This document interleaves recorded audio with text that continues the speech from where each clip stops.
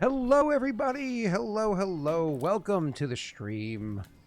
I do have to say, this is, out of all of our sessions so far, this is, I think, the latest that we've actually gone officially live.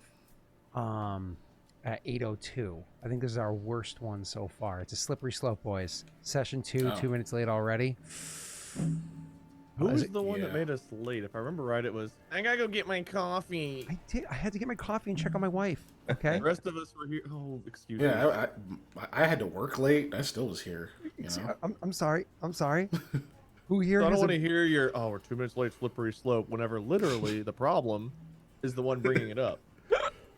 Well, the next 2 weeks I'm back off of work. I'm back to just full-time baby time.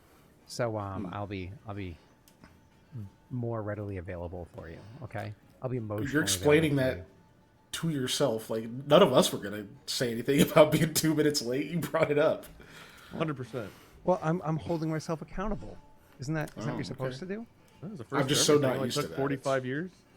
I'm only 38. I'm only 38. Oh, why did you 45? Did you purposely wait for me to take a drink? That was just an added bonus. God. And then be mad at, like, I just laugh, like, spit all over my camera, and just disconnect off Zoom. It's not gonna be too ruin long my before computer. 45 is the good number, and we're talking about like, 65. Time goes by so fast. Makes me Oh, sick. God. I don't want to think about that. My parents just went on a quick weekend vacation, if you will, with Brittany's parents, which is so weird to say. But they all went together with my in-laws' new boat to the lake house, and so they went up there. And while they were at my house for like an hour prepping the boat to leave, because they had left it on my lawn, while they're prepping the boat to leave, the whole hour was just listening to people in their early 60s speak as though they were in a nursing home in their late 80s. I was like, Jesus, the entire time. Well, I've got gout. I have MS. Well, I've got, I was like, okay, well, everybody, this is a fun conversation. Sheesh. Yeah. I don't know why, but that reminded me I need to restock toilet paper later after the stream. Nothing says wipe your ass like gout. So, actually, I can imagine having to get up to get toilet paper when you have gout is a very uncomfortable experience. Getting up for anything, really. So, but Though gout is one of my favorite Muppets. is that really a Muppet? That'd be kind of funny. Oh, I don't think it is. it's like that'd be a funny Muppet name. Yeah, he's the one that lives That'd in be the a pretty toilet and good one. pops up. He's like right next to the guy who lives in the trash can. All right, so listen, guys, this is the plan. Everybody, we are going to send a Muppet of choice, like a hand one of choice to Keegan's house, so that his bard can get a rank in ventriloquism, and we could have the Muppet gout. Wade can voice it for him. If you coat your hand in poison, we can do the butt chugging of poison and ventriloquism all at once. Oh, Patrick Raid! Hello, Patty Cake. How you doing, Mr. Static? How's your boy? Keegan mentioned the raid, and I mentioned Patrick, and you just now caught on with what happened. I'm drinking coffee. I will be there soon. So, If my hand is covered in poison, but it's in a puppet, how does... Well, yeah, of course I'd wear a glove. I just don't know how that translates to the butt chugging thing. Well, the puppet doesn't have to be a puppet. oh. Well, don't send me a person. That's got Hey, odd Pat, connotations. we're gonna buy you a plane ticket to Middle America. You wanna go visit the Deep South? Are you considered the Sun Belt? No, Oklahoma's Midwest, dude. Okay, I didn't know if you were like Bible Belt or Sun Belt or Still Midwest. I think we're the cross section of like. I think 90% 90% of America is considered Midwest, because so is Ohio. Yeah, That's true. if you don't, You have East, West, Midwest, and then Texas is the South. Yeah, we're like hat on Texas, and we have all the highways and all the meth. Well, not all the meth, but we had a lot of the meth. No, from Kentucky the has Midwest. some. Yeah, we got quite a bit. I'd say if you touch ocean, sans the Gulf of Mexico, you are not Midwest. Otherwise, you are. Is probably how it goes, right? Forensic, Texas does have a lot of meth, but it's just because Texas is big, right? Ours is like more concentrated. No. Texas just doesn't know how to spell math. I mean, It's their education system, you know. They outrank Oklahoma, so like I don't know what that means for us. 2 grams plus 2 grams. A felony.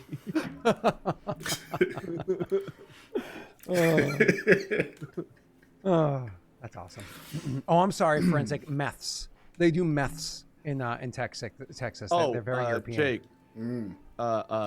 Grams is about a mile. Converting it. Yeah, of course. Nice. It's very nice. I am compiling my own little key here that translates everything over. Oh, all right, good. Yeah, awesome. Oh, I forgot to turn on ounces is kilometers, right? If I'm remembering pounds correctly. is kilometers. I think pounds is kilometers. Right. Ounces are equivalent to gallons. Yes. Okay.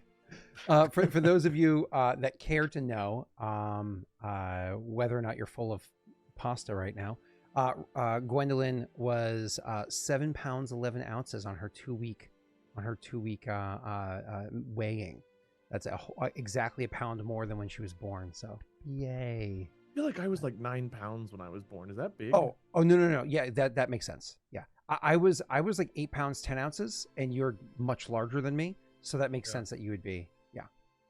We had a friend whose baby was born 4 months premature, so like 5 months into the pregnancy. Yeah. And I mean, baby was like, I'd put my hand in there, and I would hide the entire child like it was mouse-sized or something. It was crazy. Yeah. I was born premature. I don't remember how premature. But I was apparently tiny. My older brother was a preemie as well. I want to say only 5 weeks preemie though, so nothing crazy because of umbilical cord being wrapped. And he was about 5 pounds, something like that. He was pretty small. Nothing crazy though. I arrived at the perfect time, perfectly, which kind of encapsulates me as a perfect person. Okay. Yep. Like literally, the doctor was like, "You were going to have a son on exactly this day at exactly this time." And Well, your actually, it mom's was a group cervix of monks responded. who foretold the prophecy of my arrival. But yeah, the doctor also. Were you also immaculately conceived? Yeah, there's a lot of good questions here, but it's time for some D&D. Cool. All right. So, yeah, look at that. 2 pounds. That 3 months early. I bet you spent some time in the NICU. Absolutely. Oh boy, that's the frightening birth, but I'm glad that, obviously everything worked out great. 3 months early. That's like I have a nephew that was born very, very early too, and it's just like that's so scary. He's great. He's awesome. He's one of the nicest teenagers you'll ever meet, but it's so scary. But anyways, cool. Where were we? Last time. Yeah. Well, let me turn on the AI companion. Start summary. Cool. So last time on our this was the first session. What happened was my name on Zoom, right? Is that what you were saying? Oh yeah, if you change your name on Zoom, the AI companion will, because it assumed there were 6 party members plus Scott. So it was talking about like when I looked at the notes, it was talking about Wade, Sir, and Koa were waiting for Mikhail to return. Yeah, and Wade and Scott had a heart-to-heart about Philip's death or Phil's death or something. That's all right. The tragedy of Phill. Scott and Wade were basically brought to tears. It was talking about literally, because you mentioned something about your own father's passing. It literally was talking about like you bringing up that, but the tragedy of your inability to help with the other one. It was so weird. It blended a lot of things together, yeah. Yeah, it got really confused. Yeah. By us playing characters but have different names. Yeah. AI. Now you get to take notes about AI. Is this Aception? I deleted so many notes about it talking about us talking about it. I was like, Now okay, there's more. You're gonna get to do it again now. Yeah, right. Okay. I've been trying to find the stream forever and now and never knew the name. How did you not know the name? How did you find us? How about Could that? not be at my stream. Right? They have a hard time finding it because we link it 10 times a stream. Every time I end my stream, I'm like, all right, guys, Lost Initiative, new campaign. Here's the link. Here's the YouTube. What's it called? Lost Initiative. So it could not be me. So if it was from you, then they just must be an unbright person. Oh, the raid. They're here from Pat. All right. Oh, okay. Yeah. Okay, Patrick fails to Pat, properly establish yeah, the stream. yeah, Not me. cool. That makes sense. Well, now you found us. I mean, West Coast failure. Okay, cool. I was just like, no way you looked for this specifically. Like, no one would do that. Yeah. All right, cool. Well, let's so recap from last time. Short version was after our session zeros, which were loads of fun, and I think after this session, when I upload this onto Patreon, the session zeros will go free. It's only $2 to get the this is an MP3 format, but by the second session of next season, I make everything from the previous season free and open for everybody, anyways. But so from your session zeros, you guys kind of ended in different places. The beginning of the session was pulling you all into Loshev, and then bringing you all to the courthouse, the town hall, which was acting, if you will, as a courthouse in front of the counselors, that were there.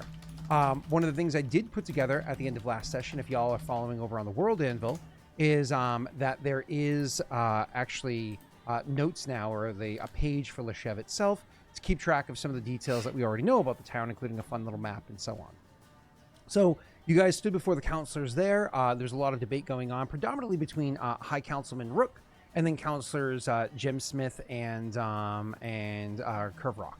After a bit of deliberation or what have you, it was decided that Aldo would pay for his crimes by doing some sort of servitude towards the town and aiding towards the guards. Realistically, for the transgressions he made, he should have done some more basic service around the town, so some amount of helping clean up in an area, so on and so forth. But it was almost like sponsored, if you will, for him to do something a bit more drastic, and so that decision was made. And Koa was asked to lead a journey looking for those that killed his employer/friend, only a few days prior. So Koa putting together a group, Mikhail offering to join that group, and convincing the leadership to send Aldo to it. The party got together at a tavern to work out the rest of the details, including payment and what have you. Got at least one of you very drunk, collected your belongings the next morning, and then finally head out of the southern edge of the town over towards the very, very old bridge that was there. Now, when we last left off, you literally were walking over the bridge, heading into the woods itself, and we're opening up the documents that you had inside of a scroll case. I think you added that to your inventory, Mikhail. Opening up the scroll case to see what notes that you had therein. So I had the case. I just didn't put it in my notes. Oh, that's fine. I said Mikhail, but Koa, it doesn't matter who it is. I don't mind at all. Unless you put it down. Oh, no. Yeah, they were handed For some reason, I to you thought I was carrying it because I was kind of It was because the captain handed them to you. Yeah. Because he likes you. And I'm weird. I committed a murder already. Not a murder. I committed a heroic act already. This is not really murder. It was self-defense. Scroll case with bandit notes. There is a scroll case in the compendium, which you can drag onto your sheet. Oh, I just put it in notes. I've never used on Roll20 any of the convenient features that save you trouble. Oh, okay, that's fair. Yeah. Why would I start now? Cool. So, Wade, if you remember correctly, what was it? 2 weeks? Sorry, 4 or 5 days prior, 5 evenings prior, I believe it was. In the date for the session, I did actually also put on to. I'll actually share this in the chat for people that want to see this.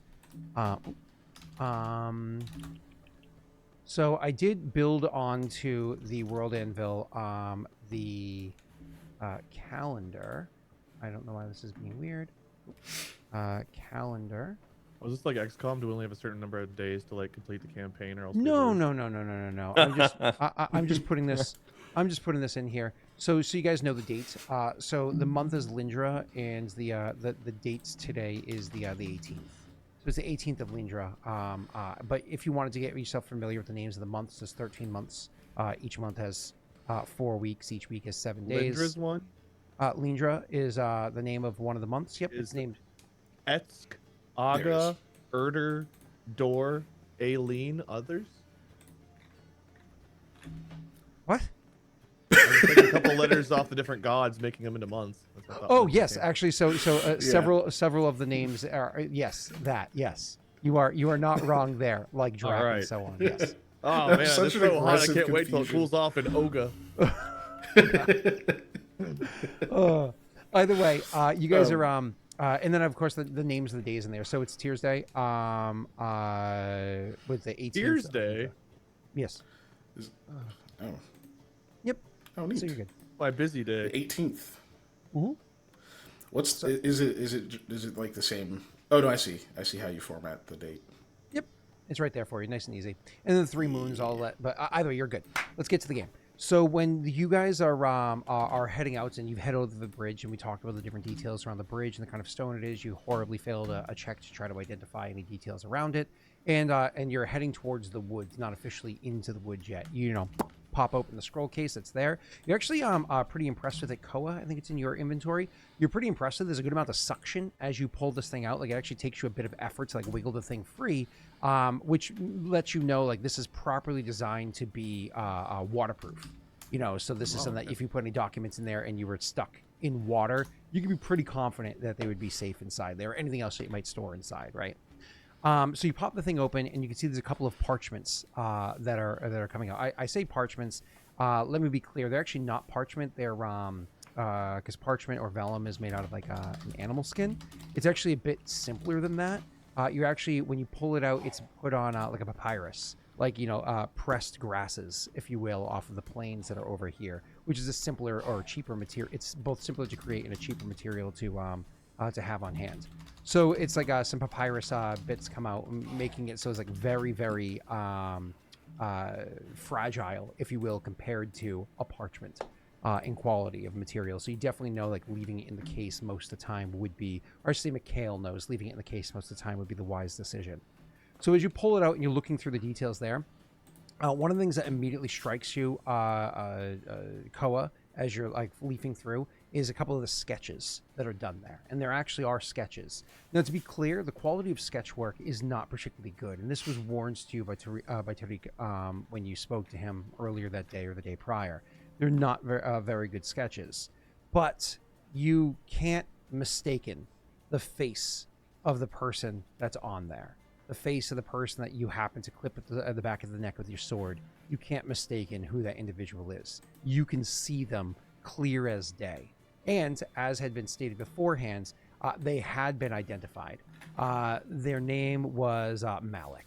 So you can see Malik was his name labeled underneath there, and we can cross-reference the other papers as well.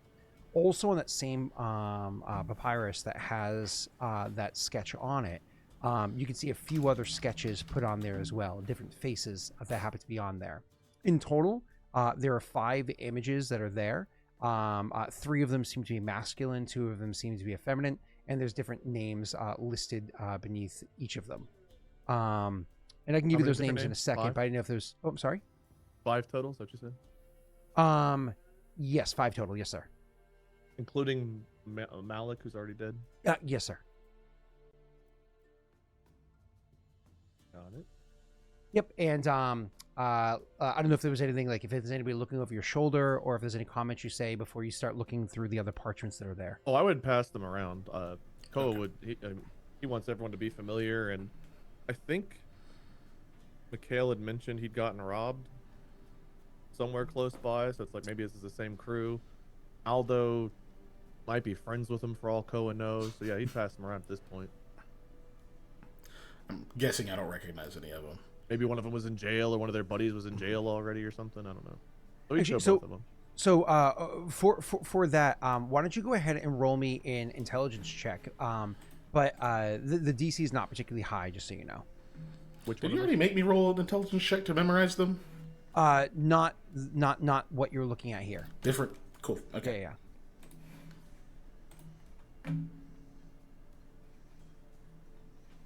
Oh my god. I'm still on talking to myself. I was testing rolls earlier. Hold on. Oh, I was like, I have no idea what you're talking about. Are you talking to yourself? No, in roll 20, the up, talk to you. yourself feature. God damn it. That was a Guys, 19, chat, too. remember, we want to decide which puppet, and we want to send one to Keegan. So listen, if y'all want to come together, let me know what kind of puppet. we'll decide. We'll send it over to Keegan's house. Keegan has to hold it up during the You created a stream. 19 for that.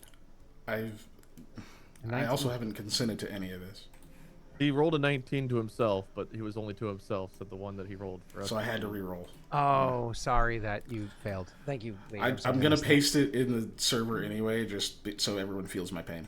Okay. Cool.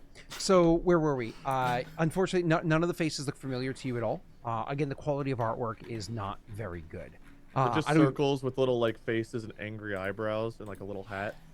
Well, if you imagine, they're writing with quills, right? They're writing with decent writing equipment and not like brushes and ink. And they're doing it on papyrus, which is not a particularly flat surface. It actually has like a decent amount of like roughness to it. So if you're writing with a quill on papyrus, it's not going to be the most clean material to use. So just how it is. But so back to you're looking these over. None of the faces stand out to you. None of them are known. But as for the names of each of the individuals, I'll just copy and paste those for you into Roll20 chat so you guys can have them available.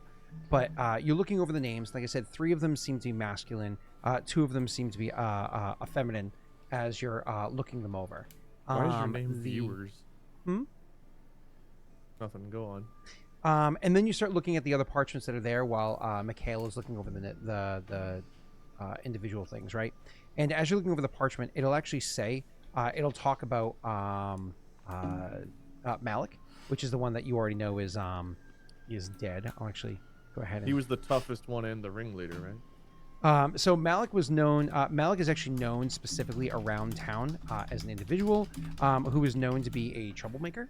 So Malik has lived in Loshev his entire life, and he's known to be a bit of a troublemaker and to always interact with different groups of people, but never really made much of himself from a younger age.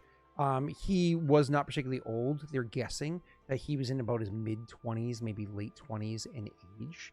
And so the other names that are on there are recent individuals that it's known that he has spent time with. But it's important to note that of the other 4 individuals that are listed, none of them are native Loshevians, Loshevites. I forget what the name I gave to people of Loshev. Let's call it Loshevians. Shevers? Chevys? Yeah, Shivs. So, so anyways, none of the others are native to there. Specifically being, you have that one of the ladies lives there now. The other 3 are just known to pass through during different points in time. People that they would frequently spend time with. Wade, for you, sir, could you go ahead and roll me a perception check, please? Hey, thanks, Mary. What's up? Cool. So looking over the different things that are there, it was dark, but it was very dark and it was hard to see. But looking over the faces, looking at the different names and the descriptions of people passing through, you notice that Samir, it seems as though Samir looks familiar to you. It's really hard to draw on the memory. It was dark that evening, but it is possible that Samir was the one that was the archer that had gotten away from you. You're pretty sure that's the individual. Other than that, the rest of the details that you have that are set there, because of course details that you have about them aside from Malik, Samir is known to be a hunter. So is it Layla lives in Loshev, but isn't in there right now. Samir and Zara are both trappers or hunters that generally would be seen outside of Loshev in different regions, so on and so forth, that pass through. And Yasser is a tradesman that would travel through and would do various trade or what have you. So the details that you have, interactions that you might know, but unfortunately there's not much that you have detail beyond that. No known skills that they might have beyond the professions that they hold, nothing whatsoever. Malik has no next of kin that's known of inside of the town, etc., etc.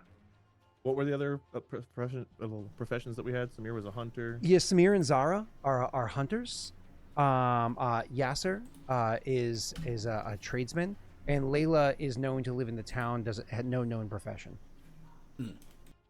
I say hunter. Trapper is more accurate than hunter, if you understand the difference.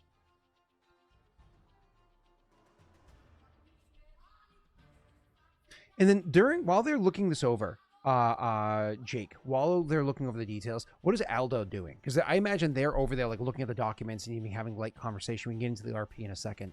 But what is it that Aldo is doing during this? Oh, I'll give you 3 guesses. Okay. Paying attention astutely, trying to make sure he's aware of who we're going after and seeing if he recognizes any of them. Flipping a No. gold coin into the river from the peak of the bridge in hopes that his dreams come true. Doesn't have any gold coins. All right, Keegan, you get the third guess. Peeing. That's his gold coin, baby. Oh, no, he's probably just leaned against a tree and is having a drink. Okay, yeah. He doesn't much Strange care to be drinking. there. I didn't think he really cared for all too much. No. All right. I love the depiction somebody made, I think, in Discord after the last session of like your characters are 20 and 18 years old, and he's like the 30-year-old drunk uncle that's just like around. Like, hey, so any of your friends gonna be there? Any of the ladies you guys hang around with? You're like Uncle Steve, No. I think no, I think it's been Uncle Byron. already addressed that he prefers older women. Okay, Oh, if I remember the tavern scene. I think he just, any I of think he your just- friends Let's or not go. grandmothers Let's will not be go around? backwards here. All right. I think he just prefers. Any of them got grandparents or aunts? You gotta maybe come around here. Your grandma gonna be there? I'm sorry what happened no, to Phill, but exactly how torn up was sorry. All right, back to Oh God. so he's just literally leaning by a tree, probably now trailing behind them as they're, I imagine, walking at a slow pace, looking at the parchments, having conversations. So you're a bit behind them as you're like leaning there having the drink, because you're not into the woods yet. So you're like, it's just a lone tree, if you will, as the trees over here are much more sparse. Yeah. It's close to the river. Koa, you would notice, as I said before, in that, but you also might notice at this point in time, him trailing back there. We're going to drop it into the scene now of your characters kind of like looking over each other's shoulders or passing the parchments back and forth. Papyrus back and forth. Conversation that you might be having. So I'll actually throw it to you, Wade.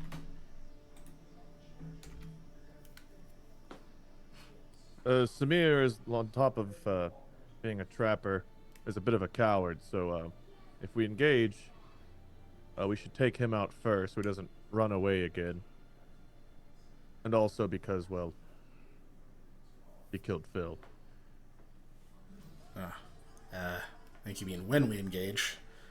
But that's right. You've tangled with these guys before. 2 of them, at least. If there were others there, they weren't actively involved. It was a team of 2 that attacked us that night. Again, 2 that I saw. 1 arrow that flew through killed Phill. I took 2 of them. And, well, thankfully, what I believe to be Malik didn't really get to do anything other than try to grab... What's her name? Philba? Is that the child? Philba? Philomena. Philomena. Yeah. Grabbed Philomena. Real names. Aldo, are you going to look at these at all and see if you maybe seen any of them around town? Help us in any way? At least recognize who you're going to be shooting at.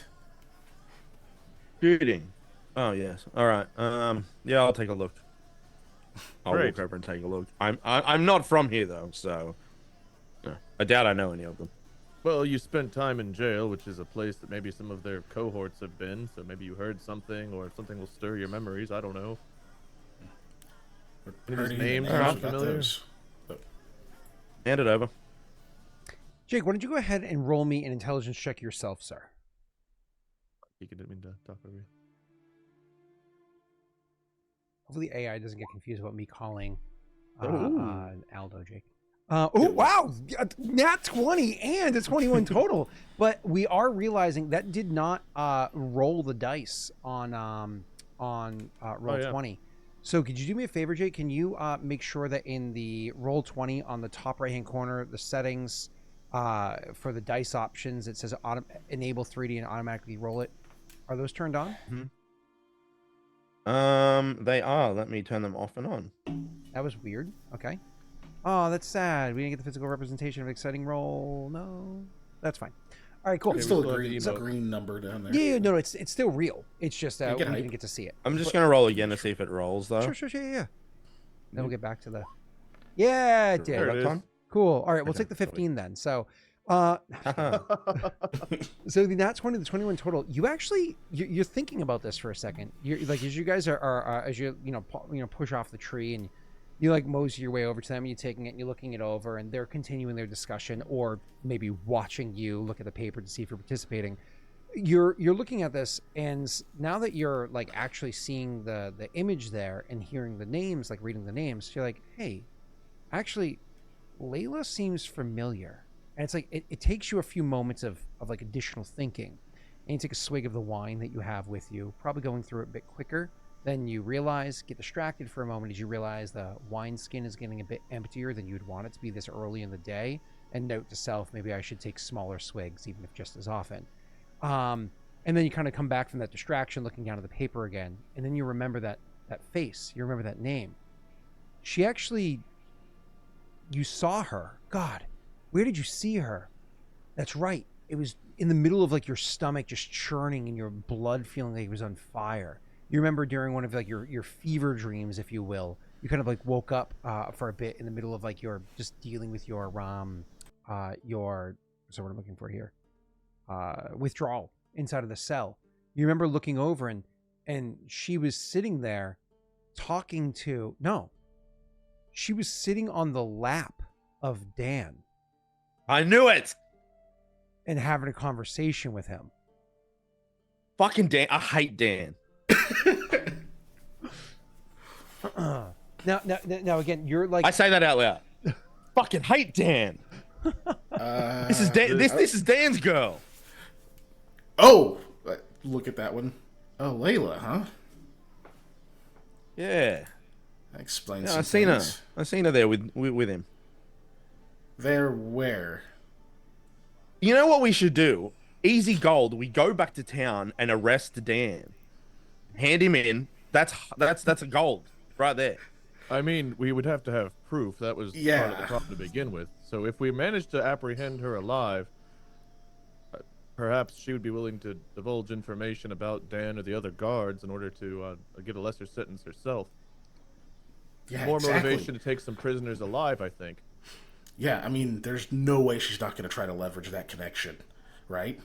That's how we get him. This We does just have get to make more sure not to kill her. complicated, though, because Dan is aware of what we're going out to do, so it's possible he or Could be others sneaking might up be behind us reinforcing- too. That too, or going straight there to either warn them so they'll disperse, or join them so that they can ambush us when we arrive. Well, at least we got rid of his sword, huh? Yeah, He's I'm got sure he'll more. show up unarmed after that. Yeah. Nope. If he's Probably won't be going, hard I to mean, swindle Tony's. Whenever you really I think he'd be encountered the following bandits, us? well, we can keep an eye out. We definitely should. But it is a bit surprising how shitty Malik's weapon was, if they're entwined with the guards somehow. Maybe they're not fully entwined with the bandits, just Layla's, I don't know, either sweet on Dan in order to help him cover up their crimes, or something else is going on. Well, Dan seems to be a central point, right? I mean, between the docks, the strange ship with the tattoo guys, you know what I'm talking about, Mikhail. Yeah. Between that, the trumped up charges that were pressed on me, his obvious affiliation with Layla here. I think, Dan seems to be at the center of everything. Yeah, that is true. He's at least a connection.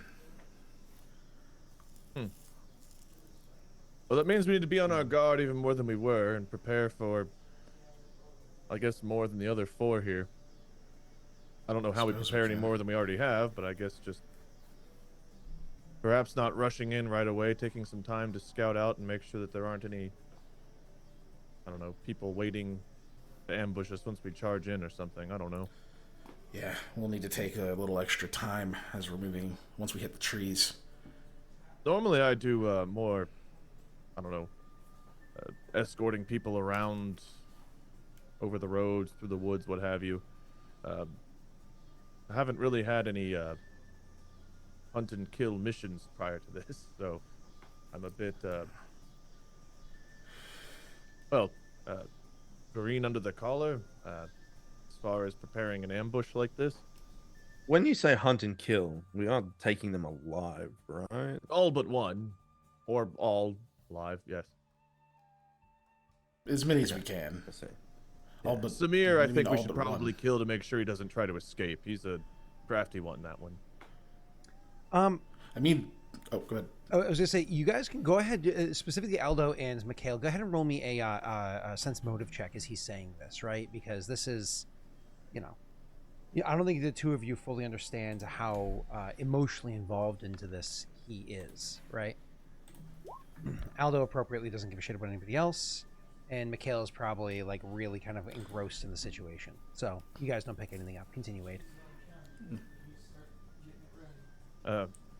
So pick out the archer, and then I'm not sure how the other ones will be armed. I do know that Samir is an adequate archer. Malik, his blade was shit and he didn't really get a chance to use it, but from what I could tell, Samir fired 3 times and hit 3 times. Uh-oh. Yeah, That's that's just great. it's pretty good. You have a crossbow, Aldo. Are you if you spot him, you think you can hit him? Or is it more used to scare people off? I'm not a murderer. And he looks at you both like, very I mean, uncomfortably. I haven't killed anyone either, but we're kind of going in a situation where that might be necessary. Listen, if somebody attacks me, I'll defend myself, but I'm not just gonna line this guy up in my sights and shoot him in the back of the head. He would do it to you. He already He already has killed done it to me. someone. As far as I'm concerned, I'm But still he's a in murderer. combat with him. Which is what we're hunting, Aldo. I don't want to be hunting. I'm here But because we I have to are. be. Because of you. You're here because you agreed to take half the gold. Get off your high horse. Now listen, you You're want to being bring paid Dan for to this. justice, yes? And in order to bring Dan to justice, we may need Layla's testimony, which means we need to go in and capture her alive. Our goal is to get them alive. Samir, again, is a good shot. I've already encountered him once. He has actually killed someone innocent. We know there's blood on his hands. I have no remorse if we take Samir out. The others, happy to take them in, get our extra gold, get the information out of them that we can. But they're not going to just voluntarily surrender. We're going to have to engage them somehow. Perhaps taking out their range combat will help in that endeavor. I agree. I think that's the best bet we have to get them to understand that not only are we serious, but we're capable. We have to negotiate from a position of power. They're not going to surrender if they think we're just 3 randos who walked into their sights. Loshev seems to be a rather shit city that's shittily run. But if we're going to help clean it up at all and do some good there, then it starts with getting the guard cleaned up, I think. And that involves this Dan fellow that everyone seems to dislike and seems to have his hands in all the nasty business around. I don't like it. None of us like it.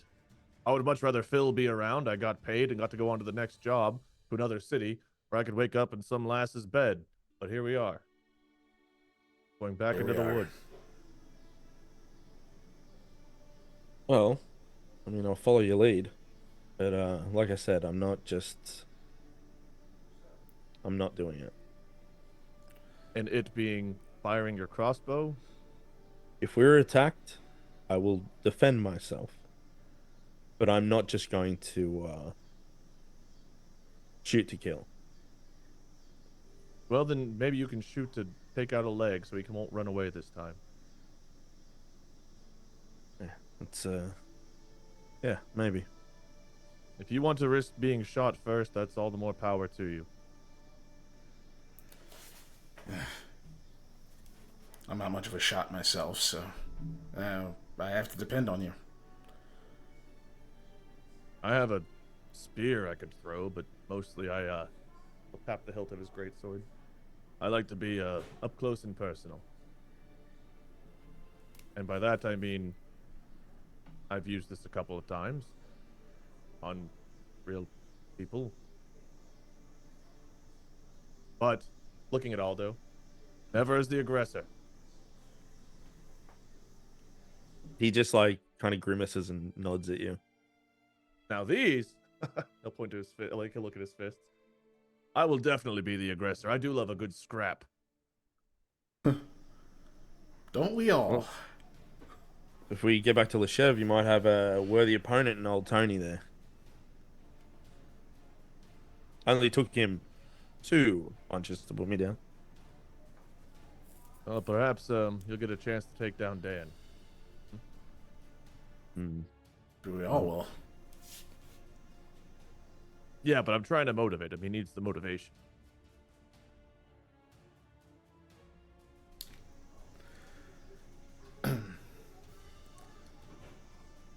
All right, well, let's move on then.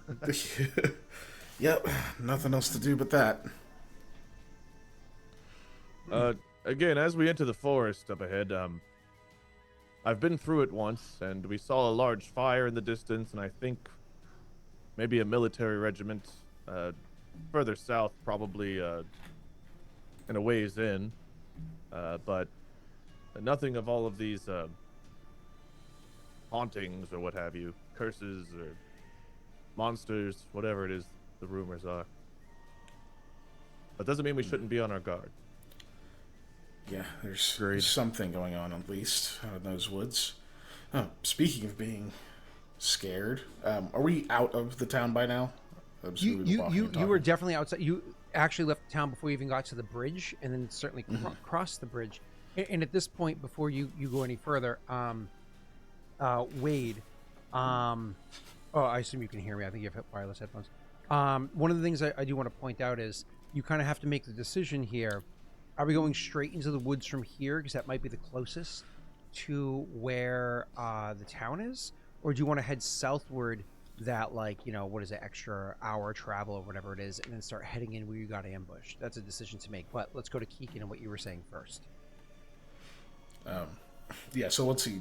We notice that there's, like, nobody around. We're kind of well outside the city limits. Nope, the closest person you see is, if your character is being particularly perceptive, like squinting to the north, you'll see a person along the river with a fishing rod. You know what I mean? Okay. Like, and they're like small in your sight. Go ahead. Okay. Then yeah, he'll just say, I'm not much of a bladesman. I mean, I'm practiced with it, but what I've actually studied is the arcane outside of songwriting and music. I do actually know a handful of spells. They got me out of a particularly scary situation on my way up here, in fact. Don't look like a gnome. I don't, because I'm not, but I've seen a few. But I don't know. I don't know. You've probably heard of the different colleges and such in Bard.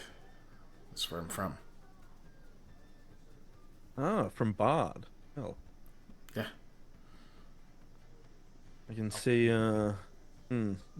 rather fancy of you. Well, it could be fancier. Could always be fancier, I guess. But, none of the magic I know is... I mean, it's not like what some people talk about mages being able to do. I'm not hurling spheres of flame, you know, that erupt and take out whole carts or anything crazy like that. What can you do then? So that's kind of all they did. No, that's a lot more advanced than it sounds. I won't bore you with the details, but I'm more capable of, you know, reading magic runes. I can move things remotely, but more effectively I can summon lights and even shape them. That's actually the thing that helped me the most. Not a lot of people understand what they're seeing. I'd show you, but resources. I might need it later. Fair enough. I look forward to seeing it. I don't think I've ever actually met a magician. Yeah, I could make some pretty Maybe I good have, but I can't distractions. remember. I don't know. Meet a lot of people. I don't remember most. Not on purpose.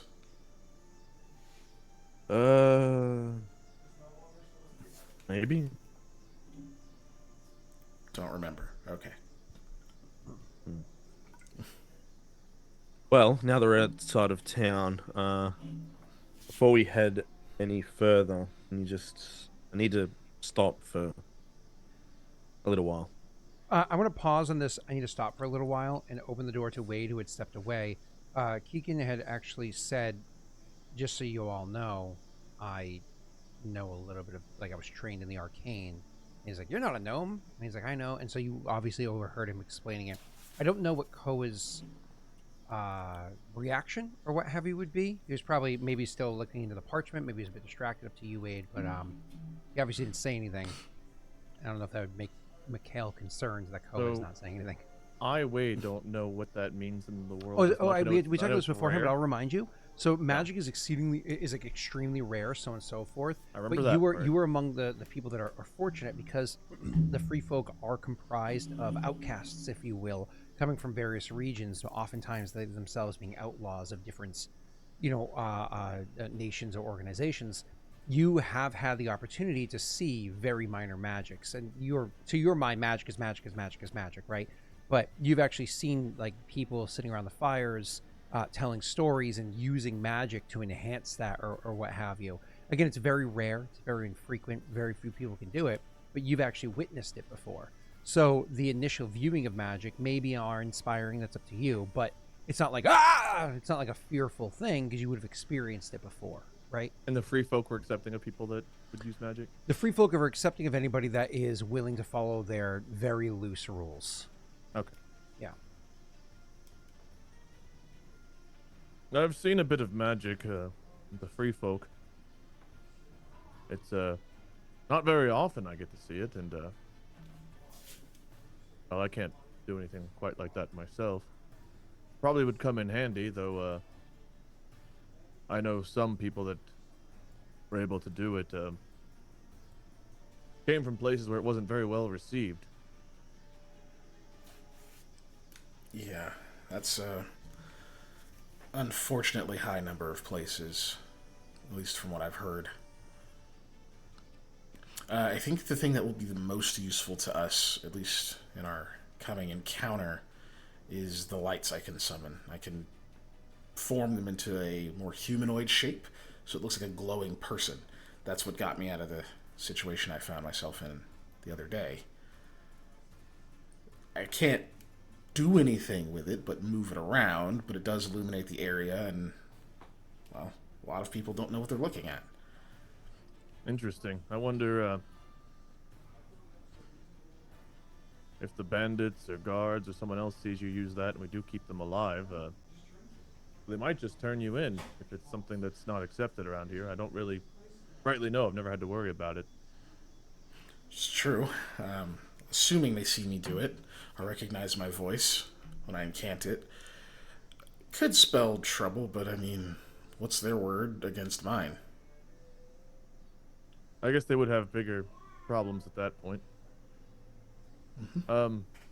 Aldo is standing behind Mikhail as yous are talking. He's looking at Koa and he's pointing at Mikhail and doing the universal, like, crazy thing.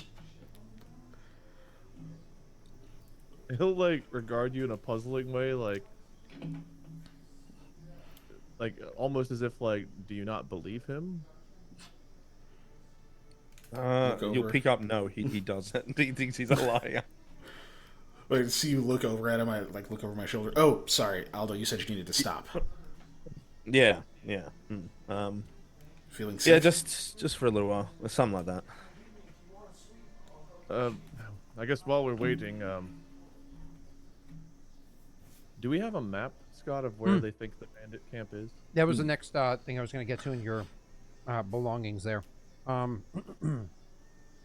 Before we go into the map, which this is relevant, Wade, you can head out of the town, just south of the town, and walk across the bridge, as we said. and then head straight east into the woods there. Or you can head further south to where it was that you were ambushed. You know, try to identify that spot and head eastwards in there. Depends on whether or not you think they would set that camp further south of here or closer to the town. That's up to you. But a map is there, so before you make your decision, you pull out the very, very simply drawn map. I mean, this is no cartographer worked on this, right? Like, this is a very simple design, and it's working off of very loose information. So looking at this map and trying to surmise where it is that they may be, why don't you go ahead and you can roll for me a survival check, Wade, but before you do so, is anybody here able to aid him in any way? Does anybody else have any other knowledge, skills, or survival that you can potentially use to aid him in this attempt? No, and I'm busy. I'm unable to help. Okay. No, I don't think I have anything. All right, Wade, go ahead and you can roll your survival. Nice. Woo. All right, cool. So with your 20 total, you're looking at the map and trying to surmise where they think that the location would be. And honestly, it does suggest more straight eastward than it does suggest heading south first and going east. Now, the area where they kind of like mark that they think it could be is looks to be about a day's travel into the woods itself, but that's just because you know that if you want to frequently attack the road, you don't want to be too far from the road itself, right? So you don't want to be like traveling forever from one location to the other, so on and so forth. So they circled a spot that looks as though, from your guess of this very rudimentary map, the better part of a day to a day's travel into the woods, where it might be. That's their best guess. And it also marks the map as being anywhere from as far north as where you are now, or potentially southward from here. So again, it's kind of like a big circle. It is not very well designed. But if you wanted to say, Wade, if you know the idea of, like, let's say you're searching a location, where start in one corner and then kind of like swath your way all the way to another corner instead of randomly looking about, maybe starting in the most north spot and then heading south from there, rather than walking into the middle of it and being like, which way do we go, north or south? This might be the better option for you. Okay. Based on what I can gather from this relatively shitty map, going into the woods now will likely hit the northern part of where they possibly could be, according to this, and then we can just proceed directly south from there, and we should be able to head them off rather than possibly emerging right in the middle of the zone and not knowing which way to go.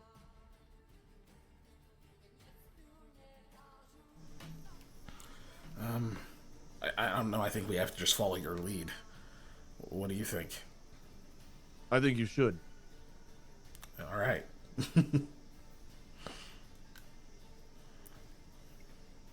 On the bright side, still relatively early in the day, so more sunlight, I suppose, to get hidden by the trees. Yeah. You're not seeing any, like, tracks or anything, are you? Not. I hadn't really looked yet, to be honest. I mean, this is still a relatively trafficked spot, I think, being right along the road.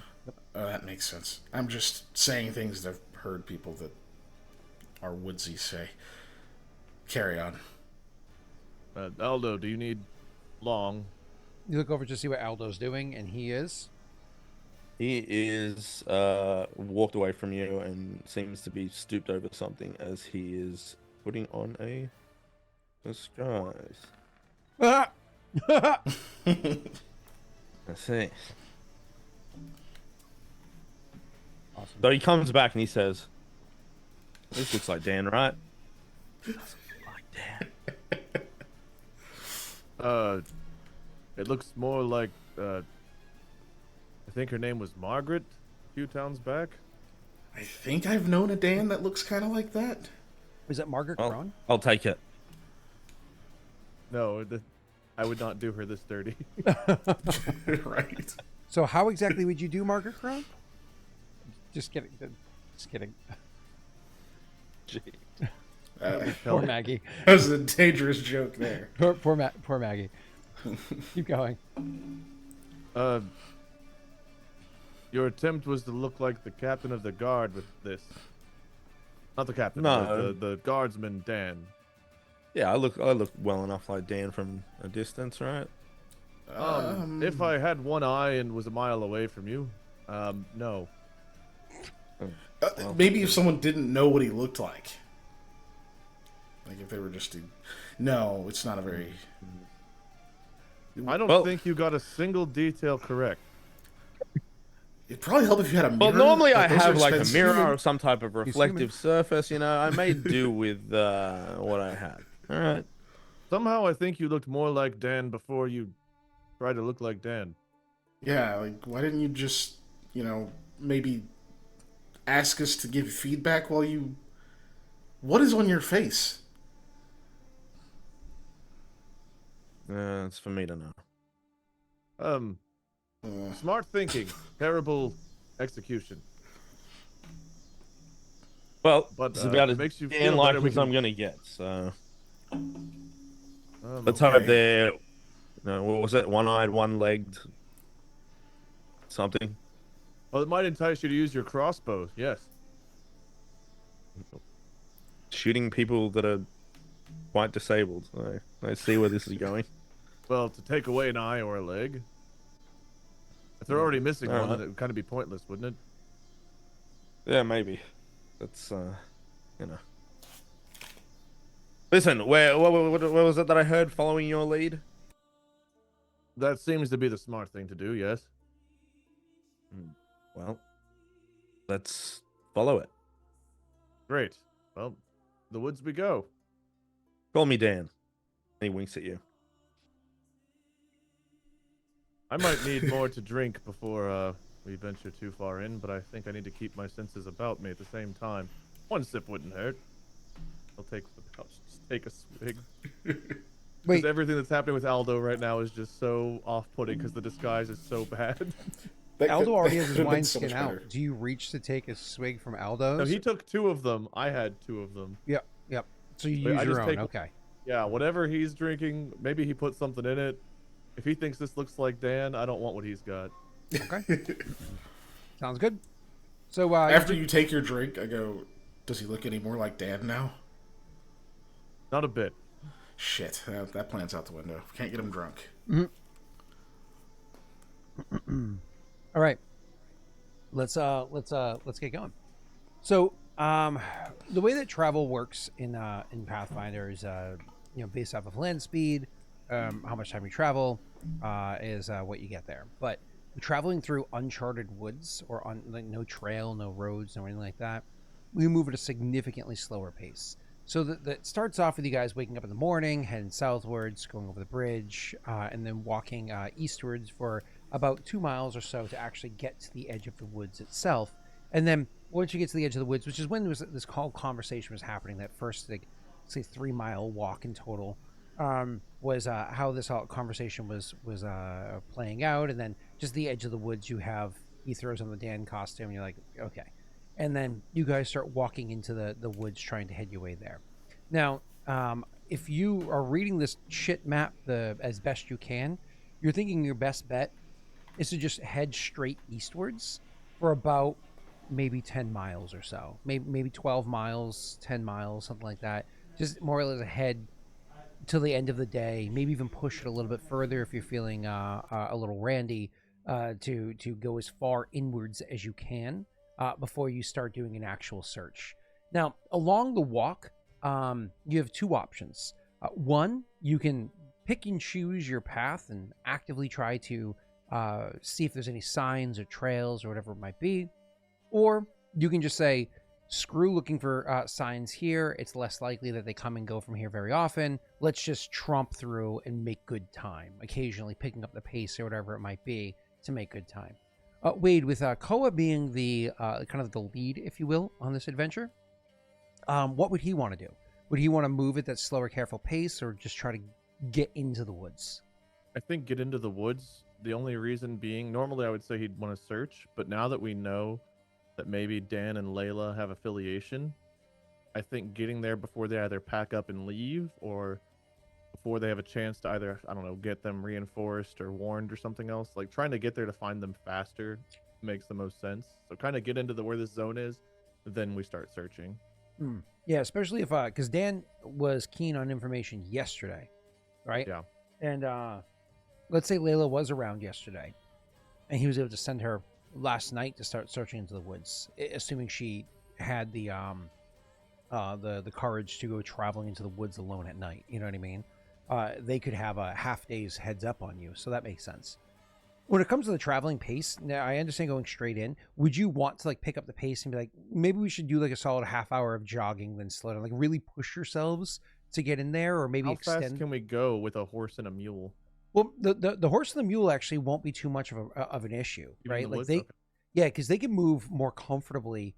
Because it's not like it's, when I say woods, don't think forest. Think woods. Think more like a deciduous forest, right, or deciduous woods, where it's more spaced out. So yeah, there's gonna be the occasional root that you might trip over. There's certainly rocks and stones or whatever that are there, but like it's spaced out enough that you could actually theoretically get on a horse and ride through here, right? It's not ultra dense yet. I don't know that we're not going to like go sprinting through, because I still think everyone seems to think there's other dangers in these woods, even though Ko hasn't personally seen them. But I think he would take some heed, like he did whenever he was escorting Phill and his family through them to begin with. So they're going to move at a good pace, but we're not going to go like, this is Oregon Trail. We're not going full speed ahead and like risking it all. If that makes sense. Heard. That makes sense. So you move at a healthy pace and potentially add extra travel at the end. I understand that. As a reminder, you say he hasn't seen any. Well, as 3 counters to that. 1, literally bandits attacked from inside the woods. 2, there was the big fire that you saw. And 3, there was that like moving light or reflection or whatever you saw beforehand. He thought it was armor, right? He thought. He thought it maybe was armor. So military. theoretically, So he mentioned those already. So those are on his mind. Yeah. But those aren't like curses Magic. of the forest. Those Yeah, are yeah. likely. Yeah, the fire. It's like, well, if we see a big fire, I guess there's a big fire. The military thing was kind of strange to him. That's like the one he can't really fully explain. Why is there a military regiment moving through? Yeah. So those things are in his mind, but it's more so like he at least can explain those in his head. Whereas the things people describe, like the curses of the monsters, things like that, it's kind of like maybe, but I've not seen it. But, just in case. It's like whenever you're really brave until you're alone in your bedroom at night and you rush to your bed and put the covers up. Cool.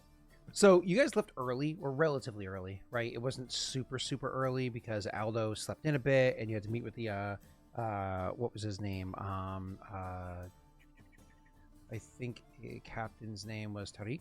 I say captain, but technically his constable, I think is technically his title.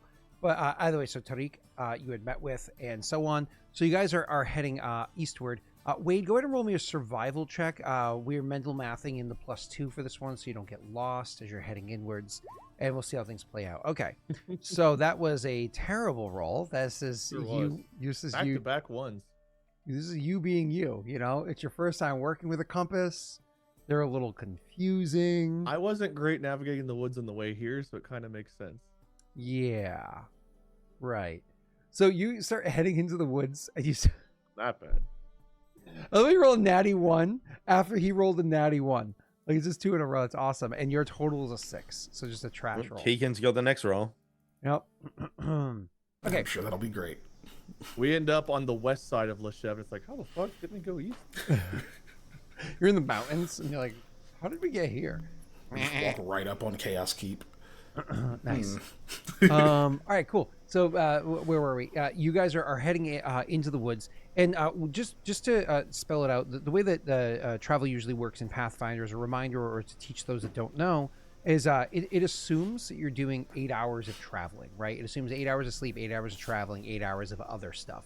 But the 8 hours of traveling doesn't mean 8 hours consecutive time traveling. We walked straight for 8 hours. It's fucking ridiculous.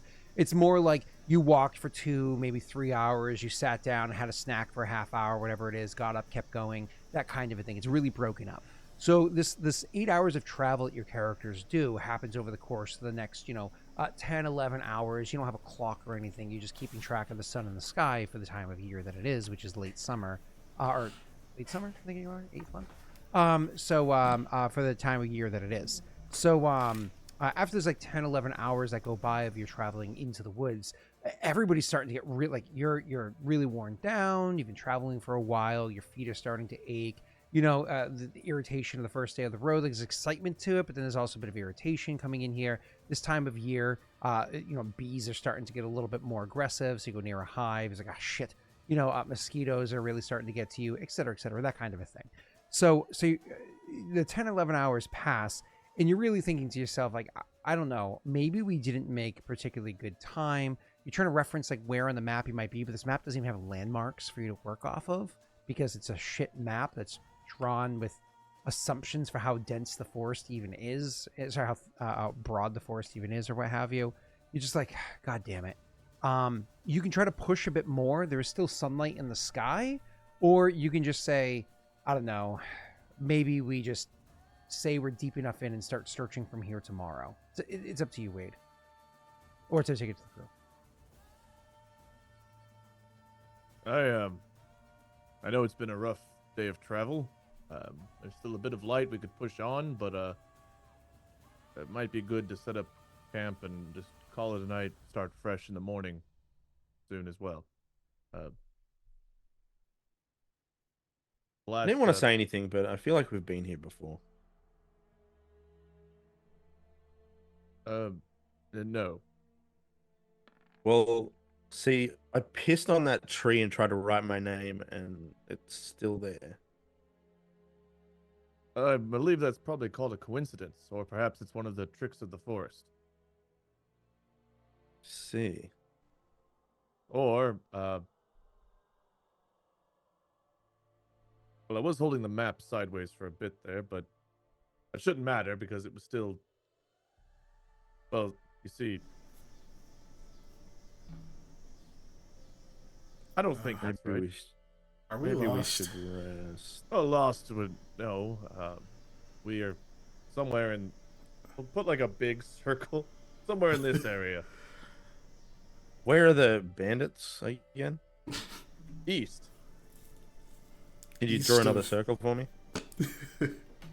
We'll point at the probably smaller circle that is still a bigger circle than you would like as to where the bandits are from here. What do we need to do to tighten up these circles a little bit tomorrow? Because I think I agree we should rest. I think I just need to get a bit more familiar with navigating. I'll make some notes.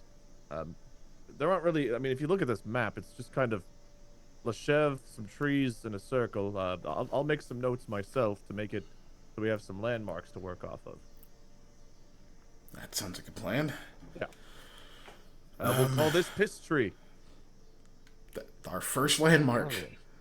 Nice. They'll draw a tree with like some little water droplets going at it.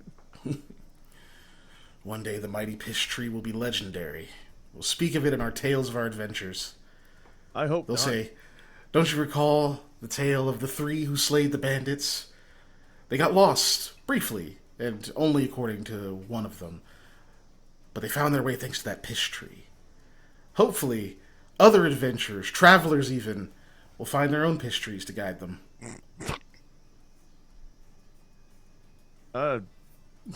And you said you're a lyricist, and this is your strong suit. I've been walking for a long time and would like to sit down. Camp it is! He will quickly start setting up camp to distract from the embarrassment of how they've possibly been going in circles all day.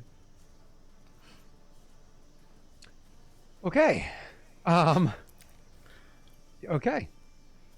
That was all a thing that just took place. Yeah, And we're Piss all Tree. happy about it. Everybody here is thinks that was the best outcome. So yeah, you are going to start setting up camp or whatever it is to settle in here.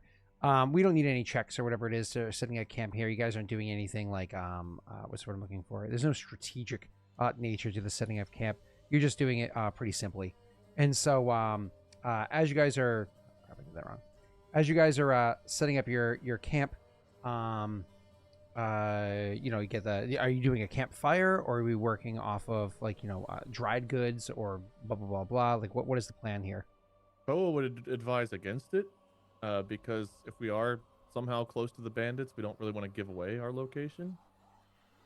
So the stealthier the better. But if they're insistent, I mean, they can argue about it. But he would be like, whatever rations we brought that are already edible, let's just eat those tonight. Yeah, that makes sense. Because, yeah, Mikhail's much more... He's worried that we're going to get ambushed, so... Incognito is better. Lighting a beacon of like, hey, come kill us, we're here. He wouldn't want to do that. Yeah. Okay. Does that sound good to you as well, Jake? Yep. Cool. All right, so you guys are going to do exactly that. You're going to set up your camp nice and dark, and I assume tonight you're not going to be playing like your loot or anything like that. You're not going to do anything. I think foolish. he is playing his loot for some reason. He can play very quietly. Bandits come and kill us. We are right here in the woods. Cool. I'm fine with that. So you're playing your loot. Why don't you go ahead and roll a check just to see how well you do? And I hope you roll a natty 1, so people are like, I know you do. I know. I mean, it would just be poetic. I would only be as bad at my specialty as Koa said he was at navigating. He's trying to play it really quiet. Oh yeah. Oh, That's oh, that's delicious. That seems like there's definitely lyrics that go along with that loot playing. It's all a tongue-in-cheek history song. that's not even a request. That's like a Keegan we expect. I am not good at off the dome lyrics. All right. I know what you're thinking. Why can you not rap? Shouldn't you be able to? I can't. Who made that assumption? I was more so Somebody! thinking, why would you play a bard character who's a good lyricist if you were yourself? Called role playing. I'm playing a barbarian I'll who can sing ride that. horses. I'll sing. I've got this. Aldo starts singing? Okay. Yep. Well, we wandered through the woods, oh so far and wide, lost our way among the trees with nowhere left to hide. The sun was sinking low and the night was coming fast. We found a spot to camp and we knew it couldn't last. Oh, the piss trees where we'll stay. It's our camp for the night. Hooray! With the stars up high and the moon's soft light, the piss trees our home till the break of day. And there's more, but I'm not bothered reading the next like 5 verses. Oh, you wrote all that in the last 2 minutes? That's crazy. Yeah. I was at first I was great. like, well, that was pretty impressive, and then I was like, there's AI involved in this. There was Really not. quick. There was definitely not any IA. Yeah, Jake wrote that real fast. Mm-hmm. What are you drinking, I'm Jake? an English Anything major. No, nothing good. Good? Oh. Mm-hmm. All right, cool. So where were we? Yeah, so I imagine you're playing your loot or whatever it is, and then like you're just doing such a good job that Aldo, getting a little bit pissed, just chimes in and starts like making up, and it's one of those things where it's honestly not half bad. You're a little surprised, and then you're like, oh, this must be a real song. No, this is all made up. Actually, is it all made up? Do you have composition as a thing? I know we talked about that, Keegan, but did you actually grab composition? I have songwriting is what I put. Cool. Why don't you go ahead and roll that check for me real quick? There it is. He made that song up whole cloth, and it's very impressive. He totally didn't take a pre-existing song and change only 20% of the words, as what a con man is good at doing. He whole created that song. This is an indication. If we are all gonna have like horror rolls during this campaign, none of us are gonna be inspired. Look at those freaking Christmas colors of our last 4 rolls. Oh, I mean, if you don't count you two trying to sense motive on Koa, like out of the last 6, there were 2 nat 20s and 3 1s. Jeez, feast and famine day. I'm gonna excuse that by saying that I've had a couple of swigs of the wine. This is a really tiring day. Is he? Well, hold on, wait. You've had a couple of swings of the wine. Does he look like Dan? You probably will joke after they have their duet. It's just like, you still don't look like Dan, but a little more because it's dark, and because you're facing the other way, and because I think I'm maybe hoping you do. Then you realize you're talking to Koa. Oh, you're too tall. Hold on. Oh shit. Okay, I should go to sleep. Jesus Christ, Wade. Awesome. Cool. So yeah, you guys are able to what was I getting at? You go ahead after an evening of play or whatever it might be, and you can get up the next morning. I imagine again, Wade, your character is probably the first one up, especially since it sounds like you were the most sober of the people that was there. So your character gets up nice and early, and you can start actually trying to plot your course from here, where it is that you want to go, et cetera, et cetera.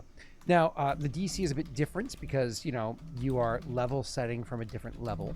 But why don't you go ahead and roll me a survival check the next day as you're trying to plan out where it is that you want to go. And then I'll describe some stuff as your character's maybe going for his morning piss, checking things out, so on and so forth. Based on our last 4 rolls, I have a 25% chance of a natty 20 and a 75% chance of a 1. So, here we go. Okay, that's not bad. So this is actually a pretty solid roll.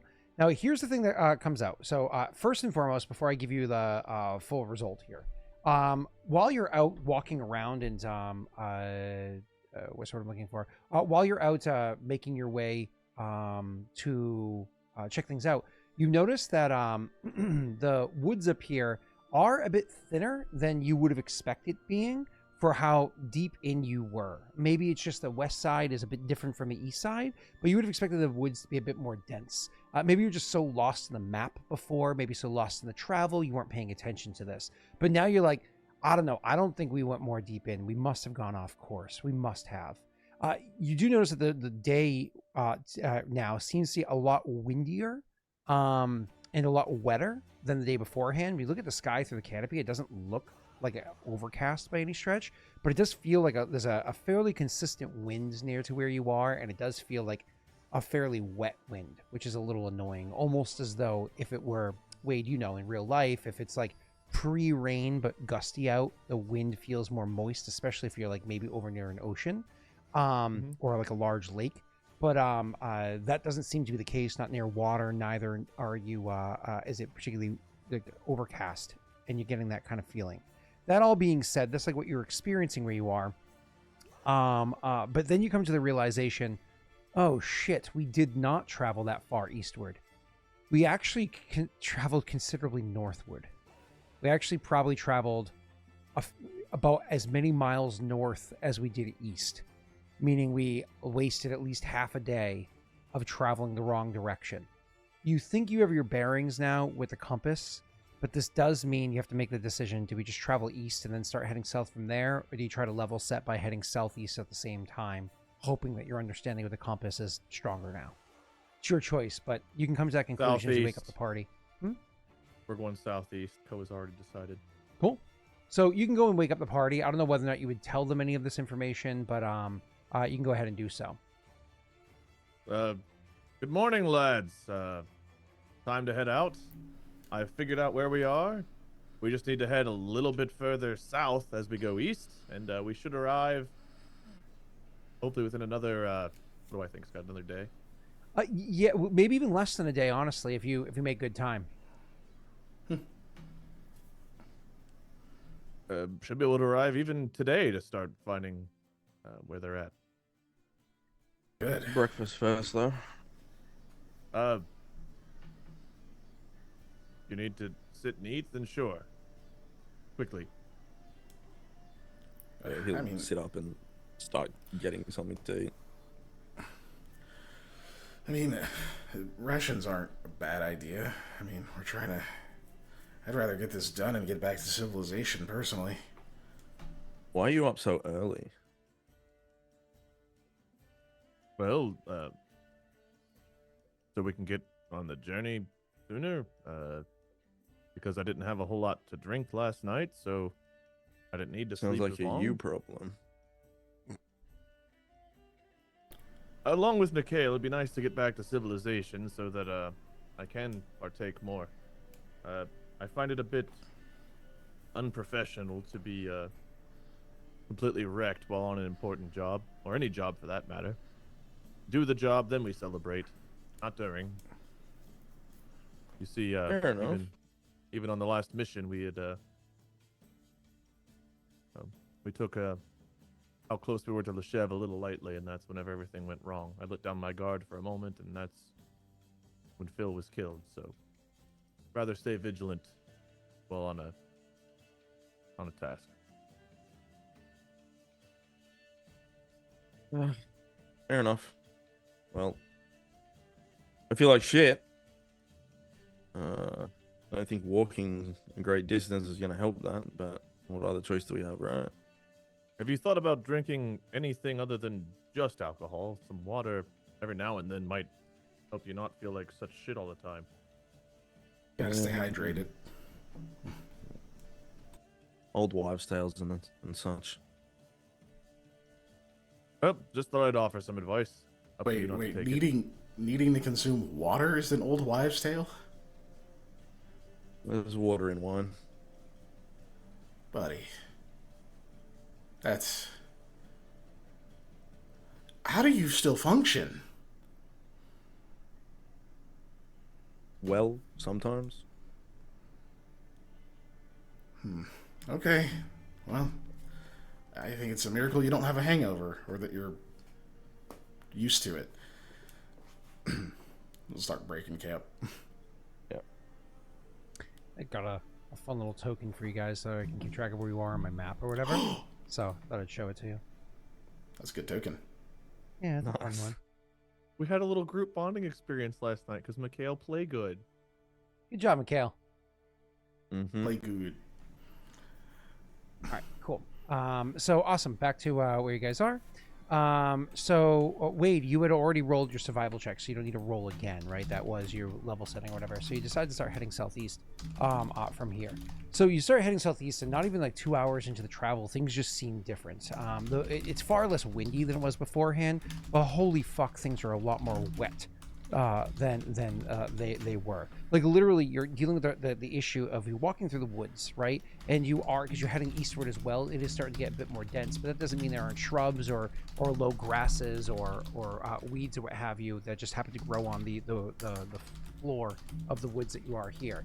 It is a deciduous forest, like I said, but there are going to be coniferous trees in there as well. So there are pine trees or whatever. So there are going to be beds of pine, but also just old leaves that have kind of like bunched up over the many, many years of the undisturbed area of the woods that are here, right? But everything just feels wet. More than just wet. There's a lot of like mold here as you're going through. It's almost like everything just feels so moist. It goes even one step beyond that to throw it to probably the first person that would even make a comment about it beyond like internal or to yourself grumbling. At one point in time, Aldo, just aggravated with how things are and just wanting to have a drink to get through the day, he pops open his wine skin and tries to take a swig of it, and it actually tastes more watered down than he recalls it tasting the literal past 24 hours he's been drinking it. You know what I mean? So just everything here is just aggravating. So throwing it to Jake is probably the first person that would make a comment about this. Why don't you put water in the wineskin? What? What? Did we put water in your wineskin? No. Oh, that's You kinda waited till I smart. fell asleep. You're robbing a man of like the one thing that keeps him going. Aldo, what are you talking about? Why would we waste water on What? your wine? All this water talk, and then all of a sudden, my wineskin tastes like it's been watered down. Here, and he actually like presses it into you. I take a very small drink of it. It tastes like watered down wine, like what they would serve at some religious ceremonies. Ew. What? Is that not what you've been drinking this whole time? I hand it back. No, and it's just a bit of a coincidence with the water talk. Well, I didn't touch your water skin. Here, he'll take a swig of his own wineskin. Also I'm tastes gonna watered check down. mine. Well, if we did it to you, we did it to ourselves too. Oh, come on. Yeah, let me see. He's had his hand for you. He'll let you take a swig of it. Oh no, he now owns it.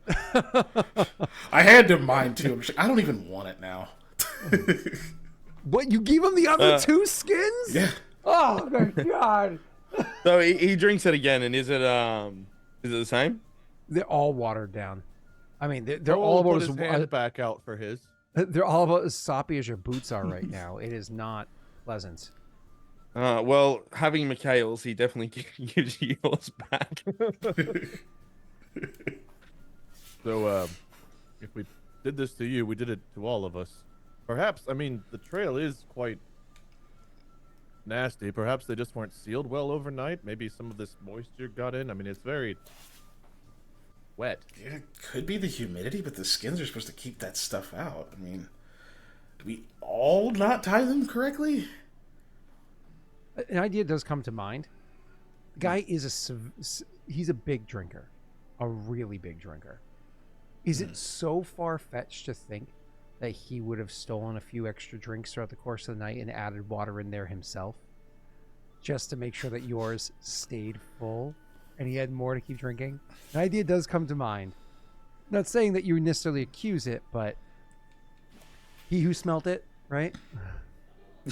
Which one of us thinks of it? Probably both of you at different points in time, even. Aldo, you didn't. Did you do this and you're accusing us? Did you steal our wine during the night and then refill all these skins with water and then you accused us of doing it so it would take away suspicion off of you? If I was going to steal your wine, I wouldn't make my own this way as well. I would just say you're crazy, and I would keep drinking. Well, maybe you finished them all and you just filled them with shitty water. What?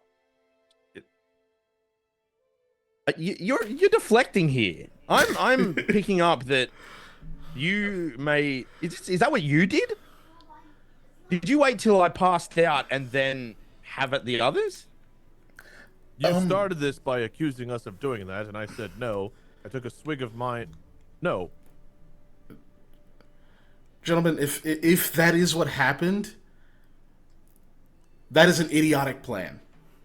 Right? Or you all the think wine that is because shitty you now. did it. You was the idiot. Yes, I'm the idiot. The classically trained bard. Listen, God. putting water in your alcohol... Firstly, you get a guy that has no business in fighting bandits to be roped in against his will to fight them. Then you drink all the alcohol while they're asleep. I think He's actually laughing in you're working character. with Dan.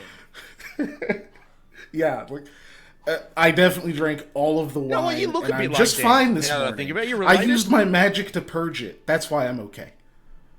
And now the truth comes out. There you go. God, if I pull out a ration of food, is my ration of food normal? It's a great question, Wade. So while they're bickering, because you actually, like, as much as they're bickering and one of them could theoretically be guilty, they were both drinking last night. Last night, you maybe had 2 or 3 swigs, but whereas your character might, you had this big talk yesterday. The real reason why you're very mindful on this task is because of what happened to Phill and his family. And so you are kind of, on point, and so you stayed sober. So pulling out a bit of your tack bread, you realize, the texture of it seems slightly off. It's never a good idea to bite tack bread. It's called hard tack for a reason. It's never a good idea to bite tack by itself, but you cautiously put it in your mouth and you bite down and it breaks without hurting your teeth, without even straining your jaw. And you're able to chew on it. Yeah, even your bread feels a bit soggy. A bit. It's tack. All right, enough, you two. Nobody did this to the wine. I Because know. if you did, someone did it to the food as well. This tack bread might as well be falling apart on its own. What? I thought you were just crazy, Mikhail, but, I'm beginning to think you're nothing but a crook. Aldo, take a bite of the bread. See for yourself. It's not supposed to be able to be taken a bite of like this. Something is... These woods aren't actually cursed, right? That's all just rumor. I mean, I was I'll through take a them bite of once the bread. and saw nothing. Yeah, I'm guessing my brain. What magic is all of this, it's like that. Mikhail? Aldo, why would I make our tack bread soggy? It's just gonna rot now. None of this makes any sense. We just don't know the details, right? Like, if we can just accept something's going on we don't understand rather than trying to blame each other, probably be a little better off. It makes no sense to come into the woods and use magic to make wine watery and bread soggy. Something How else many is happening. spellcasters have you met? Especially ones that aren't gnomes.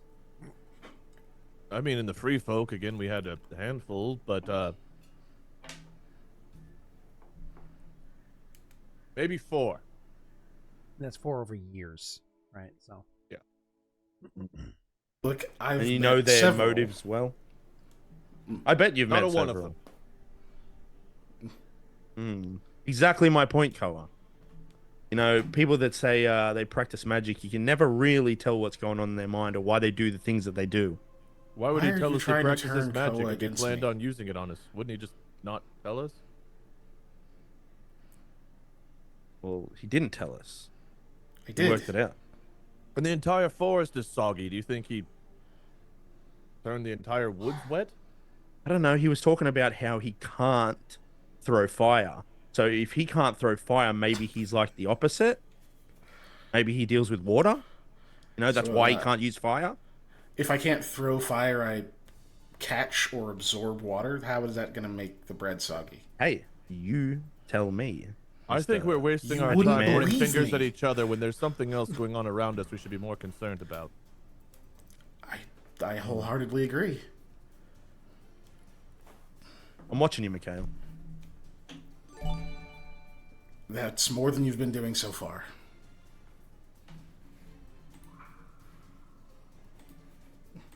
Kind of looks at you like, yeah. Now, if you two are done, We I can continue. apologize for my participation in this endeavor, but again, something else is going on that we need to be mindful of. Either that or else the weather just is very odd today. Well, yeah, if everything is soaked through like this, I mean, our rations are going to rot. Puts us on a bit of a clock. Yes, so I think we should try to get through this patch of woods as fast as we can, and maybe we increase the pace a bit today. Well, you are leading this expedition. Doing my best, but sealed water skins. Oh no! When we get through this bit of wetness, I should check on the scroll too. That case seemed to be pretty watertight, but Yeah. I don't Let's want to get risk through this opening first. it right now just in case it is holding. But Yeah, because the wineskins were opened at one point. Maybe that's what... Yeah, leave it sealed. Or closed. all right, let's move. okay. We'll try to find So some you guys- food later. All right, go ahead. What I need from everybody here, if you can go ahead and do so for me, is well, 2 things. One, Wade, are you picking up the pace or no? Cool. Okay, if everybody can make me Constitution checks for the picked up pace, and then afterwards we're gonna do a Fortitude save based off of that. Look at Steve being just an absolute fucking delight. Slowly working his way towards that 666. He knows what he's doing. All right, cool. So the Constitution checks is for the sake of like your characters actively picking up the pace and jogging to get out of here. Now, while you're jogging to get out of here, I do want to reiterate everything's soppy, from soppy soles of your shoes to swamp ass. It is an uncomfortable jog or hike that's happening from here. But as I've already said beforehand, everything around here just seems moist and wet, including a considerable amount of mold and whatnot. Just the whole air and everything around here is just not very comfortable. I can go ahead and have everybody make me Fortitude saves. This is separate from that, from the Constitution checks. That was about like the hurrying yourselves, if you will.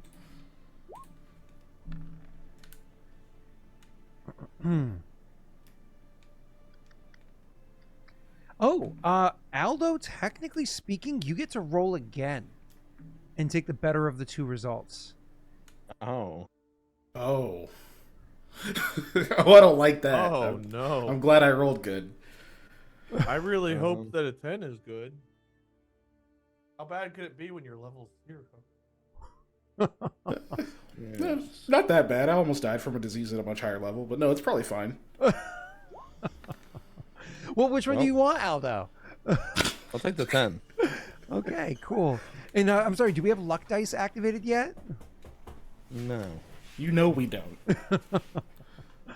So, anyways, you guys are Fucking making troll. you guys are making your way through the woods, trying to move at a hastened pace, if you will, trying to get to the other side as quickly as you can to get through here. One of the good bits of news is it's not without your effort is not without its reward.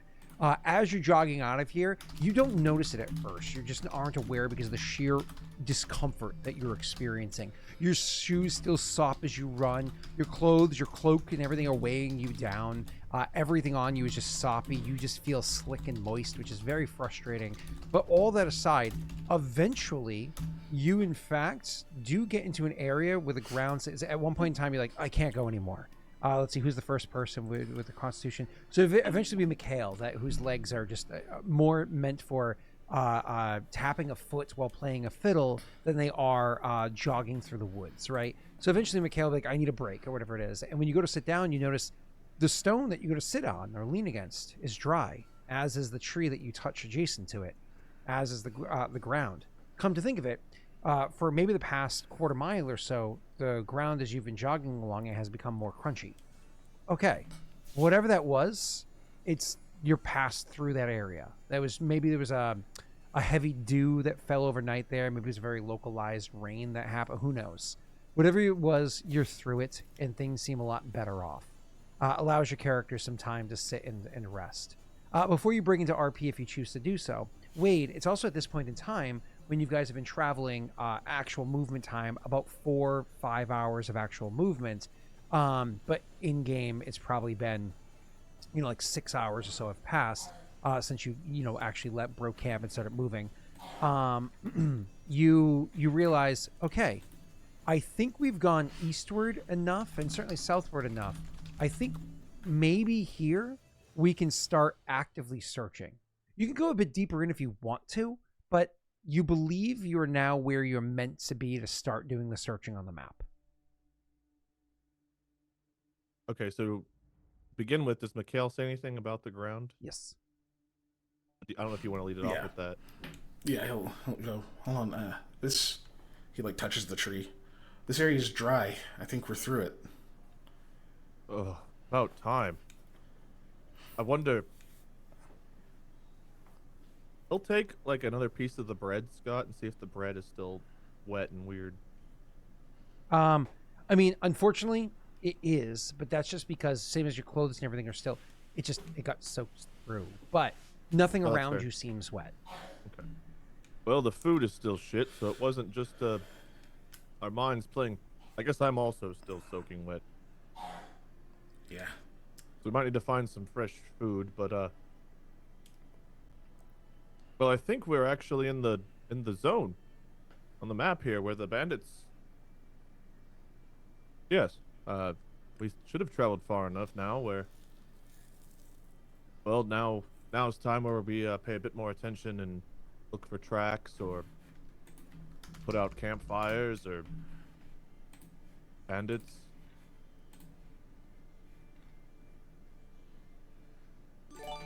Well, not much of a tracker, but I mean, yeah, it pays to be careful when we're apparently close. Once again, this is your area of expertise, right? Well, just as all I told follow you, I've you? never really necessarily tracked and gone after a group of lawbreakers or bandits before. Got into a few scraps and I've done some escort missions, but nothing quite exactly like this. Though I'll do my best. With that, he's gonna take a look around, Scott. I don't know if that's a survival check, just to start acting like he knows what he's doing, looking for signs of banditry. I would say, yeah, after you finish taking a proper rest, I don't know whether or not you wanted to dry out your clothes or if you're happy with your clothes or whatnot as they are first. Because, like, you might just say, fuck it, let's break camp here, build up a fire and start drying our shit. Or you might just say, well, we have a job to do and we still don't want them to get the jump on us. And so you start looking. Up to you, of course. I think he would at least look around first and if there's not really any signs here, then he knows they need to go south. Then maybe they'll make camp. But if like there's a lot of tracks or things nearby, and it's like, well, we could light a fire and then be caught naked by the bandits that are 10 feet to our left we didn't look for. So I think he'll at least take a look around to make sure that it's safe to break camp here. Cool. Sure. So you want to do a survival check to at least check the immediate vicinity to see if there's any signs before you do the latter option. Go ahead and roll that for me then.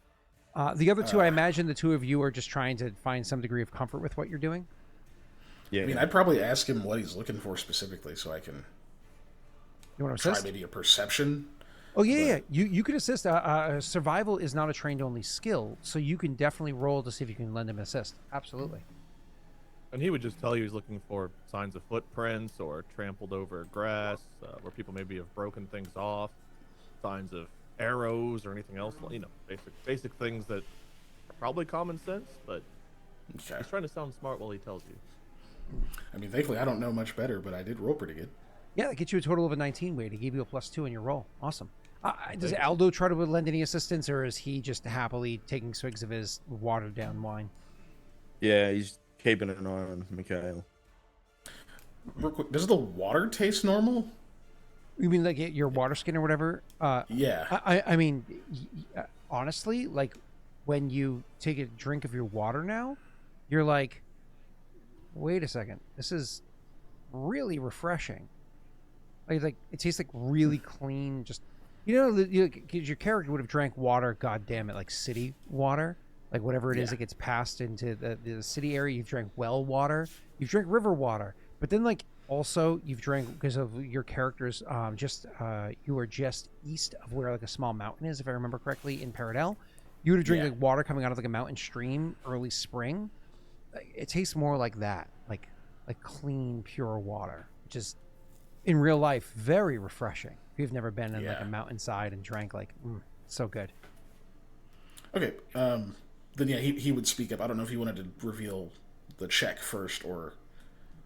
Yep. So you're talking about with that. So with your 19 total weight, a couple things. One, you are fairly confident that no people have passed through here. You're pretty confident on that. But you're also confident that you see lots of other signs of things being through this area. I mean, it's woods, right? So you're like, okay, well, I see like deer signs, skunk signs, things like that, like signs of different animals that would have come through, which is great, because if you do need to eventually, because now that all of your rations are soppy, if there is a concern of those turning on you, there is the ability to potentially hunt for meats to help keep like a food up or whatever it is. You actually also find nearby a bush with some berries that you're able to identify as being safe to eat. So grabbing a handful of those and maybe popping them into your mouth as you're walking and checking things out. But otherwise, it is safe. No signs of people coming through, at least where you are right now. Sure. He would show these things to Mikhail, because Mikhail's like following along, so we would point out the different signs of things, show him that the berries were safe, pop some.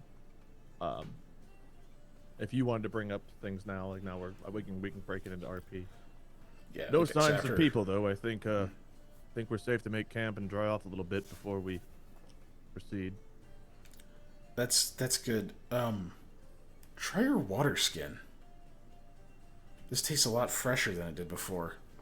I was gonna It say, takes is another it swig of wetter, his more watered down? But I guess you're serious. I hope okay. Yeah. I've had really nice spring water back home. Honestly, I didn't think I was gonna find anything like it here. Now the water suddenly tastes like that. Koa will take a sip of his water. Okay, and it's as I just said beforehand. This is really good. I mean, water, but better than it usually tastes when you're in town. Yeah, significantly. That's a lot better. Okay, well, something good came out of that weird area. It's too bad Aldo will never enjoy such a thing. I mean, if he's only had city water, no wonder he doesn't like it. Aldo, I'm not sure he's check ever your had water water. skin. He narrows his eyes at you and like slowly opens it, and yeah, he'll have a drink. Aldo, where you're from, like if I remember correctly, I'm just trying to check my map real fast. Scroll just a little bit this way. Come on. So you're actually near, grew up, I think, close to the capital. So you've had lots of different, like, river water. There's like very, very small mountainous region where you're from at all. So this is probably among the most refreshing water you've ever had in your life. The eyes kind of widen a little bit, and he's like, well, maybe I might drink some of this before bed. Yeah. You've done one thing right, Mikhail. Koa's eyes will widen and he'll look at Mikhail like, I wish I did do this. There's got to be a way to. I need to. Not the time. Aldo, while you're enjoying water for maybe the first time in your life, our rations are still rather shit, but I was telling Mikhail, there's a lot of signs for creatures around here. If we're going to make camp, perhaps you and your crossbow could come in handy to help me take down a deer or something so we could have a proper meal. We can give it a go. Excellent, because this soggy bread is terrible. There's a berry bush over here too. It's got some good berries if you want some. But some meat to go along with it would be excellent. All right, well, if you can track a thing, I mean, I can try and take a shot at it. Well, let's see what we can do. Stay vigilant, though. We are still in the danger zone, so to speak, even though I don't think anyone, at least on foot, has been passing through here. Scott, we're going to try to get an animal. Yeah, so if you actually want to go hunting, I'm actually fine with that. With the check that you've made here, it's good enough. And if you're just saying you're spending the rest of your day camping and going hunting, no additional checks need to be made. This is fine enough to satisfy that. So you go ahead and you are able to go out hunting. Now, if is Aldo, you actually going with them? Yeah. Cool. Well, you were trained how to use a crossbow from a young age. You were properly trained, as is appropriate for where, when, and how you grew up. And there is a well-respected pastime for what kind of work that you do. And, I mean, hell, it's even on your nation's flag, pride in a certain type of hunting that exists. So going at these Adirian deer that happen to be out here, Adirian, they are nowhere near as fast, and their hide is nowhere near as thick as that of a Galdarian stag, right? So when you're creeping up on this thing and you level your shot and you take fire, you shoot this thing so your shot is so well placed that it doesn't even go beyond maybe say like 100 yards or so before it collapses. Like you barely have to chase this thing down. It's one of those things where you do a well placed shot and Koa probably immediately goes chasing after it. Whereas you know how well placed your shot was, you just slowly stand up and get your crossbow back over your shoulder and get everything you need to. So by the time you come walking through the bush to wherever he is, like he's already standing there looking down, like holy shit, this thing's almost dead. Like it's lying there, its eyes wide open, it's nearly dead anyways. You know what I mean? And like I said, only traveled maybe 100 yards before it fell. Yeah. Either way, you killed an entire deer. That's a ton of meat. And Koa, you would know how to, both of you guys would know to a degree, but Koa better how to dress it, right? All right. Well, we dry off. We have some food, and if it gets to be too late, I guess we rest. But looks like meat's back on the menu, eh? a lot better than soggy bread. Not getting your reference. Cool. So yeah, you're grab this thing and are able to bring it back with your. I'm sorry. Wait, what? No, I said I got his reference, but Koa wouldn't. Oh, Yeah. I don't think he's seen Lord of the Rings. Do they have that in Aurora? Hold on, let me think. No, Tolkien. Oh, that's wasn't right. They born have yet. auroral necklaces. Yeah. So you are able to bring the thing back, hang it up. Now, like I said, you know how to dress it. Not well though. Certainly not like Philomena does, right? But you can get working on this, get a fire going. I imagine each one of your characters, unless you have spare clothing, and even still, we're dressing down pretty light, so damn near naked, so you can have your clothes hung up near the fire, so you can have those dried out while you're throwing meat over the fire to cook it up, and everybody's happily having their food. Again, unless you're doing anything specific this evening, we don't need to have any more. I do play your instrument again. He probably won't now that we're supposedly in where the bandits are. Okay. So he probably just wouldn't this time. Sure, sounds fine to me. Cool. So yeah, you guys are going to go ahead and as I said, nothing specific. You're spend your evening resting. Wake up the next morning. Blah blah blah blah blah. So cool. The next morning, your characters wake up and you're able to start getting ready.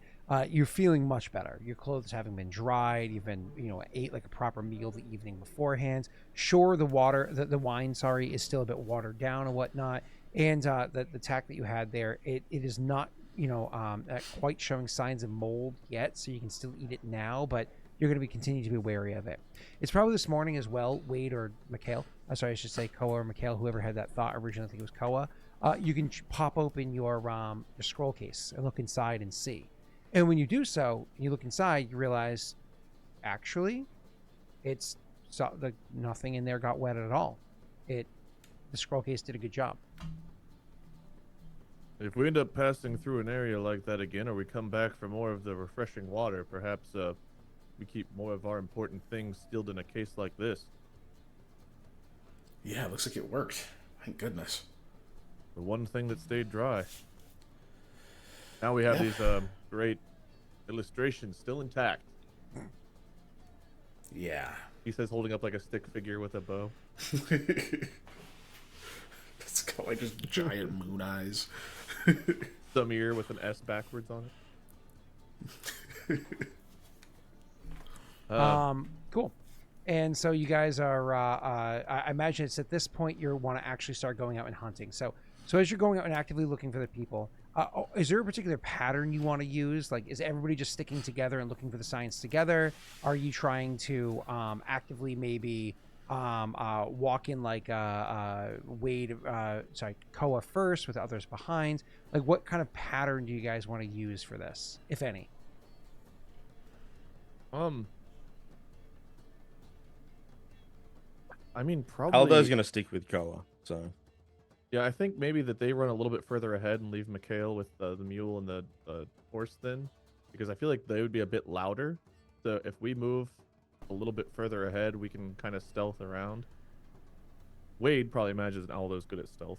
Koa wouldn't know, but Koa's a little bit stealthy, so trying to like keep it quiet so that way we can keep an eye on things. I have no idea how Mikhail is at stealth, in or out of game. Trained. Okay. But Well, I just imagine one of us had to stay with the horse, or the mule rather. The horse doesn't need, Nightstorm doesn't need anybody, but the mule probably does. And if Aldo runs with Koa, that kind of just left you by default. he'd be a little nervous. That donkey wants to bite him. So Koa's you're just already like- forgotten because he's never had an issue with it. He's like, Mikhail, you've got the mule. And Nightstorm will be with you. We'll be just a little bit ahead, scouting things out. It's funny, he says that, and when he says that, you look at the mule and you swear it turned its head slightly to look a little bit more at you. You swear it's... Oh, yeah. How did you pet that? Oh, okay. As he walks He's off. already gone. Nice. You look at the mule. Good you're like, How mule. did you? They're already like running ahead. Awesome. So that means, Keegan, you are, I imagine, trailing behind them, but not staying horribly far behind. Certainly, like, let's just throw a number on this for the sake of simplicity. Let's say you're a solid, 100 yards behind. So you're, or 100 meters behind, whatever. So you're within earshot, and you can get up to them quickly, but, not so far that you would get lost by any stretch, et cetera, et cetera. And when I say 100 yards, that's at most. You could easily be 75 yards or whatever it is, right?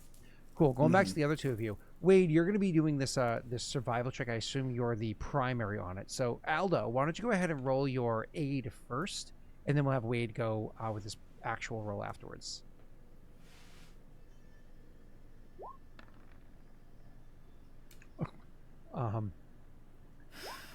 You don't want to know what that means, Wade. So, you are. How many ones can we roll in one session, man? Oh my god. Not looking good. So you Can't think are we're that many points off of it. making your way through the woods, trying to find signs of where there very well may be bandits nearby, where there could be a trail, so on and so forth. And at one point in time, you genuinely thought, like, wait, hold on. There's signs here that suggest like this broken branch. You know, there's a spot that looks like it could be a heel print inside there. Left in from before, like from when there was maybe rain a few days ago, an old heel print that if it was rain and then dried and nothing else stepped on it, like it would, hold a mark.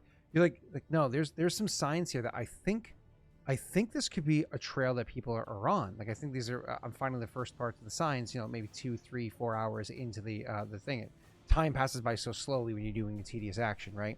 And then like you see these signs, like, okay, cool. And you walk over and you're trying to check to where the signs are.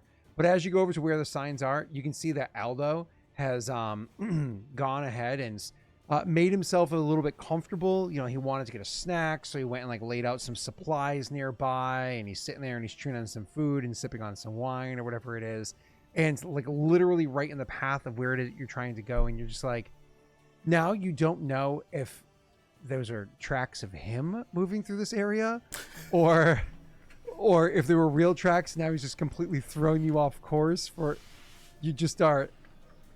You realizing he's not even helping you. He's just sitting there fucking eating and didn't even invite for you to eat. Like, Aldo, whenever you were going through here, are these your tracks I'm following, or did you follow tracks to get? Aldo, are you awake? He's just chewing. He's like, I want Oh, no, you want some? Here. He'll begrudgingly take a bite because he needs something good in his life at this moment. Well, you found him? Perhaps let's go meet back up with Mikhail and reassess our current strategy. Whatever you say, boss. We'll go back and meet up with Mikhail. yep. So Mikhail, you're tagging in. Aldo, you're with the mule for a bit. He sheathes his dagger. He's like, "Oh, good. Yeah, we were getting along fine." Holding it at the mule.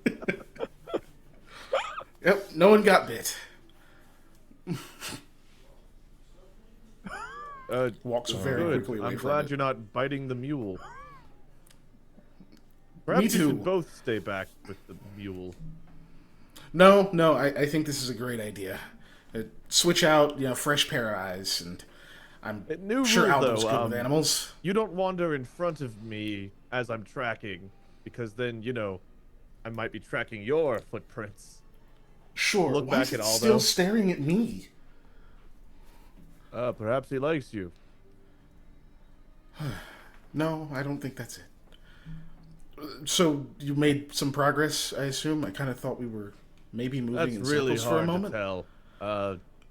I thought I was following tracks a few times, and it turns out that Aldo was somehow leaving sets of prints that looked like 3 different people had come through, and it was just him stumbling around. Look Because back at they Aldo, stopped like his at boots. him. Aldo, you're a man of many talents. I don't understand any of them. Yes, I'm going to need you at your best later, which is why we're swapping out for now. He was quite awful. Could not stop getting in my way. Oh boy. Well, I don't know much about traveling in the woods, but I'll Just offer don't what help walk I in can. front of me and stumble around making 30 sets of footprints. That's all I Take a ask. Literally step all I back. ask. Anything better than that, and you're already an upgrade. I think I can do that. Watch me roll a 1 now. Just Do we roll again, Scott? yes, for the latter half of the day. This is day 3. Why don't you go ahead and roll again? if I roll a 1, it's gonna be worse than Aldo's by a lot. I kind of hope you do now. Okay. I did, but I still barely. Oh my beat him. god, that is so bad. Okay. I'm not trying to have a -1, so So it's one of those fun things where your character offers no assistance whatsoever. As a matter of fact, you're 1 point off from being a detriment, right? Yeah, he's like trying to stay out of the way so hard he's not helping. So you offer No no one assistance noticed. whatsoever. However, because of the fact that every once in a while he looks up and he's like, Mikhail, maybe look over there, and like you don't like get in the way, he's able to start moving along. Now, unfortunately, because like I said, 8 hours of work does not mean 8 hours of time. It means like considerably more hours of time as you're taking breaks and whatnot, and you know, as it goes. The good news is you absolutely, hands down, no question, find signs.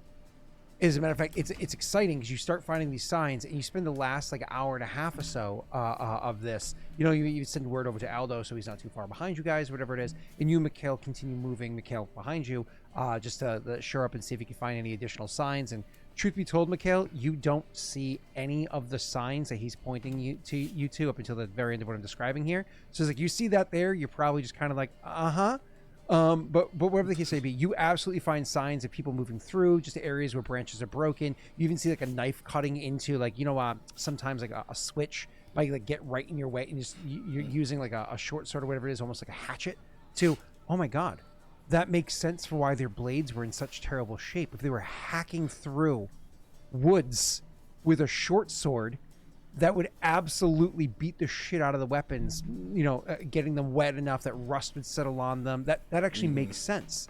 And so, like, as you're going through, you're seeing these signs, you actually get to a spot where there's a path. I want to say a trail, maybe an overstatement. There's a path, if you will. Like, or maybe, yeah, a path where like you see footprints in it. You think that they've used this way more than once. You've absolutely found where they've been. That's the good news. The bad news is you're finding this, and as you're pointing it out, you say it to Mikhail, and Mikhail does recognize it at the end here, but like is struggling to see it, and you don't understand why he's struggling so hard to see it until it's up to you how you want to say this, Keegan. But like, it's so dark, you're struggling to even see what he's pointing out. Like, it's one of those things, like, it's so dark where you're walking through and you're not trying to light any lights because you're not trying to be like super obvious in the middle of the night, right? That like, Yeah. you can barely see what he's pointing to, but you do notice, okay, yeah, there are boot prints here. This is a path or whatever it is coming through this area. So that's the bad side way. It's just so dark now. Continue though. Yeah, I can kind of see it. The visibility is getting really poor. Is it? I hadn't noticed. It seems. I suppose it is getting a bit darker now that you mention it. Okay, well, I have the compass. So what if we just go, I don't know, a few hundred yards away from this path? We'll go, I don't know, due east of here, I guess, a little bit further. Set up camp for the night, and then when dawn breaks, we can move in. But this way we're off the beaten path. No fires, no song. We keep it quiet and low profile tonight. Probably the best bet. Hopefully our rations keep through tomorrow, too. Well, we should have enough meat to get us through. That deer was... assuming Aldo hasn't eaten all of it today. Yeah, that only lasts so long, unpreserved as well. Well, then I guess tonight's the night. Well, as long as it gets us through that. I mean, wouldn't be the first time I've had to skip breakfast if everything is crawling with worms. I'm catastrophizing. We should make camp. Remind me like not to have you cook for us. All right, well, let's go get Aldo then. We'll make a camp not too far from here, but not close enough where someone might stumble into us in the night. Of course. And for the record, I can cook. Just, I mean, we don't have, like, utensils and things. This is a bit rustic for what I'm... Well, I'll try to make sure we bring a kitchen set with us next time. Yeah, I open myself up to that. All good. He'll give you like a hearty pat on the back. He just dies. No, I'm kidding.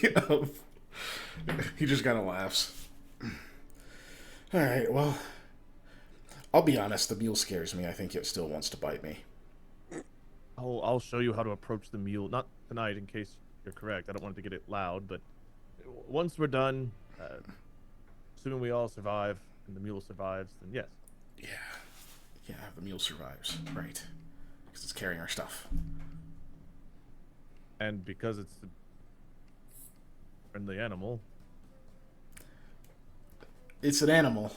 It just keeps walking. Keep him away from Nightstorm, I suppose. This What he said evening, under his breath. you go to set up your camp. Now, as said beforehand, meat can only hold for so long before you need to, deal with it. And yesterday you did have a decent fire, but you weren't able to cook a ton of meat because you had to dry all of your clothing, right? And you know that you can't at the very longest tomorrow evening, you're gonna have to cut. It's literally the season that you're in right now is where is it here? Your early autumn, right? So that means like a September to like a late September, early October. That means the days are still warm. There's still a lot of sun. Things are going to spoil. It's not like it's cool enough that it's like lasting for you. So the very longest, if you're pushing it, you can cook it tomorrow night. You're going to want to try to cook as much as possible today or accept your losses. The reason why I bring it up is because yesterday you had a decent sized fire. Like you absolutely would have, so you can dry your clothes and cook food and so on. But tonight, with you being so close to the trail that you've seen here, with concerns that they may have been trying to warn their friends, would you have a fire at all? And if so, No. would you have a particularly large fire? No fire. That's what he said to Yeah. Mikhail. He's like, no fire, no songs. We keep it low profile tonight. It's about sleeping. Tomorrow we can see, we go in, take care of business, and then we can have all the whatever we want. Yeah. Okay. So unfortunately, you felled that majestic beast, and which was, I don't know how much deer usually weigh. Let's say 185 pounds. Let's say you fell this 185-pound animal, and you've eaten only like maybe 5 pounds of its meat. Like it's like most I of thought this. we cooked a bit more of it. I thought we'd at least cook a couple days. Worth I of said rations, eaten. but, You probably cooked more than that or whatever. But either way, it's like so much of this poor animal has gone to waste. But it is what it is. Either way, so your characters are able to eat the tack that you have, whatever leftover fruits or whatever cheeses you may have had with you. And then eat the meat that you had already cooked beforehand and have a dark night. Again, I'll bring this up, and you haven't done this beforehand, but with you being so close to the path that's here, for the first evening, you get an idea, like what you've done with the people that you've traveled with beforehand, your companions, Koa. You get an idea, and certainly which touches on last time you're in the woods. Do you want to set a watch tonight? Or do you think with you being in the darkness, a good night's rest is more important than keeping an eye out this evening? I think we probably would, but I know Nightstorm is also trained to keep watch or guard, so I could have Nightstorm help us so we could get still a pretty good amount of sleep.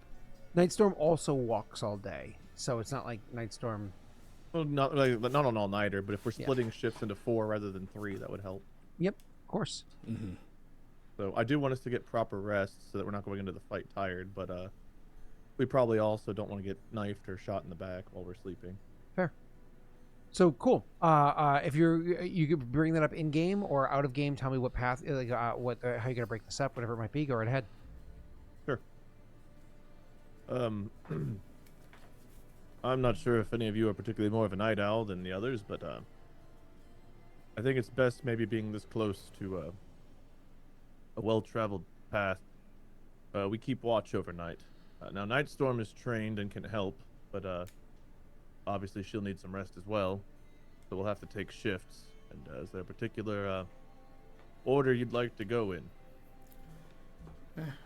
I wouldn't mind taking first watch. I was gonna say the same thing. I'm gonna be honest. If I don't take first watch, I'm not gonna get up. All right, then I guess you're taking first watch. Mikhail, I'll leave it up to you. Do you want second, third, last? May as well be last then. All right, Nightstorm, you and I'll take it in the middle. Aldo, whenever you're done, wake me up. I'll take second watch. He just nods. It's a bit harder to do watch this evening as well.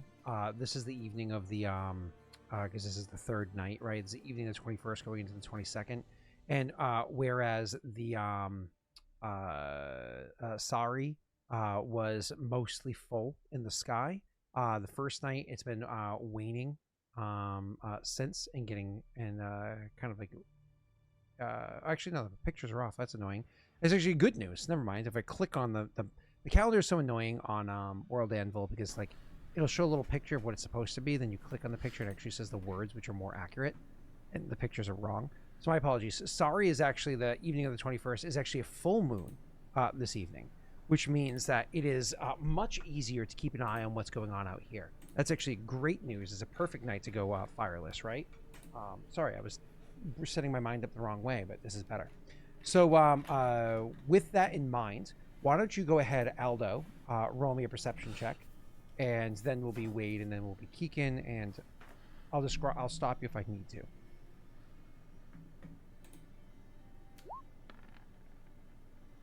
Okay.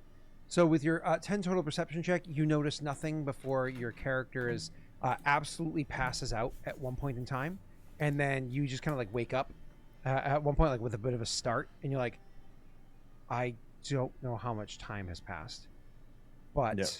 I definitely think that my watch is over. I was totally awake the whole time. I'm gonna go and get Koa. All right, and I do so. Yep. Wake up Koa. Any words, Koa? Notice anything? No, all quiet. Good. Get some rest, then I'll take next watch. Thanks. Perfect. Koa, you can go ahead and roll yours. Okay, that's a wow. It's a what? Wow, it's another natural one. Wonderful. So, okay. I how to describe this for you? So, Koa, I would say your character is much more tired than you would have expected being. Not only were you traveling a long while dealing with a wetness. Oh, that's right. I remember something else. Haha. Because of your earlier roll. Let me just... Yes! That makes so much more sense.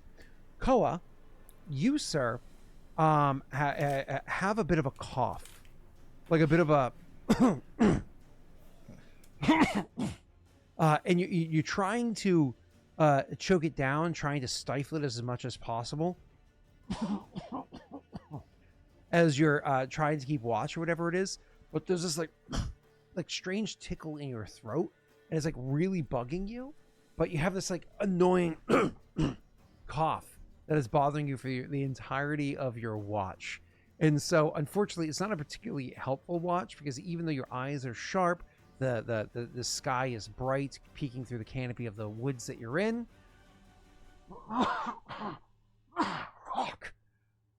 You can't really keep an eye very well of what's going on. Eventually you get frustrated, and you can start to see that pre-dawn light happening, and you know you need to get some fucking sleep to hopefully make this cough go away. Not to mention you've drank nearly all of the extremely refreshing water that you had trying to stifle the cough, and it hasn't worked. You can eventually go over and wake up Mikhail. Technically Night Storm's next, but Night Storm is next. Have Night Storm roll, I guess? I think you have a character sheet in roll 20. I know I gave you one and... Okay, cool. Can't see what it says. 16. Okay. It's like it's about 1.5 feet from my face. Everything's blur. Jeez. I was trying to text my buddy Nick with my glasses on. My daughter was on my chest. My glasses were over there, and I literally had my cell phone, like, because of where I was holding her. So you can't like have it phone wherever you want, because you're like trying to make sure she's secure. My phone was about this far from my face, and I could not read the words I was writing. I kept having to like stop my posture to like get the thumb and like bring it in to read the word, and then go back and type it again. It was I kept misspelling the same word because I couldn't see the letters to make sure I'm pressing the right ones. Oh, so bad. Damn. Yeah. Well, thank goodness for glasses. Yeah, right. Like, oh, thank God. All right, so back to your Nightstorm doesn't give any signs at that part of the night. No signs of anything passing by, nothing whatsoever. And then we'll just say that because so much time had passed, eventually it's now morning, like proper morning. When eventually like Nightstorm is like moving around or whatever it is, the noises of it wakes up what's his name, Koa, and Koa is just kind of like ugh. You wake up, and it's around that same time that you're waking up. Mikhail is also kind of waking up, and both of you, as you are getting up and seeing each other, whatever, is realizing, oh, Mikhail never even got a watch. Like somebody must have taken an extra long watch because Mikhail never even got one. Yeah. So like if he starts just waking up on his own and it's like starting to see light, he kind of gets up in a bit of a panic, like make sure everyone's there, because he's like, oh shit, did something happen, and that's why I didn't get woken up. But then seeing that like Koa's waking up and everyone else is still there, it's like, oh, what happened? The night storm must have just taken an extra long watch or something, or perhaps one of us did. Aldo woke me up. I put Nightstorm on watch, and I guess you just don't have to watch. That or it's light earlier. Maybe this is the light part of the forest where it's just light more, like the wet part. You see him like visibly kind of relax. He's got like his rapier in his other hand. It's not drawn, just like he's holding it. He's like, okay. Yeah, that's fine. We still have a cough? Do I still have a cough, Scott? Yeah. I couldn't help but notice that I can't stop. I don't know that I'm fully well. Oh. Maybe just drink some water. It might just be... Yeah, I have been. Just during my watch, I couldn't stop coughing. That's not good. We were in that really humid area where everything was damp. Yes, and I ate some of the wet bread and things yesterday, so could be a lot of things, I suppose. That's not great. One of us should wake up Aldo so we can get moving. Yeah, unfortunately I don't have anything for that, so... waking up Aldo? I can No, for your cough. I'll share some of my water with you, I'll just have to pour it into your skin. I don't really want them to touch. Can't all get sick. No, that's fine. I should still have enough water to get by for now. And with any luck, maybe the bandits will have some rations or water or things of the like. Since we kind of let all the the deer go to waste. Right. He kind of gives like another worried look, and he'll go wake up Aldo. Aldo, you are awake, sir. Well, what is it? Morning. What It's happened? morning. You slept, and it's time to move. Nothing happened then? Thankfully not. I didn't end up taking a watch. Someone's must have gone a bit long. And Koa may be ill. It's funny you say that, and you notice that Aldo also has a bit of a scratch in his throat, but he has hid it very well because he consistently swigs the wine, and it lubricates his throat well enough that he hasn't been coughing as much as the others, as much as Aldo has. Koa. I mean, sorry, Koa has. Koa, yeah. Well, yeah. So we're off. Should be. Yeah, breaking camp, and let me see if we can find theirs. Well, the sooner this is over, the better. Agreed. Koa's packing up, just has a big coughing fit as he's like loading stuff up. He'll go over and help. Okay. Thank you. Shall we? Yep. He's like constantly like standing a little bit far back. Oh yes, that's right. I was going to show you how to interact with the mule, but perhaps after the bandits. Dealt with. After the bandits, yeah. I agree. So I don't want to get the animals sick, so perhaps you could feed them their breakfast. I mean, generally, I doubt whatever you've got they can get. It's usually... Right, that makes sense. I'll do it then. Yeah.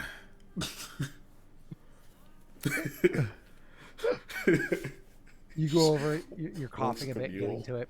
All right, cool. So your characters get up next day. You're ready to go, and you start moving over towards. Now that you're back at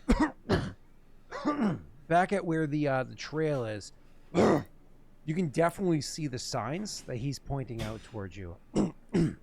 There's hands down, no question. There is a trail here. Like there's like the. You don't know how you didn't see it so obvious. It must have been pretty dark last night for you to not see it as obvious as you did. But luckily, Koa was sharp enough to have picked it. Enough of that role playing. Up. So you guys hop on the trail and you start heading southward. But before you do so, maybe Koa is brilliant enough himself to pick it up, or maybe Mikhail just, hey, you want to check real quick? But you bust out the compass, haha, and you see where this trail is heading, and you realize that the trail is heading from where you are right now. In fact, actually, further southward from where you are. The trail that you must have come across, if you had to guess based off of where you think you are, the map, so on and so forth, if you had to guess, roll me a survival check. Keegan, you're welcome to aid like you usually do. Okay. This hasn't gone too bad yet. Why would you say that before rolling, you madman? Try to reverse jinx myself. Not bad. Okay, cool. So that's technically 19 to avoid getting lost, but 17 for the sake of the other things that we're doing here. But so Wade, you believe that you, because you had head northward before and southward afterwards, you are about straight east of where Loshev is. And based off of what you're like traveling along the trail, what you've seen, the signs that you've picked up, assuming Aldo wasn't completely useless. Oh, no, honestly, let's just not assume that. Let's just assume he was useless. You think that maybe the signs that you're picking up is that they do themselves head straight east from what's it called, Loshev, but maybe go a bit further in than you originally anticipated, and then start heading southward from there, because this trail is heading south. Now, it's important to note that as you're following along this trail, you are doing so easily. Now that you have this trail, which they definitely have used many times before, you're realizing, okay, this is easy to follow. Even Aldo could follow this trail, right? It's pretty easy to keep an eye on. So with that being said, it does give your character the opportunity to either move quickly along it. Like, let's move. We've wasted too much time. Let's legit, like, maybe jog or hustle, whatever it is. Let's try to catch up to them as quickly as we can, while being mindful to, not go careening into their camp. Or B, move slowly and pick our way through, not super slow, but about our normal walking speed, and really keep an eye open in case they have an ambush set for us. You don't know how far down this is going to go, but speed or caution. I guess you would propose those options to the group. So we can keep moving as we are, or we could try to slow down, make sure that there's not an ambush nearby. Or we could blaze ahead full speed and see if we can catch up to them in case they're moving. Koa, are you in any shape to fight? It looks like you can barely breathe. Oh no, I'll be fine. Adrenaline and all that kick in. Yeah, we call that stage health back home. All right. Well, then I've got lots of that. Yeah, maybe Worst it's case, still I'll cough better on them to. all. Yeah, and then in a few weeks, we'll collect the bounties. But maybe don't exacerbate that cough. Maybe we should move cautiously. Cautiously, okay, so slow it down. Aldo, you okay with that? Yeah, it's fine. Good. Then,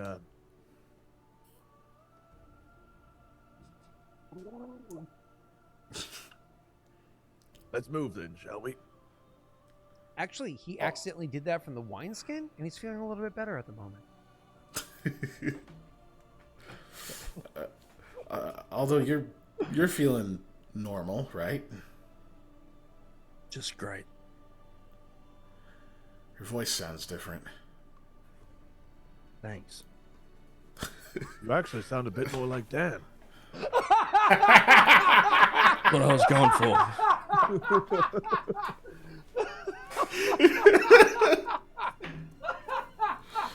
That was a long way around to get there, but that was a good one.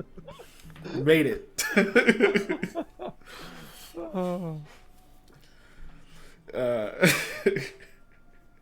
He goes, yeah, I guess. I was thinking you sound a little more like Koa, just without the cough.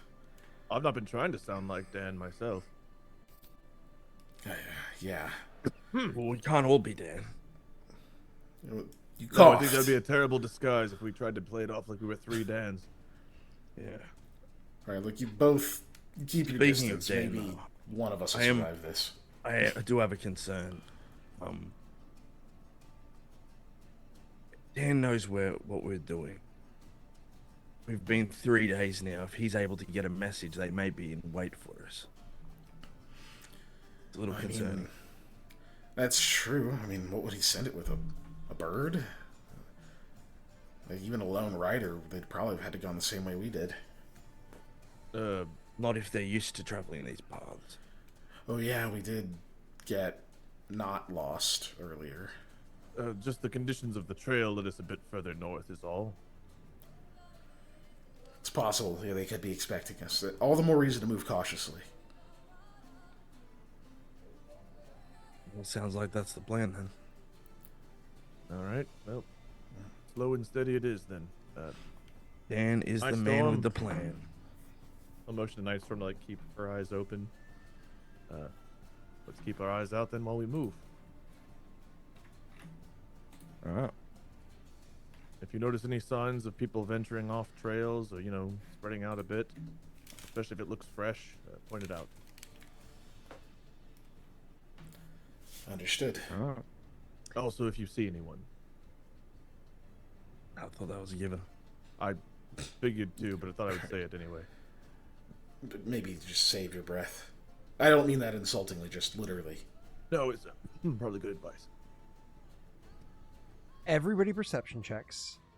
As for the two of you that rolled the 10 on your fortitude save before, I do want to say that your characters are suffering from a -3 to your stealth at the moment, just because you have to stifle coughs sometimes. Those are the only negative effects. You don't have. It's not like a crazy negative thing.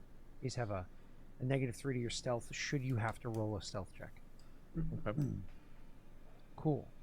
So, where are we? So, perception check, Mikhail, Aldo. Aldo apparently has his eyes peeled. He's keeping an eye on this. He doesn't want to be here. He doesn't want to get killed by bandits. I'm going to assume Aldo's first 2 wineskins are gone, and his third one's getting light. And you're literally on your 4th day being here. 3 nights have passed. You're on your 4th day being here, right? Like, I imagine his third wineskin, again, that's because he's rationing, is getting light. And so he's starting to get desperate. If you find the camp, they probably have drinks there. The 4th wineskin that was with your party, the 2 of them have been sharing periodically. Luckily, they drink very light, but Mikhail does like to have drinks at night when he plays. So, like, that's also going to be getting light, so you're keeping an eye on that one yourself. Whatever the case may be, your perception checks are also on the road as it is. And so your character is actually the one that notices, you talk about signs along the road. Your character is actually the one that notices signs along a tree. There's a tree right by the trail, if you want to call it that you're walking along that show like No, not pest tree. That show markings along it. At first, you think that maybe they're marks of like a bear scuffing the tree, or like an antlered creature, like a moose or a deer, kind of like brushing its head up against it. But no. These are signs that show like the scraping or vertical going up the tree, like somebody's climbed up this tree many times beforehand. You're the one that notices that. What's your name? Aldo, from like even a decent distance away, like a solid like maybe 60 feet away or so. You look over and you see some markings on a tree, and it catches your eye because again, immediately you're thinking like, fucking bear. Oh no, no, not bear. That's not claws. Oh, okay. Like again, 60 feet or so away. That's close, but it is a heads up. How does your character immediately react to this? He's just like, "Psst, hey, What is it? that tree up ahead. It's well worn. Like somebody goes up and down a fair bit. There's a lot of trees up it. Oh, that one. That one, yeah. See, that's cool. Cool. What's wrong with it? He's whispering. But It looks like someone's climbed up and down it. I don't know if anyone's in it, but be a good spot for an archer to, you know.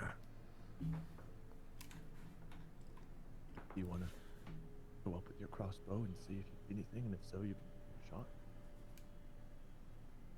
You want me to climb the tree? I assume just walk near it and look up. Do you want to walk near it? I can go check quietly. You don't have a ranged weapon. If you see someone up the tree, what are you going to do? Wave? He at least Come back and tell you. So then we can send him up with the bow. Sure, you know what? Why not? Whatever. I feel like sending the person up that has the ranged weapon makes the most sense. But He's already said he's not gonna shoot unless somebody attacks him. well, then perhaps you should go up and say hello. Maybe you should just try and get over there quietly. Okay. Hale, go ahead. Take a look. We'll move up slowly behind you, but see if you see anything. All right. I'll show you with just a hand signal how many I see. At least have your bow ready so that way if someone does attack, then you're prepared. I'll start trying to creep my way over. Mikhail thinking to himself, how did I get myself in this fucking scenario? Why am I the one that's creeping? Never mind. And so you can go ahead and roll your stealth check, sir. All right, it's time. Yes, let's there fucking it is. go, Keegan. We don't even This is see you go. ridiculous. Where'd he go? We lost him. yeah, right. Like, he goes, fine. He pulls out his guitar, he strums it, and disrupts the waves of light. Ducks down, emerges as a tree bush, and we're just like, is that him? Is that moving? Was it always a bush thing? Why did Nobody you look at guys me. like that? Or I will go over and I'm Dan. Oh. All right, cool. So so your character like steps off the trail and goes into the brush area. They're able to see you from behind because that's not who you're trying to hide from, but they do occasionally even lose track of where you are. But as you're moving between some of the brush that's between your line of sight and theirs, they are not immediately following behind you. They're awkwardly standing in the middle of the road at first. You know, again, 60 feet or so away from where that tree is. Like if somebody was up in that tree and looking outwards, well, you have a horse and a donkey and 3 people. You're not exactly discreet, but either way, you're able to creep up to that tree, literally close to it, and you see nothing. Closer, you see nothing.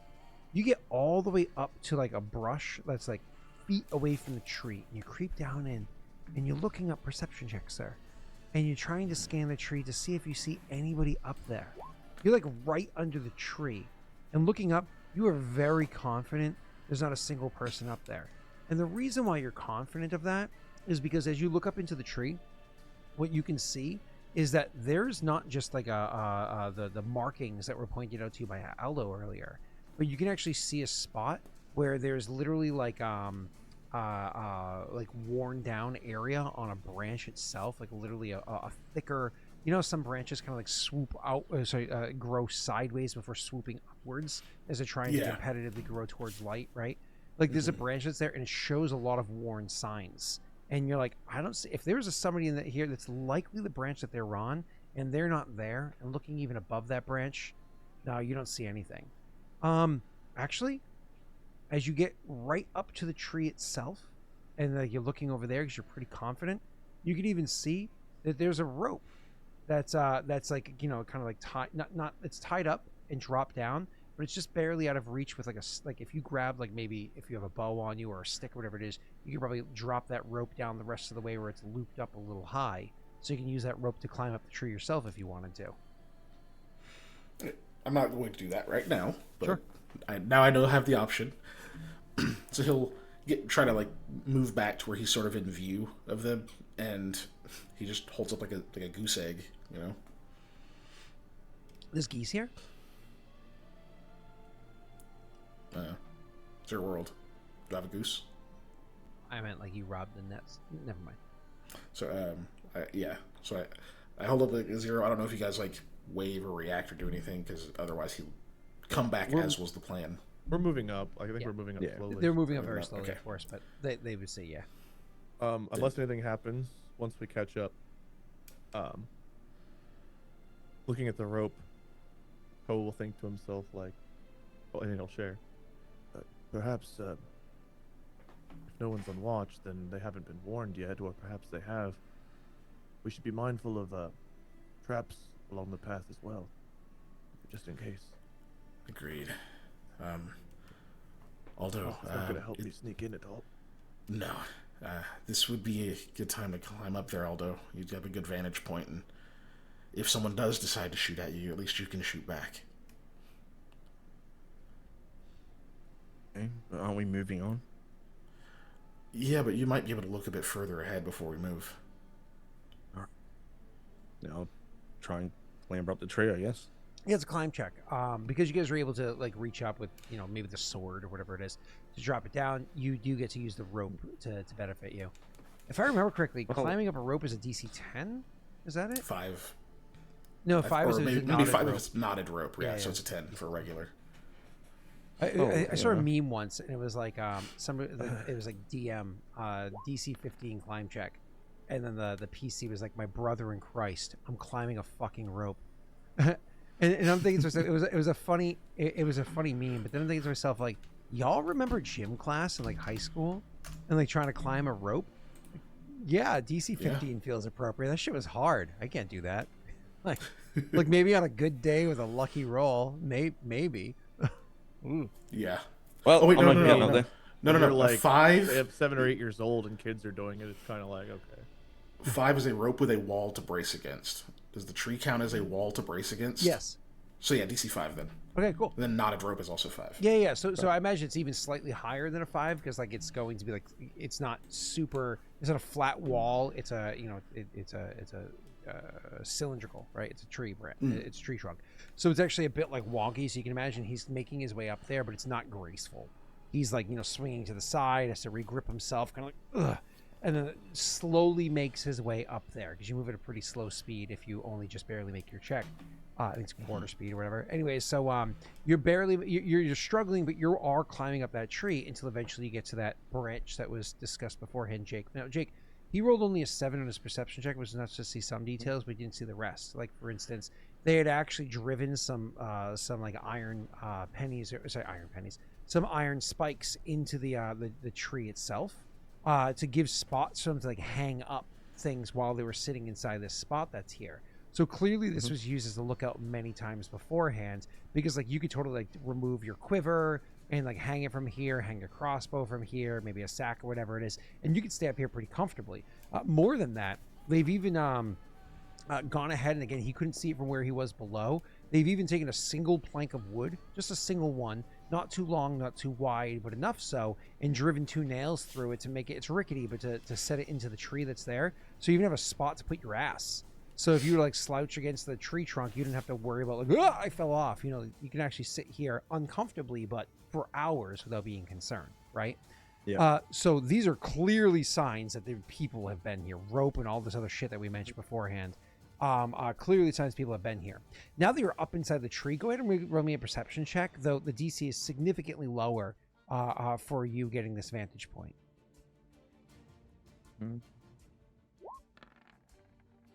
Awesome. So with an 18 total, you look out from the vantage point you are there, and you can see that like the trail that you were following along, yeah, there was a bend in the trail up ahead. You can definitely see that from where you are now. If somebody was in this tree watching, they would have spotted you forever ago. you would have been absolutely fucked. Actually, maybe they did. Who knows? Because when you turn around and look the other way and you look down, you can actually see there's an area that maybe was cultivated, maybe it was just well picked, whatever the case may be. There's a clearing where there's no immediate tree. Actually, no, must have been partially cultivated. There are 2 stumps that are there. So 2 trees were absolutely cut down, but there's a good amount of brush around it where there's definitely a ring of stones and whatnot to suggest that was their camp. And I do mean was, because with 2 trees cut down and a proper ring of stones that's set there with an area that looks like a decent number of fires must have been burned, because there's even like wood stacked up off to the side, there's 0 other signs of anybody being there. There's no tents, no bedrolls, no anything, no barrels, no crates, nothing. So, was camp at one point in time. Maybe they saw you coming and cleared out quick. Maybe they cleared out some time ago, who knows? But you can see exactly where it is. But moreover, the other thing you notice from your vantage point where you are here, looking out all around, you're pretty sure that you're alone. There's nobody else here with you at the moment. You're comfortably, you can climb down, you can talk normal volume. You're comfortable that you guys are secure and alone at the moment. Yeah, well, I do climb down and I say, if they did see us, which they definitely could have, it would have given them time to clear out. However, their camp was up ahead. And I don't think they would have had time, if they've seen us now, to be able to completely clear out, but it's definitely where it was. Interesting. Okay. So perhaps Dan did send a warning and they cleared out. Could you tell from up there which way they might have gone, either back toward Loshev or further in? I couldn't really. I could see that. I could see where the camp was, the ring of stones, a couple of, tree stumps. But we'll have to get a bit closer for that. I am fairly confident though that I couldn't see anybody else. However, that's never 100%. Let's approach the camp then, but be mindful of any traps they might have left behind if they knew we were coming. Of course. Probably carefully move towards the camp. Okay. And you do Careful, so. more just visually, not worried as much about stealth right now. Yeah. And you do move towards the camp as carefully as you can or whatever it is. But yeah, you're not worried about stealth. But you say visually, you want to make are you guys being ultra cautious? We're looking for bear traps. Oh, sure. Okay, good. Then for that, why don't you go ahead and roll me perception checks real quick? All of you can, and for anybody that's mindful of this. I don't know if Aldo would. I feel like he would. Oh yeah, he doesn't want to walk into a bear I'm trap. not sure I can convince Nightstorm to look for traps, or else I would. That doesn't seem to make sense. No. Cool. So the total here that we have, it was a good thing that you guys did exactly that, because as you're walking along the trail and as you're stepping through the brush that is there, so I assume the first person walking in is Koa, right? And so as Koa is making his way through and he's checking and make sure everything's good, he goes to push through the brush that they would have that allows you to break into where their actual camp is. And as he goes to do so, there's a moment where Mikhail sees just barely past because Koa is pushing the brush through. You see it just in time to give a shout of warning, or maybe put a hand onto Koa's shoulder, whatever it is. That with the combined total of perception checks here, you're able to stop him before he does in fact place his foot into a trap. Now, the trap that you see when you do look down, thank God, isn't a bear trap. But it is still a fox trap. Not enough to break your leg, but certainly enough to do some serious fucking damage to it, right? Oh, wolf trap, I should say. Wolf, fox, whatever, yeah. Yeah. Whoa. Oh, hold on. Yeah, that is something. Pick up a stick or something and kind of points at it. Oh, that would have been terrible to step on. Yeah, is the kind of thing I was expecting. That's for bears? Looks kind of small. Probably not bears. Probably maybe the plains cats or dogs, something along the like. Oh, yeah. Okay, that makes more sense. So this could be for hunting or could be for us. I imagine it's meant for us, but usually for hunting, yes. Should we? He like holds up the stick. Should we just set it off, or maybe try to collect it? I mean, we can try to bring it with us, sure. I mean, perhaps we can use it to our advantage. At the very least, not leave it here for some other passerby who, this deep into the woods, is definitely up to nothing but good intent. All right. If I just spring it, he's got like the stick in like both hands. Yep. So if I spring it, we can just reset it, right? In theory, unless they've done something to it to make it a one-time use. He looks like nervous, probably to you for like no logical reason. It's just he has not dealt with this before. But then he just like kind of jabs at the middle of it until it goes off with a long stick. Okay. Well, now that that danger's over, let's. It snaps, and because of the stick that you have, it literally, it breaks the stick and eventually kind of like hangs and falls off. Now that the danger's over, Aldo. I just said let's have a look at this camp. Don't presume that's the only trap, but yes, look around. Find another stick. In the woods, how will you ever do it? Cool. It's got to be a good stick, all right? You Good guys sticks are hard start to looking find. around the camp. I'll take another round of perception checks from your characters as you're actively searching the camp and the details that are here. But as you're rolling this, why don't you let me know? Is this something that where you guys are quickly looking through here because you want to move fast, or is this like we finally found our proper, like, this is our best lead so far? Let's take our time and really digest what we're looking at here. Like, look, we don't care if we spend 2 hours. We want to like even take a break here. Not like overnight, but like take a break here, search here before we move on? Or is this like, let's look quick and keep going? Maybe like 30 minutes to an hour. I wouldn't say 2 hours. Like half an Yeah. hour break to like look around and then actually like get a bite to eat. Yeah, try I to mean, find a it trail would and move depend on. too. Does this place look like? That's I mean, we should be able to determine relatively quickly. Is it somewhere that's been hastily packed up, or Yeah. It's going to depend taken on the that. time? Yeah, That's true too. Yeah. Yeah. If it's like I would say if it's obviously old, then Mikhail would probably think we spend more time and try to just get more information out of it. But if it's pretty recent, then we might try to keep moving with whatever we can figure out. Cool. Whether or not you can be able to determine that was based off of, or how much of that you could determine is based off how much time you're investing into looking into it itself. But It's at fucking least Keegan 30 rolled minutes. like a third or about fourth 30 nat minutes. 20 so far. Jesus, Right? It's been He's so many holding the 1s and balance. 20s today. Yeah, well, he's trying to hold the balance the other way as everybody's rolling ones. So all right, Pushing it so back. so Keegan, you sir, with your nat 20, you're 24, and everybody else 12s, 14s, whatever it is, looking around. First and foremost, there actually are no more traps that are here. That was the only Okay. trap that you found. So they clearly set a trap for somebody like right with a brush with like pushing open, knowing air quotes that somebody might be on the way, or at least planning. That was maybe a typical thing that they put in place here. So you guys, you do spring that trap. One of the details about the trap I do want to give it is worn. You know what I mean? Like the gears to it are a bit beat down. That's the teeth of the gears, or whatever it is, are a bit beat down. It is a bit rusted over, etc., etc., etc. So you do want to be mindful of that. But it is still functioning trap right now. So add it to your inventory.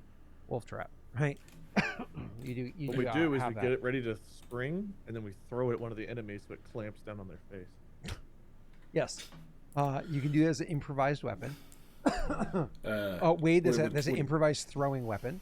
So it's a -40 your attack roll of a +0. So I think, yeah, you can do that.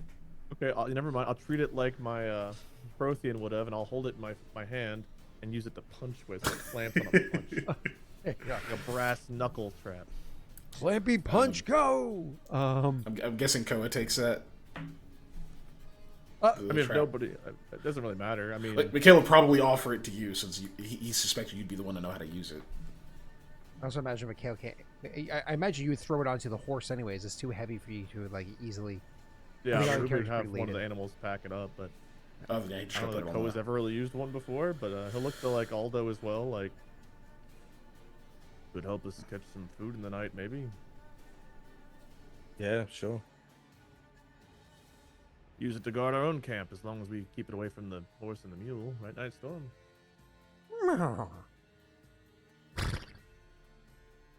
Yeah. Either way, Hopefully we're Mikhail not will camping hand in it here off. much longer. He's not gonna go put it on the mule. No. I think it was a donkey. By the way, didn't I say an ass? It's a donkey. Not even a mule. Oh, it's a donkey. Okay. Somebody said mule earlier. That's what stuck in I my said head. mule, but I think it was a donkey. Ah. Which is currently still named Aldo because nobody ever renamed it. So Oh.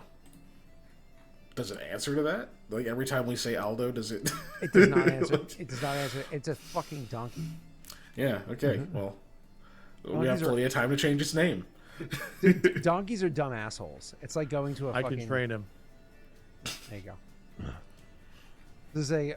Either way, so moving on. You are. You make your way to throughout the camp, looking at the details that are there, and you can see that there are no bedrolls left behind. There's no cooking equipment left behind. There's none of that stuff left behind, so on and so forth. So they definitely packed up well, or weren't well set in to begin with. But the sign that makes it super obvious while you guys are looking around at the different details that are there for little scraps of something that may be left here, like, okay, there's a couple of like extra nails that were left over there.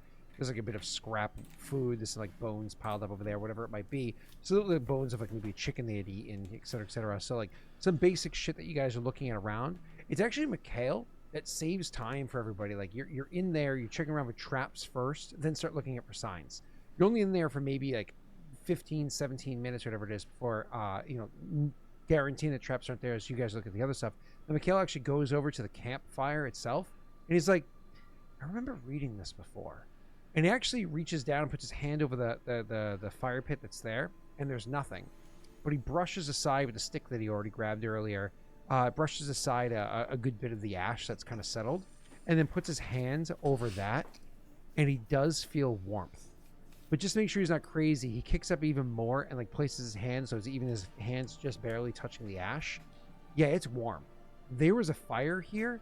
I mean, he's no tracker, but in the past day or two, you don't know how long these areas, but you read about this before, and that means that it's happened recently. Yeah. Okay. And he'll just go, hey, this is still pretty warm. I think that should have dissipated maybe in the last couple of days, even buried like this. It's got to be fairly recent. Maybe not in the last few minutes, but recent. Why don't you go ahead and roll your survival check that you're going to use to aid Wade's.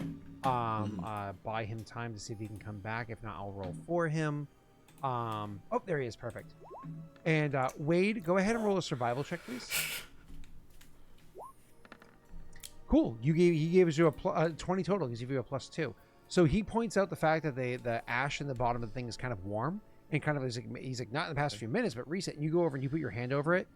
Wade, this fire was likely burned. Last night? Likely this fire was burning last night. But based off of what you're guessing of it, most likely the fire was put out early into the evening. Not only was it recent, it was probably burned yesterday. Put out earlier in the evening. Maybe they had a camp set up. They got wind that we were getting close and took off last night even, perhaps. We might only be, I don't know, half a day behind. Maybe less, maybe more.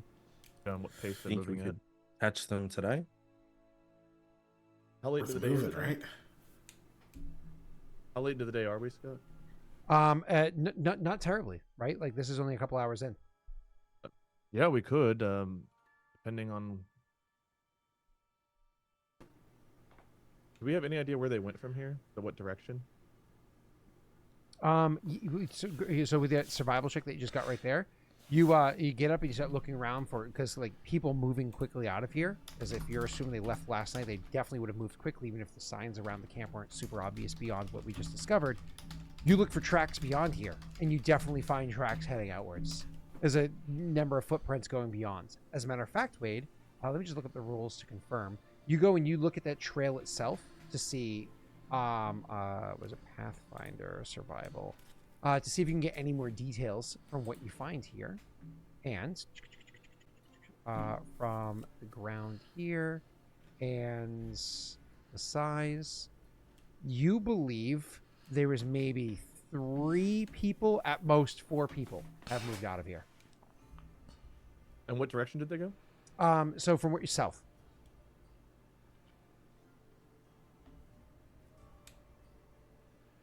Three or four of them, which adds up to what we'd seen in the descriptions. They went south. Perhaps we could catch up with them. It's still early enough in the day, especially if they're moving at a slower pace or set up another camp. Okay. What? Yeah, definitely worth We should moving get then. moving then. Agreed. Yes. Anything else you all spotted of note around here? There wasn't any more No. traps. Yeah, Well, that's good. yeah, that's it so far. We could maybe find more if we spent more time, but I think if we're on their trail, we take the opportunity. I would agree. It's not like they're going to leave behind anything that interesting, unless they're stupid, which is possible. Yeah, Yeah, if they let's left move. last night, then they must have taken everything of value with them. We're not going to find resources. Maybe they have a secondary camp location somewhere, or maybe they have to set one up. Let's hope that it's the latter. That way they won't already have a pre-established lookout point and all of that. So, if one shitty fox trap, bear trap, wolf trap, dog trap, whatever this is all they had for this camp, then perhaps they won't have too much set up to get in our way on the next time around. Yeah, Here's to hoping. true. Definitely doesn't seem like their gear is standing up. Most of it seems shoddy from your description and need from a- this trap. If you need a drink or a bite before we get moving, I suggest you do it now. All right. And let's go.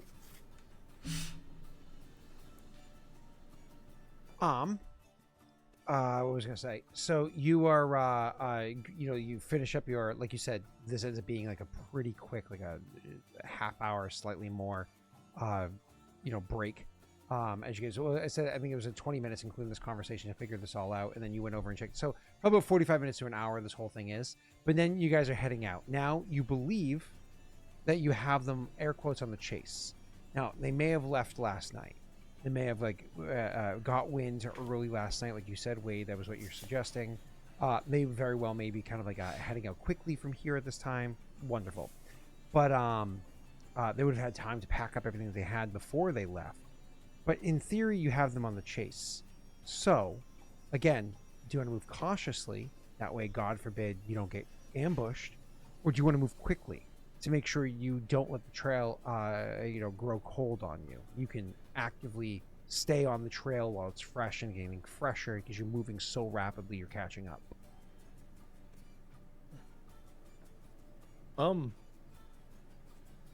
Koa would be eager and wanting to move fast, but I do think he would pose that to the others again. He's been taking their opinion so far. Also, along the way, Scott, he does have the shitty map, and he is adding little bits of information to the map so they can find their way back out of here. Sure. So he'd be marking the camp on that little map or whatever. Because after they got lost the first time, he was like, "Oh, see, look, I'll mark this." Yep, that makes He's sense. actually trying to do it. I don't know if he's This good is at what it, we're but he's supposed to trying. do. Decision time. We moved cautiously to find this place, and thankfully we did avoid the trap by doing so. Now that we know we're in pursuit and they might be running away, do you want to pick up the pace a bit, still move slowly, move more of a normal pace? How fast do you want to proceed? I think we press our advantage, right? I mean, it's kind of interesting they're running from us. If they got actual eyes on us, I mean, I would think maybe they would stand their ground. They outnumber us. Well, they could have gotten warning that the hero of Loshev is on their trail. True. Either way, I think we press forward.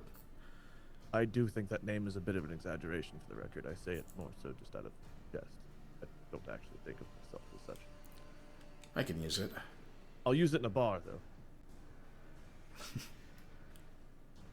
Well, whatever gets us out of this forest quicker. I'm sick of being here. Quicker means moving quicker, so I guess let's pick up the pace a bit then. Yep. I don't think we move like we're trying to run for our lives like we were in the wet parts, but perhaps a bit faster than normal pace. Hail the wet parts. Yep. So Scott, we'll try to move a bit faster. I don't think we're going out as quickly. We're not as worried about that as we're the wet spot, but we're definitely moving faster than normal pace. Sure, that makes sense. Cool. So yeah, you're moving quickly, trying to make your way as best you can out of the area. Why don't you guys go ahead and because you're going to move quickly, you want to move rapidly, you don't want to get fall behind. I'm thinking the best bet here is to go ahead and make Constitution checks to say like we're properly moving at a good speed. Does that sound fair? That's about how fast you want to be moving. Sure. I don't know the rules, but I mean we did that last time, so sure. Okay. Yeah, since we're moving. Okay. Ooh, nice. Those are some decent rolls right there. Don't worry, this isn't against any diseases this time. Do I need to roll for the horse or the donkey? No. Again, they move at they have less strenuous jobs and they have a higher rate of speed than the average person, right? So either way, and so they're also nowhere near like the top of their light load or their medium loads or whatever that they're carrying. Okay. So either way, so your characters are moving as quickly as you can without wearing yourself out trying to catch up, and the day rolls on, and it rolls into the evening. Now, as the sun starts to get low in the horizon, and it gets to that point like we were talking about yesterday, with the two of them are having a hard time seeing the signs that you're pointing out. The simple fact of the matter is, Koa, that you're like, we are close. Like, they are not moving as quickly as we are. For whatever reason, they are moving at a leisurely pace, or maybe they left their camp way later than we originally anticipated. Maybe they caught wind in the evening, but still like slowly packed up or napped for a bit and like left in the morning. Whatever the case may be, you feel as though you're close. You're really close to them. And you have an option here. Like, you can push yourself this evening and you can catch up to them this evening, in which case you could potentially get the drop of them on them using the darkness to your benefit, right? Or you can rest the evening and try to catch up to them in the road, in which case they're going to be wide awake and alert themselves, and it's like nigh impossible that you'll be able to get the drop on them as you're moving around with like donkey and horse and the three of you and so on. It's up to you. I feel like we're getting close. Very close. However, you two don't seem to be able to see the signs quite as well, so I wonder how useful you'd be in a fight this late. See the signs? I can barely see 10 feet in front of me. Not a good thing to hear whenever you're the ranged fighter of our... Well, You have very good eyes. That's all I'll say. Yeah, sure, for sure. I mean, it helps you know what you're looking for, but I mean, if you're worried about us being... Oh, sorry, go ahead. I suppose, maybe spending my days traveling, I've just gotten used to the darkness. Yeah, probably adjusted to it, but if you're worried about visibility during a fight, I can light up the area, or at least part of it. The other thing to consider is if you all are very tired or not. Going into a fight wary is not always the best idea, but perhaps they would be tired as well if we get the drop on them. It just depends on if you all want to get this over with now, or rest up and get to it freshly in the morning. I mean, I'd be very happy to be done with this, personally. I don't know. But what I do know is that you are the lead here. This is your you're in charge, Crap. I think my guess. headphones cut out. So Well, if what do it's you up want to me, do? getting the drop on them, well, strategically intelligent. I don't know. God's be with me. I kind of enjoy a fair fight. So, Oh God. It's not the right words Well, to convince Aldo. well, Wade can't remember which god it is that's like you want to see the strength of your opponent have a fair battle, but That's actually, what's his name? Help me out here, Jake. You should know. Vroga, is that Vroga? Vroga? Are you talking Yeah. about Virgo? Yeah, Yeah. Vroga likes the idea of like, fair fight, not for goodliness, but because it's just, prove yourself. Well, yeah, and he wants to kick this archer's ass. He wants the archer to see him, so he's kind of like, get the drop on him sounds smart, but bro, go be with me. I wouldn't mind looking them in the eyes as we try to apprehend them. And plus, if they try to run off, it'd be easier to spot them. Well, Mikhail did say he could light the area up. I can hear again. I missed a lot of that. But yeah, sorry, go ahead. Basically, Koa said, like, basically with Broga with him, he wants to have more of a fair fight than getting the drop on them. And he also mentioned if they try to run away, having the light of day might help track them a bit easier than trying to follow people at night. And Aldo responded that you can light things up. Mm-hmm. Yeah, I can. Enough to where it would help us track them if they run different directions in the night. Yeah, I could. It would still be rough going, obviously, if they just scatter, but could for sure. Well, it's up to me. I fight them fresh and on lit grounds, but if you two want to get this over with and be done with it, start making our way back out, perhaps in the morning, then we could press on tonight.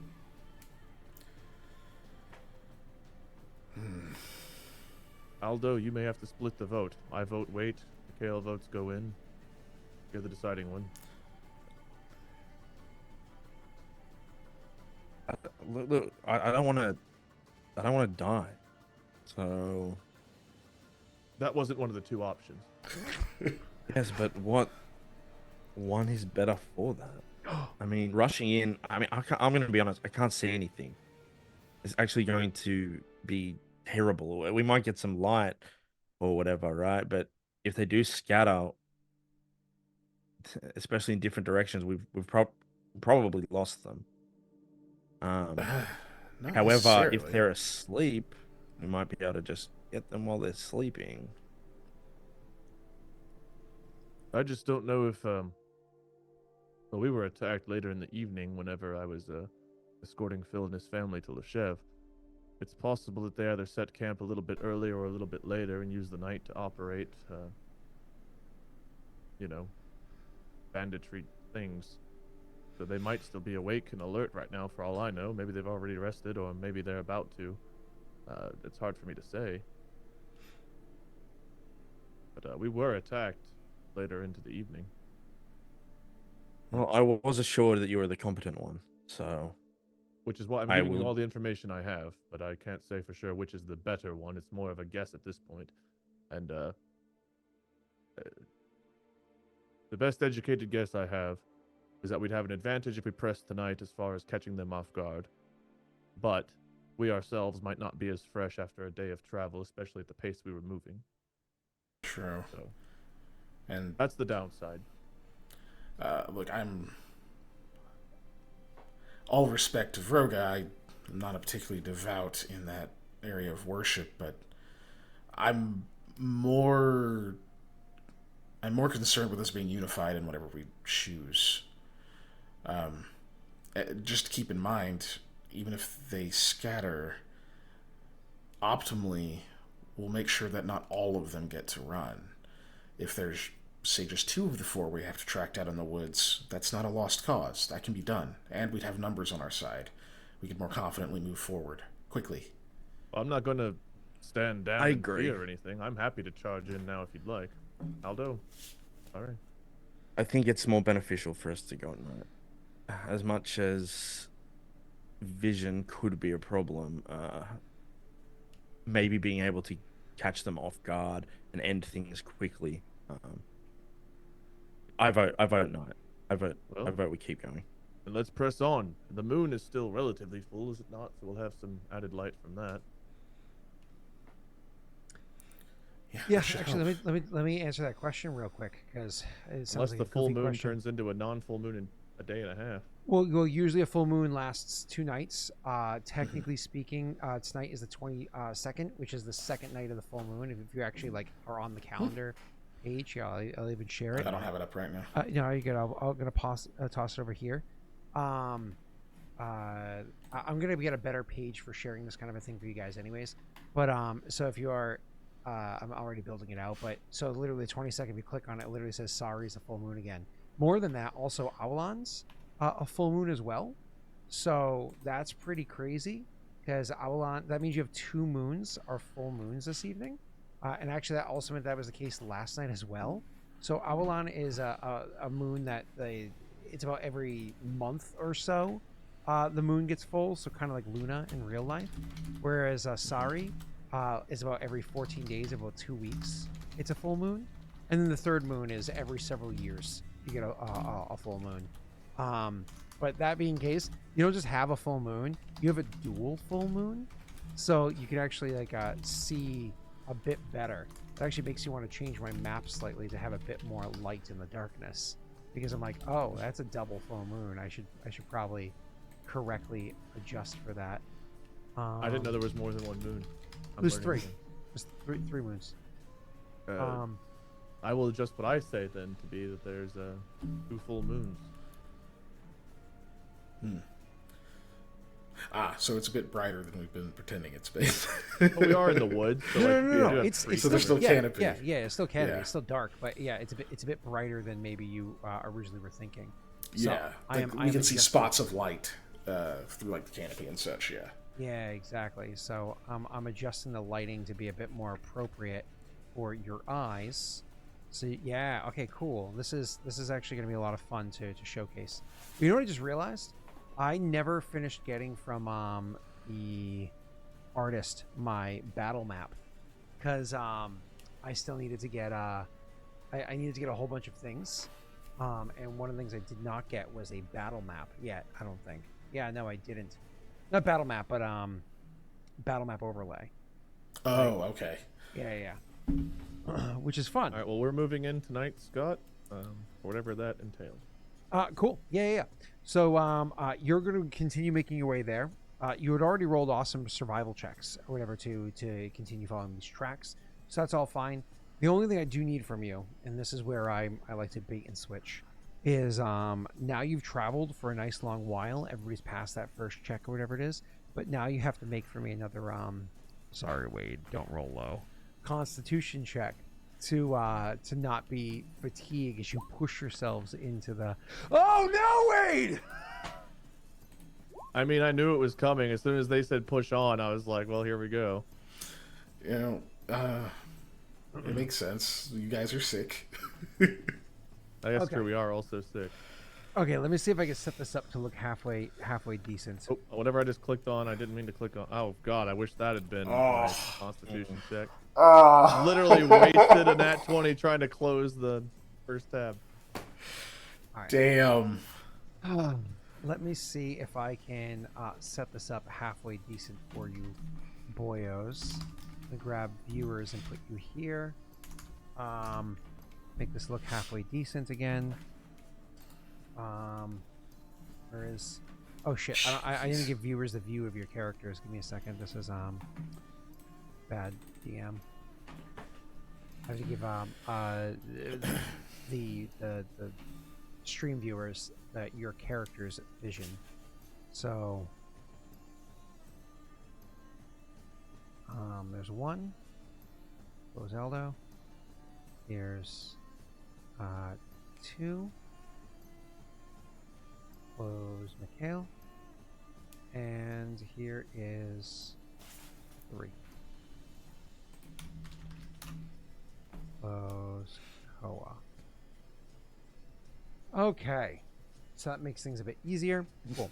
So your characters are moving along, and the bad news is, as you're doing so, you are unfortunately getting tired. I mean, it is a long journey that you're on here. It's a very, very long journey, and you are unfortunately getting very tired making your way as you have been.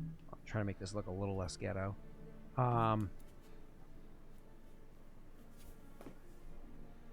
Sorry, everybody. Give me a moment here. Try to make it slightly less ghetto looking, but it's going to be pretty bad. Yeah, it's pretty bad, but it is what it is. So, your character's getting tired. There's that moment where like you stop and you like full on like yawn, and like you're realizing, holy shit, we are tired. But as you're doing that, as you're yawning, and this can only be seen by one PC, even though the viewers can see way more. As you're yawning, it's one of those things where even what's his name, Koa, even as Koa is like leaning against a tree and yawning. Oh fuck! Finally, like rubs his eyes, and he's like thinking to himself, maybe he's gonna say to you guys, maybe we shouldn't go on any further. Maybe we should stop here. But as he like turns to think about saying that or whatever, he then like realizes like light coming through the trees, and he leans off and looks around the tree that he's leaned up against, and sees like, holy shit! Like you must have been so tired you didn't realize it. You were like on them. You're like right there. You are not far away from where they are. If you had to guess, they're maybe like 60, 80 feet away from where you are right now. They are right there. They had apparently their campfire where they had placed it. It was like deep enough or low enough. These idiots have a campfire. He will sit up, try to contain his cough, motion the Nightstorm to like keep quiet. And he'll look at the other two. And he'll like try to put up like hand gestures to like show how far he thinks they are out or whatever else. And he'll move back toward them a little bit. I need to tie off the mule, donkey. I need to tie off the donkey, and get your crossbow ready. We're about 60, 80 feet away. You didn't get that from the gestures. It was really quiet. I heard you. I don't know how well other people heard you. Sorry. They're about 60, 80 feet away. Not too far. We need to tie off the donkey, Mikhail, if you'd like to do that. And I'll do that. Yeah, I can just keep an eye. Aldo, get your crossbow ready. Keep an eye out. Nightstorm, be vigilant. Don't forget to put in your character sheets. On your character sheet, top left-hand corner, conditions. And for the two of you that it applies to, go ahead and click your Already fatigue. got fatigued up there. Yep, same. Poor Wade. He's like, I'm a barbarian. I'm gonna be fatigued. Twice now. It's twice now. Both combats. He's fatigued you. Yep. It's not my You two fault you got voted to lost go in the in. woods. Okay? Wait, whose is it? Yours. Yeah. Actually, Aldo. We didn't make the woods, but okay. I didn't make the die roll. All right. So, for the sake of getting it out of the way and the excitement of being able to roll for it, why don't we go ahead and have you guys click on your tokens first as a reminder, and then please roll your initiative. I'm not for on the those of us battle who map. Are we aren't on supposed that to be map, over? yeah, I'm sorry. our initiative I'm won't carry sorry. over. I'm sorry. I thought Yeah. I thought I did that. I didn't know we were supposed to be on a map, so I was like, oh, I clicked on my token, and you guys like, no, we can't. Why not? Here. Are you guys all there now? Yeah, you are. So they I'm allowed. They updated in Crazy. Roll20 the way that these things are viewed. So I was struggling for a second. My apologies. Am I supposed to still be hurt, Scott, or am I back to full health at this point? Oh yeah. Wait, hold on. How much health were you missing? 2. And it's been 4 nights since then. Yes. At least 3 nights 18th in to the woods and 22nd, one other right? night. Yep. So you Yeah. heal 2 health points a night, so you're good. Sorry, 1 health point every 2 nights, so you're good. Okay, so I'm back to full health. Aldo, is that with fatigue? I didn't see the fatigue marker on your thing, and I thought you usually shows Yeah, that. I've got fatigue there. I believe you. Just usually it shows, but maybe it doesn't for initiative. It lowers my dex, so Yep. Yeah, All right, good old cool. initiative of -1. Gotta love it. I assume you're also tying off Nightstorm because Nightstorm's loud. But you can call to Nightstorm from a distance. It has a command, so it's up to you as to whether or not you want to I'm telling Nightstorm to stay for now, but I'm not tying off Nightstorm in case we want her to ride in to chase after somebody. Okay, well, that is not an animal companion, so it does have its own initiative. So you can click on Nightstorm and click on Nightstorm's initiative. I believe for it is like its name, but check and see if it has an init option on its character sheet. Yeah, I think he was just tying off the donkey. Oh, yeah, the knit is actually beneath its name, so it goes name, XP, large animal, and knit.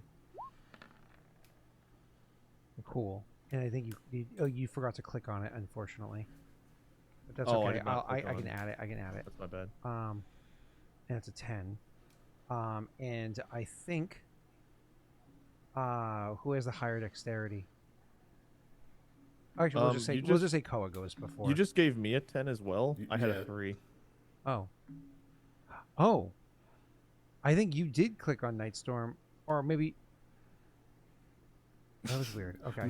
Maybe he had his own clicked and then rolled Nightstorm's initiative. Yeah, maybe. Oh, that's possible. I might have done that. Or maybe I fucked up. I don't know. It doesn't matter. Oh, Who something knows? happened. I'll make sure I click. Okay, Reach never for mind. next time. We're all good though. So Aldo, Yeah. you're here first. You are good to go, sir. And so initiative, remember, only matters when combat starts. The way that Pathfinder works is, as opposed to 5e, there are surprise rounds. So there's whole rounds of combat where they might not even be engaged in it. So we're just doing this in order for the sake of simplicity, for cleanliness. But remember, combat technically hasn't started yet, right? So, Aldo, it's up to you, sir. How would you like to start this? I'd like to actively stealth. Don't forget you have a and- -3 right now. So I'm gonna stealth and move up a little bit, take some cover.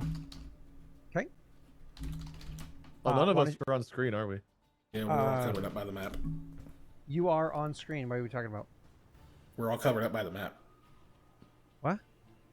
I'm looking at the If you stream. look but I at don't- Oh, chat, your our- faces. Your faces our aren't on face- screen our because, faces are, because yeah. again, I don't have a combat You don't have overlay. ours. No, so- no, that's fair. I just want to make sure that Yeah. that was Yeah, correct. yeah. That's fine. That's Okay. unfortunate. I don't have a combat overlay. It's. I will speak to the artist and get one going. All good. We're still here, chat. We promise. Yeah. All right, This cool. is not pre-recorded. Yeah. And no one is naked. All right, cool. So back to you guys. I was Oh, reading chat. So yeah. back to you guys. So go ahead and roll your stealth check, sir. All right, it's a solid roll. Now, again, it doesn't have fatigue. I thought when fatigue was on there. If you look at my sheet, you'll see that it's No, on there. I believe you, but we've used Pathfinder before, and every time you click and it affected a roll, it should. Do me a favor, click a skill. No, that is a skill check that would have fatigue. That is a skill. applied. Yeah. Click reflex save, just for funsies. Reflex. It's weird. It doesn't show it, but your It is a little dexterity weird. is reduced, right? Yeah, Wade to roll one. See if he shows up. Hold on, let me just think for a second. I can test roll. It real reduces quick. your strength and your dexterity, and you can't run or charge. Yeah. Yeah, Wade, go ahead and roll. It technically reflex. doesn't reduce skills. Yeah. Oh, Wade, go ahead and roll. Well, unless they're Okay, so my associated stealth with- is normally a +4. I'm going Ah, to see, read. it says it. See, his shows up. I did a strength check though, which it does directly affect. It So affects I'm trying to dexterity skill. too. So why don't you roll a dexterity check, Aldo? Yeah, Let me roll so I'm one just too. seeing Getting if all it- these good rolls. Okay, Yeah. okay. Yeah. So it's specifically only. They're the all things good that rolls, fatigue by the way. Targets. Good. I got you guys That's some of these weird. good rolls. All right. Yay. Jeez. Thank you. Yeah. All right, cool. Back to the Figures. game, though. So your stealth of a 20 is actually 17 because you have that mild cough. That you No, have. I put the -3. on. Holy shit, you got a 20? Sir, man, Yeah. boy, sir, you are good. And because of the fact that it is not completely dark out, it is a double full moon, you can actually see fairly well. So you can move at your normal half speed that you would use when stealthing. And you don't have to move any slower than that. So why don't you go ahead and move the 3 squares your character would want to move. I imagine, just so you can know, if you diagonally step down to the right, would be the first one that you want to do, sir. Let me know if you need help doing that. So it's kind of like step past the donkey. Perfect. That's your first step. And then you want to go ahead and move 2 more steps over from there, and that would be your 3 steps for your move action. Cool. From here, you can choose what you want to do with your standard, if you want to keep moving with the same stealth check, or if you want to do anything else. So I can see people around this campfire. I'm going to prepare an action to shoot if we're engaged. Okay. Sure. You So see, Aldo he's locked in, and it's almost like he's shaking, right? He's one of those that's like it's a highly tense situation where he might even accidentally like let it off. Oh no, that'd be terrible. So while they were tying off the donkey, while you were tying off the donkey, Wade, and telling your horse to stay or whatever it was, Aldo had loaded his crossbow and got it set, and he started creeping through the bushes over there. He creeps through nice and slowly, and then eventually he kind of like step through, and he goes up and he has the thing level set. Now, you're having a hard time seeing him, Mikhail, but both of you guys are looking over and seeing him, and he is there, and he does have the crossbow, and it's aimed over in that direction. And you know, if you're paying close enough attention, I don't know if your characters are because you're doing your own shit. If you're paying close enough attention, you actually see the thing is slightly shaking in his hands to the point where, like, at one point while your character's taking other actions, he actually lowers it down and wipes sweat from his forehead and takes like a steadying breath, and then like raises the thing back up to his hands being a bit more steady now, but still like nervously pointing at fucking people. All right. Next up in this set here is the horse, which is doing nothing. Of course, it's going to go to Mikhail. Okay. Yeah, he's also gonna stealth and move ahead. So I'll go ahead and roll stealth. Dude, what? Wow. Is that your fifth? Okay. I think so. I don't know, dude. Is that you're not sick or anything. So that's a full. Okay. Yeah, no. Well, because again, you can see fine enough because of the double full moon going on right now. You can just move at your normal half speed for stealthing. Why don't you go ahead and move your character the 3 squares you want to? Don't forget Pathfinder rules if you double diagonal. Then you can choose what to do at your standard afterwards. Oh, that's just one space. I'm kind of scrolling over because. Yep, if you move one more diagonal, it counts as double. I think the 20 emote's gonna need an ice bath after this. Forward. I know. Yep, I can see him. But Did we just do we get a whole new 20 emote that's just Keegan? I don't know. I mean, he's rolled the most, I think, but we've had a lot of 20s and 1s tonight. Yeah. So yeah, I can kind of see some of them from where I'm at now. Yep. I want to be totally out of their line of sight, so he's gonna kind of your shift up perspective here. in chat. That's what. So a moment ago you could see from here, and then he moved up to here, and that's all he could see. Yeah, because as soon as he obviously spots them, and you can see like his body language kind of like tenses up, and he like almost freezes in place for a second, and then like scoots very quiet, surprisingly quietly off to the side, like behind a tree. So that was my move, right? Yep. And then he like there's a hesitation, and you can see him kind of seems to like mutter something to himself, very like almost not even making sound, and he will draw the rapier. Okay. And Wade, as Koa is getting ready to go, one of the things Koa is thinking to himself is he's like steadying breath. His heart is kind of like pumping up a bit as he's getting the donkey tied off, as he's telling the horse to stay. Goes back up against the tree, takes his look over, takes his own, because he's tired, his own steadying breath, and his heart no longer is moving fast. He's kind of falling into the mindset. He's been through this way the fuck more than either of them ever have. And as he's steadying himself, there's one thought going through his head.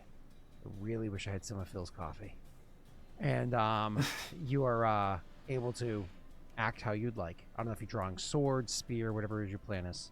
So from where I'm at, I can kind of see something. I can't tell what I can make out. Are those people I'm seeing? 1 second. Yes, those are 2 people that are sitting opposite side of a Is that the fire in the middle of them? Yeah, it's probably the fire. Yeah. Okay, so I see at least 2. To my left, up a little bit past where Mikhail went, is there another tree there that's a little bit closer I can get to? Yeah. So you're saying like northeast of Mikhail? Yes. Market. I've never been good at these tools. Like 20 feet away. Yes, but mind you, move tree? at half speed, and your speed's 40 feet. So I think that's because you have a base speed of 40, right? Yep. Cool. Yeah, that's half speed. So that's a proper stealth for you. Okay, Oh, hold on. I Wait. roll stealth first. Let me make sure that's true because we're using Pathfinder rules, right? Hold on, give me a second. Let's make sure. I'm gonna go ahead and roll my stealth. Everyone else is stealthing. Because So it I'm goes gonna roll it 5, in, 10. Okay, Pathfinder rules are not turned on for this map. That's annoying. Give me a second. Okay. Fuck, it's set to 5e rules. Hold on. Fixed. Nice. Okay, so that means it goes 5, 15. So 20 gets you to here. So up here is 25 feet. Because Pathfinder, because diagonal, it goes 5 feet, and the second one counts as 10 in one turn. So that's 20 feet. Gets you to here. which leaves me pretty exposed. It looks like. You can go here or here. There's, either way works. Let me step up to next to. Let me move to 15 to there. Yep. Let me take a And look then what I see decide. from there. Sure, sounds great. And you rolled your. Oh, you did. Does this include your -3 So for it's a coffee? normally a +4. I rolled a 14 and got a +3. So yes. That includes your fatigue. That doesn't include your coughing. So it's actually a third. That would be a 14. 14. Yep, 14 total, which is still good. It's still a good roll. Yeah, solid. Okay, let me make sure. Am I chat allowed to can like see what peek you can out a little bit like this? Can I peek? see. Yeah. You want to like pop up for a second, then pop back down? Sure, go ahead. I just want to peek out to see like if there's another tree I can move up to next round. And I see like a little one I think in front of me, so I'm gonna stay here next to him. For You now. can literally move up one, look for a second, then move back down, and we'll say that it doesn't count this movement yet. So you're good. Go ahead, do that. I don't want to stay there. I'm gonna move back here. Did you do Oh, that I didn't. yet? I didn't. 'Cause I didn't did, see you but do it. I'll do it so you guys can see. And then Oh, I'll okay, move back. okay. Yeah, he just didn't let it go. Yeah. Cool, Yeah, cool, so cool. there and there. All right, cool. I didn't fully move out as if I was peeking, but I'll do that so chat can see my. Yep, no problem. So you looked out and you saw that, and you saw that there were 4 people over there, which is an insane number of people. I'm gonna look at Mikhail and just hold up 4. He So nods. Now the important thing to note here Trembling hands. is that you have what's it called? Wade, you still have your standard action. You haven't run out of a standard action yet. You still have that. Can you double move in Pathfinder? Yeah. You can use your standard actions to do another move action if you'd like. Yes, sir. It, In which it case- will also take you some kind of action to draw your weapon, I think, right now. You can do that as you move. Oh no! So you you, have you, a bab- you have to have a plus Oh, that's one right. BB, yeah. But if he wants to say he drew his weapon before he started moving, I'm fine with that. Just tell me what weapon you already drew. Well, I did say I drew my sword. Okay, cool. Okay. Then I that's just- already sorry. drawn. So do I still have the other 5 feet of movement? Can I move that 5 feet and then 4 more? Yes, sir. Just if you move diagonal, just remember that counts as. Okay, let me move here for right now so I can show you what I'm thinking. Yep. So what I'm trying to do is see if I can move far enough to get to here behind this tree. So that's 10 feet, or I guess it's 15 feet from where I'm at with the 5 I already had. Yep. So can I stealth up to that one as well? Absolutely, you don't need a roll. You just go with your same 14, and you can go ahead and move there. It looks like I can kind of see Aldo from here, so I'm gonna look over and see if Aldo can see me or not. It might not be able to because I don't know how good your vision is, but I will look can at Aldo. Just and see I'll- you, yeah. I'll hold up a 4. Yeah. Okay. That's it for my And turn, I so think. you hold up the 4 or whatever it is, and Aldo has to squint because he's clearly a little distracted himself, but he eventually sees like what you're showing, and maybe I don't know if you can even see him nod because you guys you're moving just so slight at the moment unless he does this big nodding, but I don't know, Aldo, are you even in the mindset to do a big nod like that? You know what I mean? No. You can see Aldo. He just seems to be staring at them. Yeah, I mean, if he looked like he might have noticed, then he'll quit holding up the 4. Or if it's just enough time has passed, be like, okay, well, I tried. Back to the task at hand. Cool. Yeah. All right. Awesome. They I'm going to roll perception checks real quick to see if they notice you. It's at this point in time we have to make a decision as a campaign, and I'm going to throw this to a combination of the PCs who have the big say, and then the viewers if the PCs are not unanimous in this. Do you guys want me to, for this campaign, open roll like I've done a lot of campaigns recently, or hide my rolls like I used to do when I first started Lost Initiative and always did as a DM prior to streaming before that? It's up to you if you want open rolls or if you want hidden rolls. I mean, For chat's sake, I lean open, but for my sake, I kind of like the idea of it being hidden. I don't know. I'm of the same mind, but I think I'll lean open. I think open rolls are more fun for wide appeal, and I don't mind them. I kind of like the idea of closed rolls. However, I think that it could cause some confusion sometimes with luck and daddy's dice and things like that. Oh, see, like when you're opposing. That's the thing. Like, if I did hidden rolls, I don't get daddy's dice. Yeah. Oh, I definitely like hidden. Ah! I think I know where my vote's going. The chat seems to want open rolls. You guys leaned open. Open's fine. Yeah, I think hidden sounds more fun, but pretty. Yeah, but for a production, we'll go open. That's fine. Okay, cool. Fun yeah. fact. We all want hidden, but chat's like, we want to see. So whatever. Yeah, they're pretty heavy lean toward open. Okay, cool. Snog and Forensic at least didn't care too much. I always did hidden rolls like my entire time DMing until I don't remember the first campaign I did do open rolls. Maybe it was the. We should have made a Eberron one poll on for Dylan. chat. That way, people that don't want to type in chat could still vote. You want to do a poll? Oh. You want to actually? Yeah, we can do a You want poll. to throw it Let's to do a poll chat? for chat? Yeah, let's do like a 1 or 2 minute poll. Let chat actually vote on it. Sure. Do you want to set the poll real quick? I'll finish setting up something else on this side. Oh God, you think I remember how to do that? Hey guys. Well, if you're doing like a 2-minute poll, that gives you guys 2 minutes if you want to run off and take a piss or something real quick before we dive into this. I mean, true. Yeah, I may as well. Yeah. All right. What are you looking at? Or my dog's staring at me for some reason.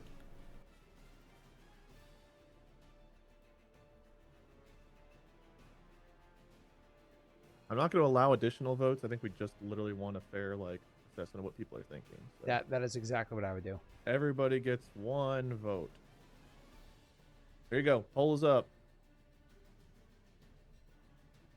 Cool. Vote as you would like. There we go. Everybody gets 1 vote. Do you want open rolls or do you want hidden rolls? I tried to describe it in a way that was obvious. Nobody knows but the DM. We all see the rolls. Yeah, So. that's It's yeah. anonymous, so literally vote for what you guys want. Yep. Exactly. Wait, did you want to run upstairs real quick? I literally just ran to use the restroom because I couldn't hold it anymore 20 minutes ago, so I'm good now. Okay, cool. Cool. Wow, it is ever so slightly skewing that way. That's funny. Oh, it's like 50%. I mean, 1 more vote. You know, the There you go. PCs can vote too. Like you have a vote in this. Like you are one of the, because you threw it to chat, but you are technically, you still have a voice. You just have a smaller voice than what you had to before. It You know? is tied right now. I mean, you're a childless cat lady right now, so you only get 1 vote. You know. Oh, but Keegan and Jake aren't here to vote either. Well, maybe they'll get back in time. Keegan, Jake, come back in time to vote. They've got a minute. I mean, Jake, in Australia, it's mandatory. I don't know what happens if it ends up being a tie at the end. So that's. I mean, then Yeah, I get to come be, then I get to have my ceremonial role as the president of the of Congress, and Keegan, you can vote. which is you- not did you vice hear? president. You It's came an running back entirely 'cause you separate heard. thing. Yeah, he said whatever Keegan votes for, we're gonna see it. You know, like we're gonna. But Oh, I know which way he voted. I get my entirely ceremonial role as president of the Senate. That's what I get. Or of Congress, sorry. I'm assuming there's 10 seconds left. There's a lot of you that haven't voted. Yeah. Hey, that's fine. You know, some people just like to sit there and eat their cheeseburger while they're listening. So I can't believe it actually went that way. Oh my God. I am shocked it went that way. Wow, it was a 14-13. Holy crap! I mean, That's wild. is it so close we have to recount the votes? You know what I mean? Is this like I'm just kidding. Stop I don't this, have that Neil. number of Stop votes.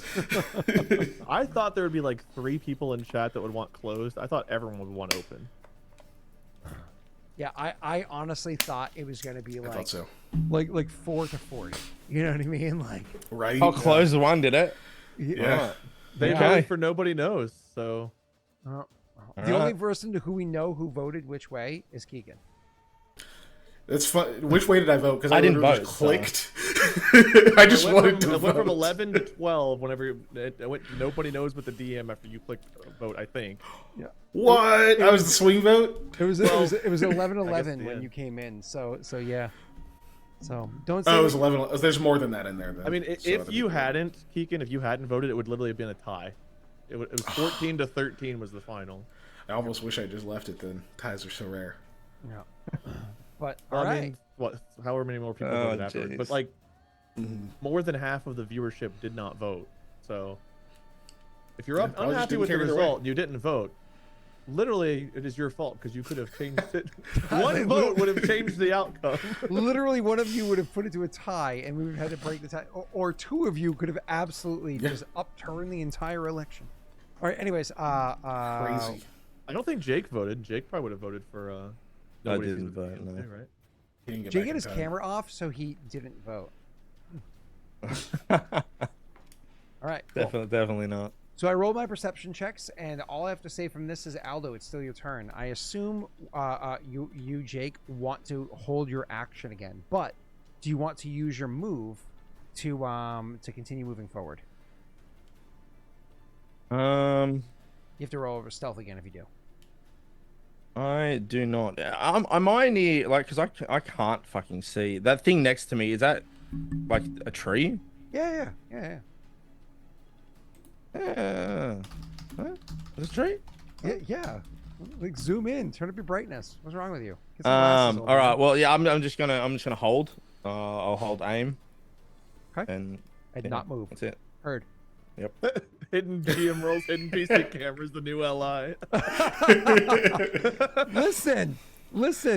I'm sorry, but the Next artist, session, the artist next didn't get session, me we're a- hiding player roles too, and you guys just don't get to know what happened. Right? We're just a podcast with minimal visuals. No, we're actually getting rid of the audio. You just have to judge based on our reactions what you think is going on. Let me make sure that I'm not missing something. Okay.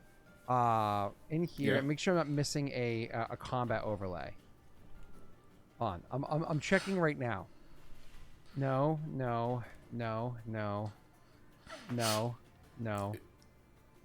The best I could do for you is to take the overlay that you're seeing here and make the map really fucking small and put it behind where I have the carousel, which is where like it shows like Aldo stats right now. It's honestly fine. Yeah, I mean, I'm just saying. We have like 20 minutes, Scott. Come on, let's get this TPK rolling. Let's go. Yeah. All right. Cool. So back to the game. I probably won't get a new overlay for a few weeks though. But back to the game. Aldo just holds your turn, does nothing else. Obviously, the horse is doing nothing. Mikhail.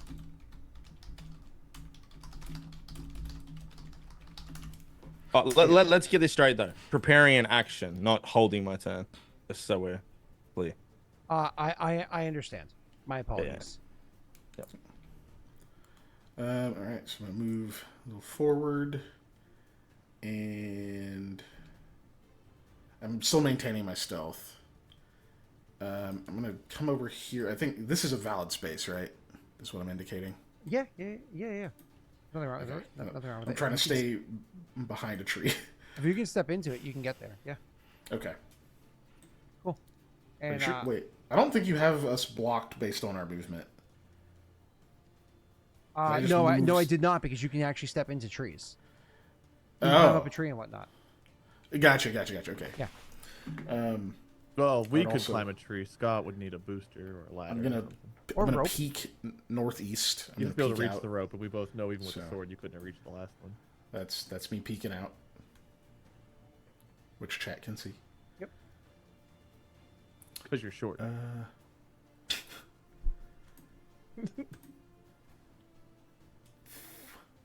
I can't get where I want to be with how much movement I have left.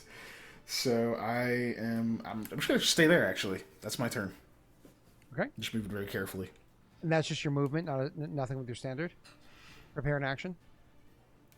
So you can't see anybody. I can. Yeah, I can't really. I'll prepare an action. I'll say defensive. Okay. Koa. Do I need to roll stealth again if I move? Yes, sir. Yes, you do. We can mental math the -3 for you. 12. So that's a 12 total. Yep. Okay. I think I can move far enough to get to here. Yeah, you can definitely. That's Oh. only 15. Wait, was I supposed to reroll stealth? Oh, I'm sorry. I didn't. You were, yes. Because I asked, I said, am I maintaining my stealth? And you said, yeah.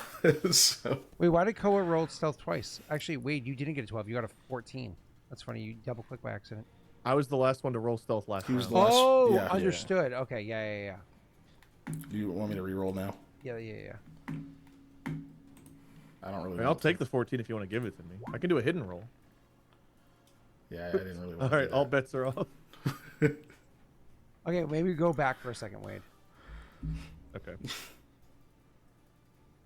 that All right, change things? so you move up to there, and you move up to there pretty easily. But then you step out, like lean out, and when you lean out from there, all of a sudden somebody goes. What is it?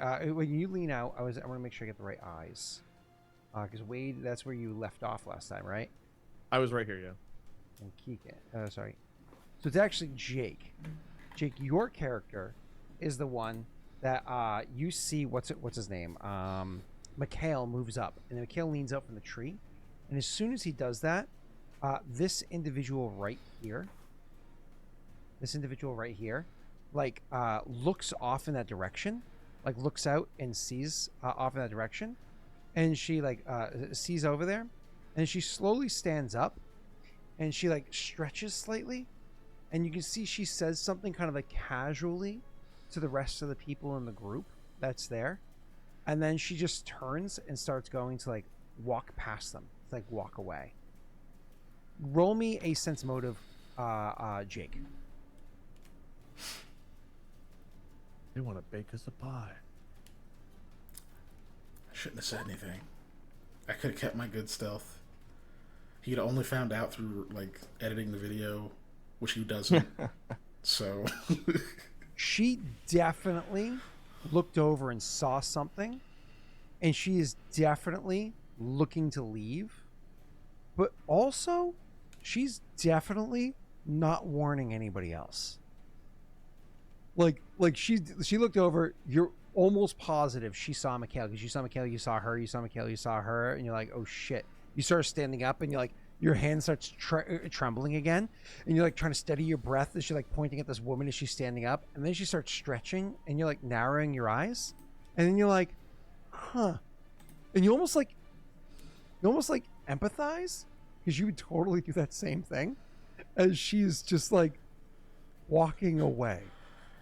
does he recognize her or not? Because he knew who one of Great them was. question.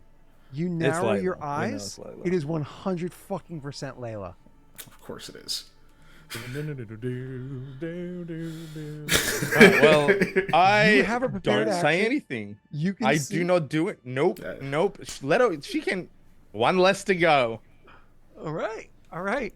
So she turns. She says something like casually to them, and then walks the fuck off. Okay. We gotta capture her. You know that she's worth the Shit. gold, right? And also Dan. She's our link to Dan. He's gonna let her go. I can't. Aldo's too fearful.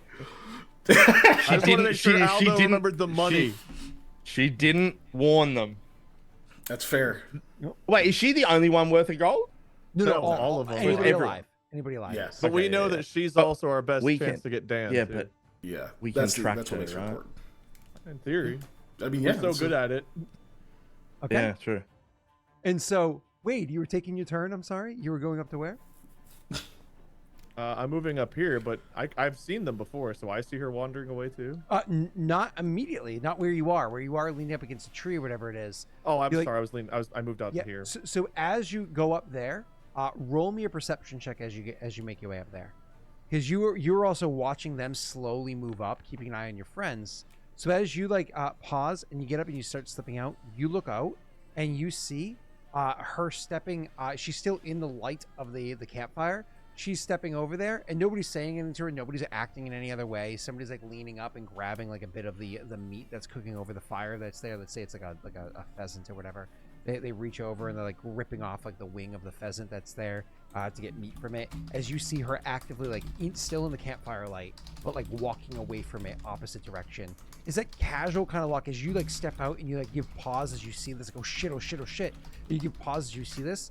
Is that casual kind of walk of somebody that looks like they're about to go take a piss? As a matter of fact, you swear you see her hands go down by her waist, like she's starting to unfasten. Okay, maybe she's just going to take a piss. Okay, but okay.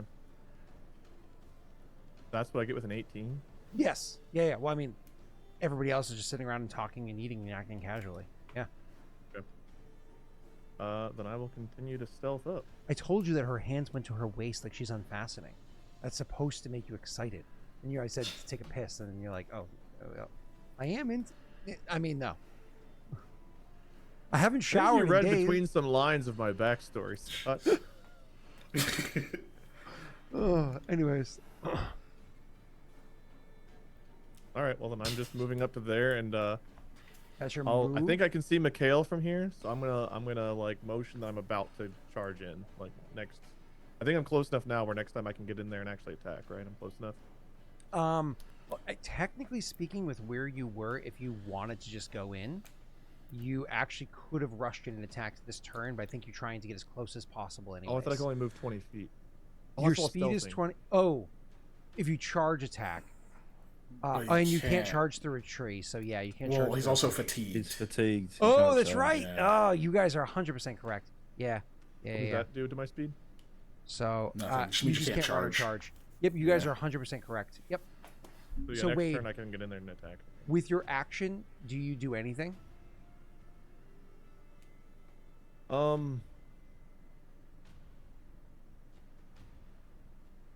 I honestly, to be honest with you, don't know what else I can do. I'm not that familiar with this. I've never used Rage, which is a barbarian ability, but I assume that would be more. Is that an action to use that? Do Can't what? rage either. To Rage. rage. Oh, you can't rage rage if when you're you're fatigued, can you? Yeah. It's free normally. All right. Well, I but literally you have no can't. other abilities, so. Nope. I guess not. All right. This is the campaign where I never get to actually play my character because we only ever get to encounter anything in the middle of the night. This might be our last encounter. Okay. So, So you could be here we right. are. Wade, you're holding your action. Let's say you prepare an action to be offensive if you need to be. Almost as offensive as I am. Okay, cool. Yeah, I guess if someone charges this way, I'm all ready to attack them.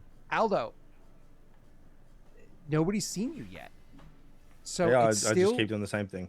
it's still prepare. technically a surprise. It's pre-surprise round, right? So you're just gonna hold. You're not gonna get any closer. Nope. I can see them. I hold. Okay, Wade. Wade, look up the rules real quick before it gets to your turn, because I'm going to Mikhail. Look up the rules for commanding. So look up Pathfinder handle animal, and then look up actions for commanding your horse if it's a move or a standard to tell it to attack. Because you might want to be mindful of that going into your turn. All right, I think it's a move action. Mikhail, you're it's your right. turn, sir. Okay. I'm gonna move again since I know he's about to rush in. So I'm gonna roll stealth and hopefully get a better stealth than I did before.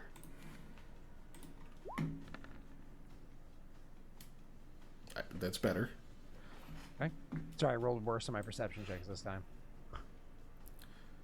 Like, you still would have failed with that roll, but I rolled worse this time. Where you going? Right over there. Okay.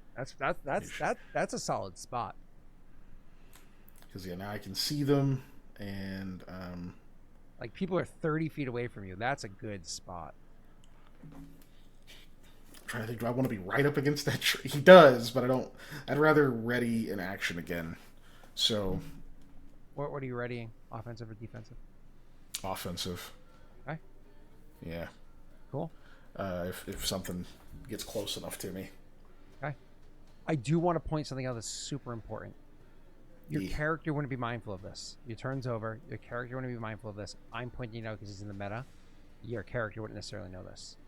The way that combat works in Pathfinder is it's based off of the corner of your square, and if an arrow or something passes through any of your square, then you are an eligible target for the arrows it passes through, and you provide something called soft cover. And if you are the reason why it misses, it can hit you. You don't know this because your character is not a combat person. Yeah. But I missed it because of where my screen was. Theoretically, Aldo could accidentally shoot you with a crossbow bolt, which would be pretty funny. Like he has a great chance of you providing him a plus to AC to the enemy. So, would he say anything if he sees me kind of settle into that spot? I mean, he might if he had a clear mind, but again, with this being the first combat, he's like shaking at the moment, right? Yeah. I mean, I could imagine even being shook up, being like someone gets in your line of sight, like, psst, fuck, like I don't know, but I'm just asking. Okay, you're good. I don't want to screw Jake over, really. No. You must screw yourself over if I miss. Yeah, I mean, like, yeah, if I get hit, that's on me. But yeah, he rolls an 8 on damage. Anyways, I'm down. so Wade, sir, it is Koa's turn, and I think you're saying it's go time. I missed what happened during his turn. I'm trying to find the answer to the animal. It says you need to make a handle animal check, but it doesn't say if that's your action. I guess that would be your action. I think it's actually technically move action. Yeah, hold on. I think usually action is like one of the last things, and this has such a long list.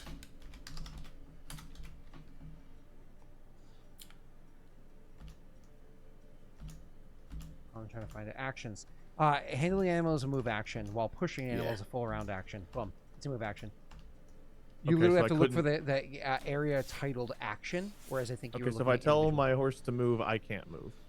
Correct. It's a move action, but that's okay, because what you're going to do is this turn you'll move up and you'll attack, and next turn you'll stand still and command it.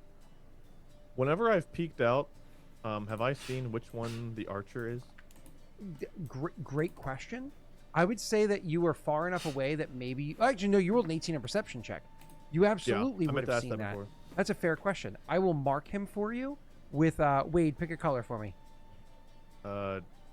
Blue. Boom. I marked him blue for you. So when you step out again, you'll be able to see him. Perfect. Then my goal is to move in. How much can I move while fatigued? If you're not stealthing anymore, full speed is 40 feet. Okay. I'm gonna look at the other two, kind of motion that I'm going in, hoping that they get the signal. Otherwise, I might be dead. And I'm going to go, I think, right here. Boom. Awesome. Chat can't see that very well, so give me 2 seconds to fix this for them. And then I will do that. Hi, Keegan. We can see you. Bye, Keegan. Hi, Wade and Jake. We can see you. Bye, Wade and Jake. Okay. Where is... Oh, Aldo's so far back there. We can't see him at the moment. Let's go back this way some. There we go. Now we can see all of your PCs. Oh, your characters again. Cool. All right, back to the game. Initiative order right here. Cool. So, where were we? Wade, you move up, swiftly move up. Like as you move quickly, like as you startle them, as you come over, they are unarmed because they're sitting there actively eating. They may have weapons nearby, whatever it is, but you go rushing in as quickly as you can. You have the drop on them. Wade, that means they are flat-footed, so they don't have applied dexterity to their They're also sitting. Because of the fact that they're sitting, you're catching them flat-footed. Because they're sitting and not prepared for this combat, I'm going to give you a +2 to your attack roll. If you look at your character sheet at the bottom, all of this just for me to miss anyway. I can't wait. At the bottom of your attack area, there's like a temp attack. You can add a 2 right there if you'd like. You get a +2 to your attack roll right there, which is nice. And you'll be able to rush up, catch them off guard, and absolutely take that attack, sir. Okay. I'm attacking the archer. And this guy, I'm not holding back. I am hitting to kill. Absolutely.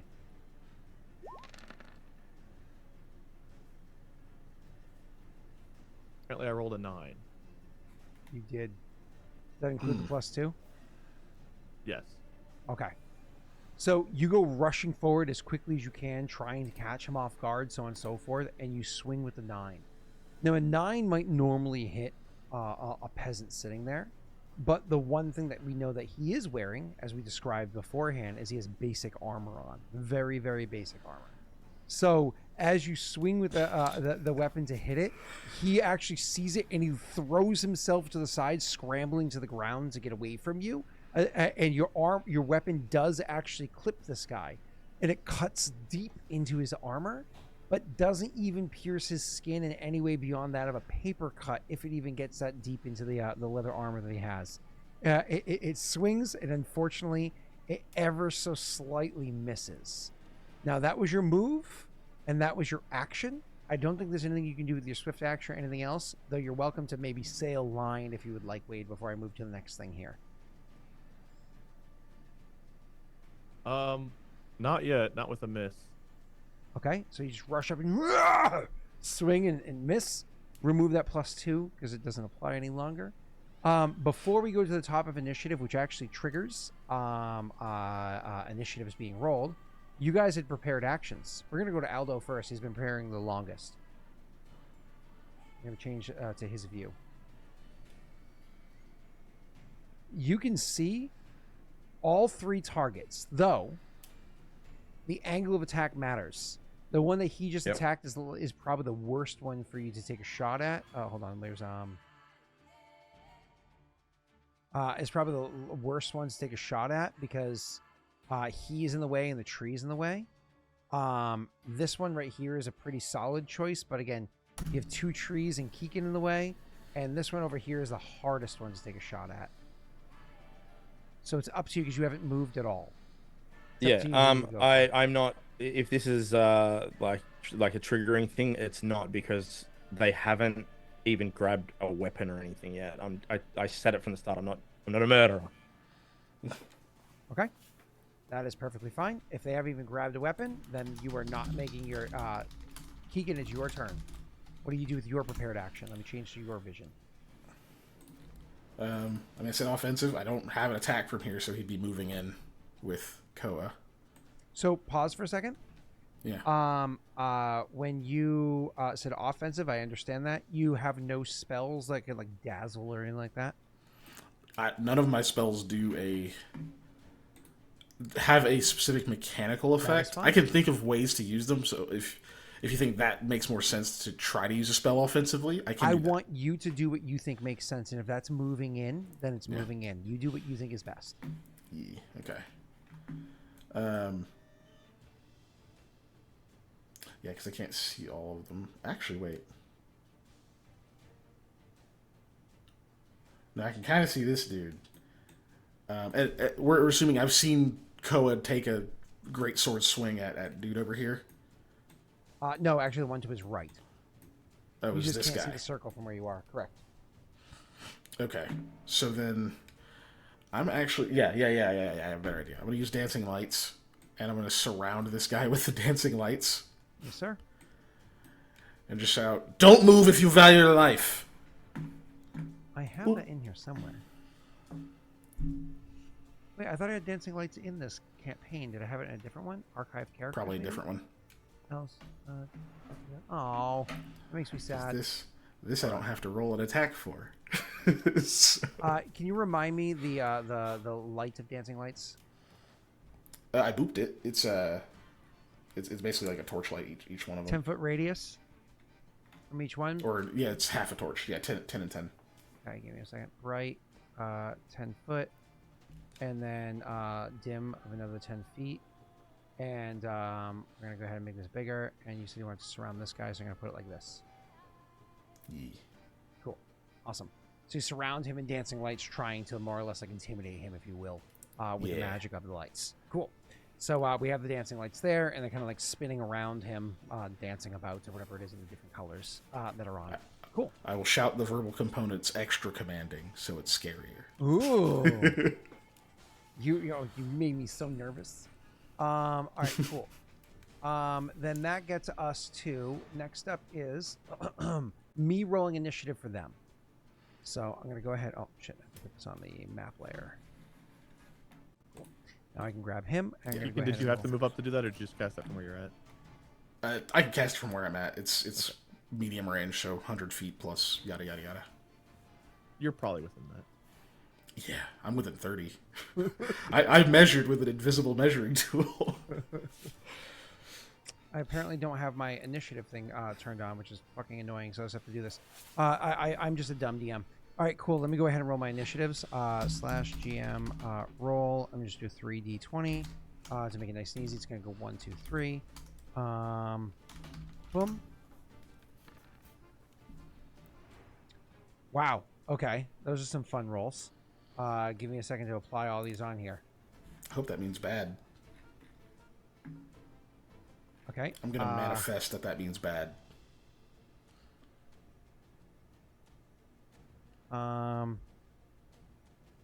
Okay.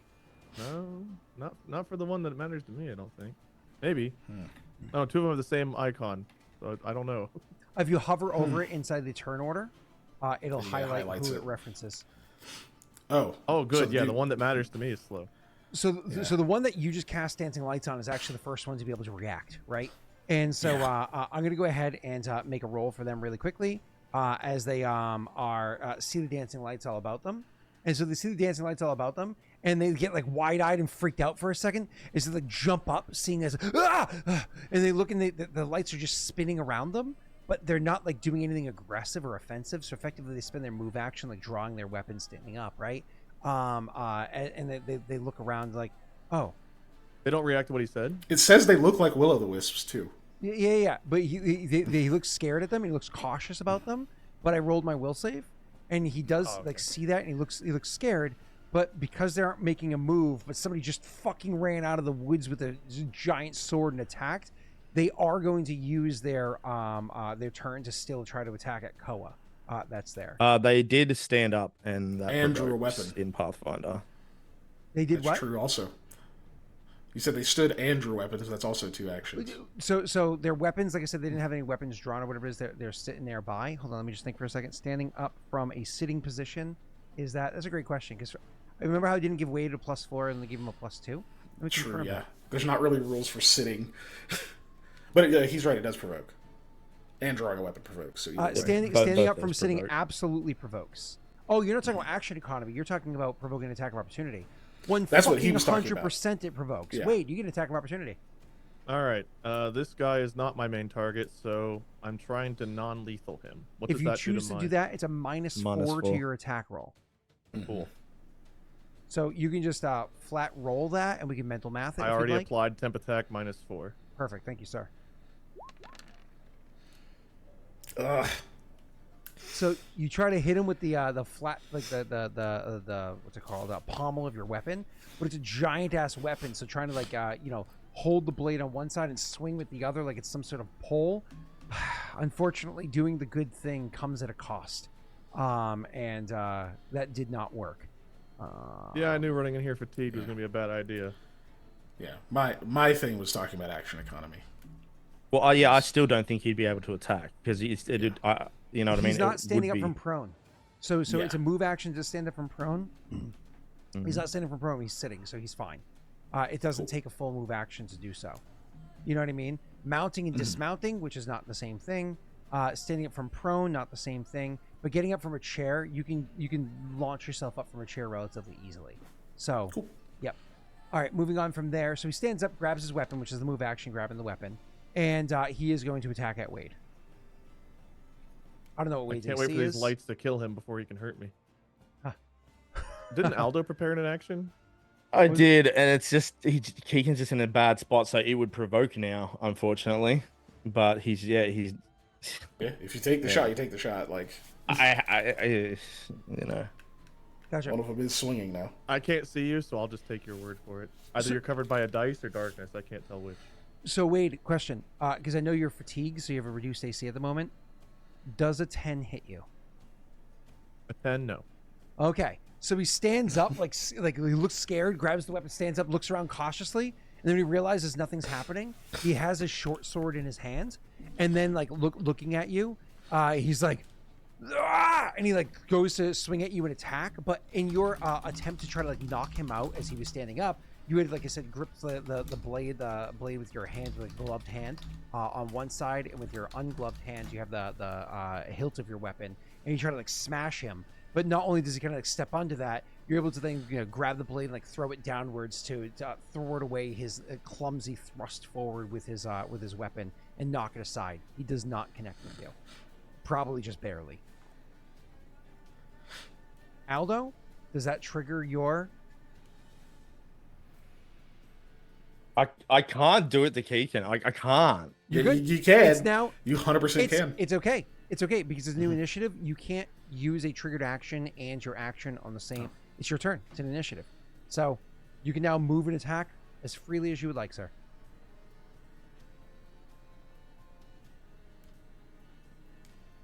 Are you moving at half speed, or are you properly moving? No, I'm properly moving now.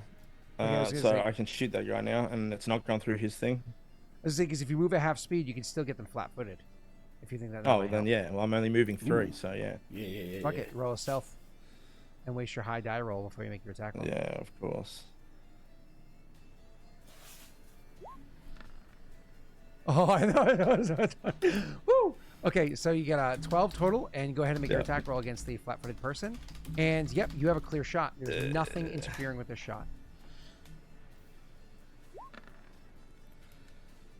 Let's fucking go! That's a good roll. That is a damn good roll. So pause for a second. Chat, you may be seeing, if it's your first time watching a Pathfinder 1E game, this is a flaw of us playing on Roll20. It actually makes you really angry that after all these years, Roll20 still sucks balls. But the way that Pathfinder 1E works is you have to roll a d20 to attempt to attack your target. And then you have a critical threat range, which might be a 20, a 19, 20, 18 to 20, whatever it is. After you roll your critical threat range, you then have to roll again to beat their AC to confirm that critical hit to do extra damage, because critical hits are really scary. It's not like 5e where you just roll a 20 and it automatically works. You have to like roll for these things to happen. Unfortunately, there is no if-then that works with the way that the JavaScript is programmed inside of Roll20. So it can't be if I hit my critical range, then roll the confirming roll. It's they just asequentially roll them at the same exact time, right? And just both of them pop out at once, and then it makes the decision afterwards. But back to you, Jake. So yeah, you roll and you absolutely hit.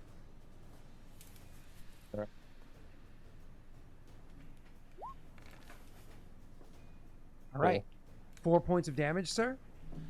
You let loose that crossbow bolt, and Wade, as I said, you knock aside the attack. You thrust forward clumsily. You knock aside the attack, and then all of a sudden, you hear from across the way that heavy thwang, that really loud sound of a crossbow bolt being released, and you see all of a sudden like that. You hear a thud. And you see that guy's eyes like widen as he stumbles forward into you a bit, to the point where you have to like knock him back slightly. And he's like slowly reaching down and looking at a crossbow bolt launched into his side. And he's like, oh shit. As he's like stumbling and barely standing there with the bolt into his side. I'll continue describing that momentarily, but you abso-fucking-lutely hit that guy for an obscene amount of damage. I will take the moment to say, I think I can speak out of turn, right? Just like in fighting. He told you to stand down and surrender. Did he? I did. Keegan did. Oh, Keegan did. Oh, When I did the lights, yeah. He doesn't know who the fuck just hit him. He was attacking me, but he just took a crossbow for being told not to do anything. I was confusing with Aldo, sorry. Mikhail, it's now your turn. It's not. It's still my turn. Oh. I have a swift action, which, with practiced precision, I reloaded my crossbow. Oh, that's right. Yeah. Hey, nice. I forgot. You have a trait that allows you to reload this crossbow very quickly. So, Dude, at level 0, that's nuts. yeah, That's dope.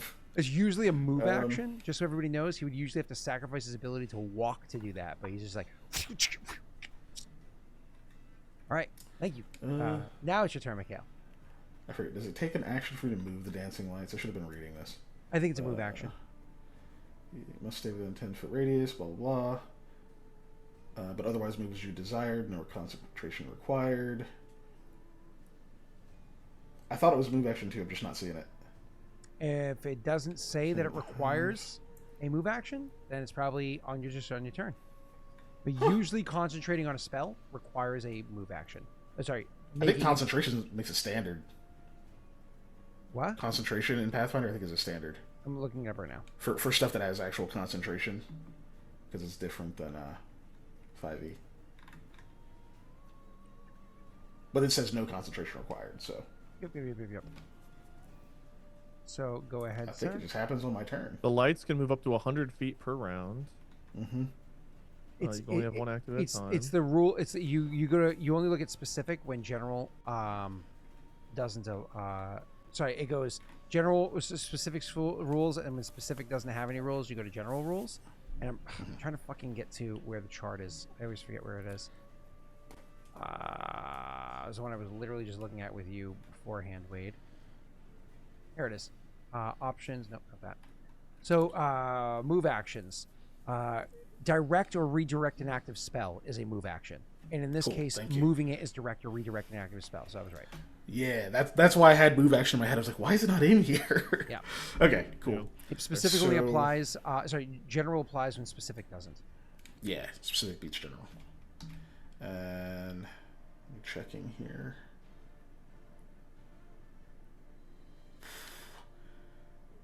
Okay, I think what I'm gonna do is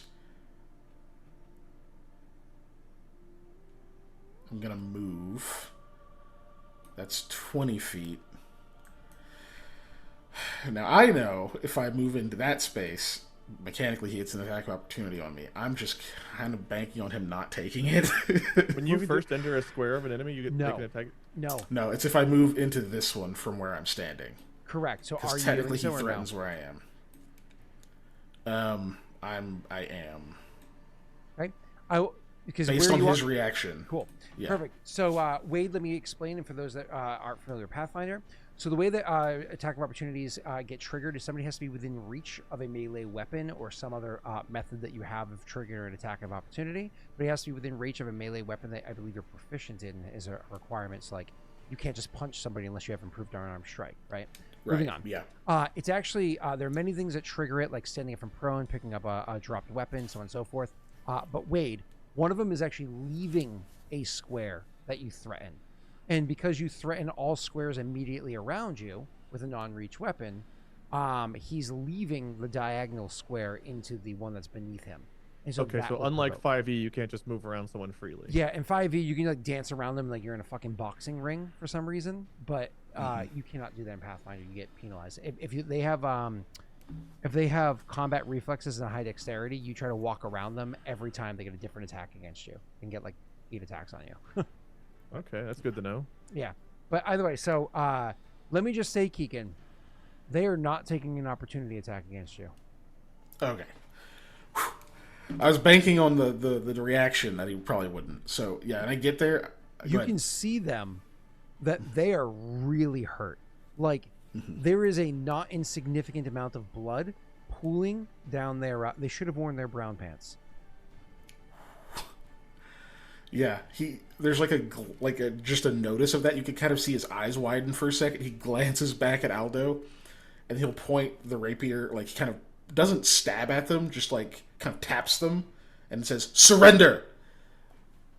I don't know if you want me to make an intimidate or not, or if he just drops his weapon. If that is what you're doing with your action, it is a yeah. Yep.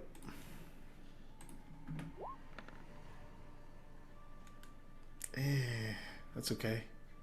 Okay. So you say surrender, absolutely throws down the weapon. And as he does so, winces and tears up with pain for doing so. Okay. I just reply with smart move. Then I point it at this person, I think. Yeah, her. I can tell. Yeah, I can tell that guy's getting attacked. Cool. It's now Koa's turn. Koa, obviously, we know you're here for blood. Fun thing. If you were to attack this guy, which I know you're not going to, you get a +2 to attack roll because you're flanking with him. But you're not doing that anyways. You're attacking this guy, so it's a normal attack roll. This is true. Is he still sitting, actually? Oh, not that it matters, I guess. I rolled a hit roll. I'm not hitting anybody today after being the hero of Loshev. Oh my god, that sucks. A natural 1. Hey, you know what my confirmed crit roll was? A 2. Next ruling here. I am not a fan of this. Hands down, you 3 would have to outvote me on this one. I am not a fan of it. Okay, so unless you unanimously want it, do you like crit fumbles? No. I don't think I've ever dealt with them. I don't like crit fumbles. It is a common thing in when D&D when I was growing up. It was a common thing amongst young D&D players. All the people I knew that played D&D that were older than me never touched that shit. They hated it. They thought it was stupid and childish. Even as a teenager, I didn't like fumbles and successes. Is this Now where you like D&D drop your weapon or something if you roll? You drop your weapon, Something it can bad break, happens. stuff like that. Yeah, You hit an ally, all kind of crap. Yeah. D&D culture now, it doesn't age isn't a factor of it. D&D culture now fucking loves nat 20s and nat 1s meaning so much more than they mechanically are meant to. I am not a fan of that, but okay, cool. I will say I'm okay with them under extreme circumstances, but especially like talking about like with Aldo, me being in his line of fire, setting it up, saying, hey, if you roll bad because of this situation, you could hit him, right? But not just like you rolled a 1, so something bad automatically happens. That's even a mechanical thing. Like that's not even my. I know. I mean, like if you set it up beforehand, just using that as an example, even though it's not accurate. Yeah. But if you're like, okay, this is a weird situation, I'm going to tell you now, if you roll a 1, something bad could happen. I'm okay with that under extreme stuff. Yeah, heard. Cool. But that just makes sense because it was preset. Perfect. Cool. Yeah. We agree on this, Wade and Jake. Nobody. Yeah, that's fine. Perfect. That's fine. I'm not a fan of fumbles. They hurt PCs more than anything else. They're less fun in my mind. Cool. Heroes should be heroes and not bumbling fools. All right, cool. So Wade, you just miss horribly. You take another chop at this guy, but unfortunately, like I think the problem with Koa is that he has red. He sees red. He has that rage building up in him, but he's so fucking tired he can't let it out. So instead of his rage giving him that like practiced focus that he's learned over the course of like years of training or whatever it is, he's so tired that his focus isn't there. And instead when he chops at this guy, it's not this precise blow. It looks more like he's using a greatsword to chop wood. And so he does this like overarching blow down, and the guy like slips away again, and now he's going to like draw his weapon, so on and so forth. He slips away again, and it's like Koa is now stuck there, like placing his foot firmly on the tree stump that he's sitting on, and yanking his blade free from it. Right? Cool. It's now her turn, and what she's doing is again same idea. They're sitting, so she stands up and draws out her bow. That she has because she's one of the trappers. She stands up and draws out her bow, and she like sees everything that's going on, and she knocks an arrow and pulls it far back and points it directly at Mikhail's chest. And she's like, "The fuck is going on?" Like as she looks like scared, as she's trying to like start slowly backing off, and says, "You surrender."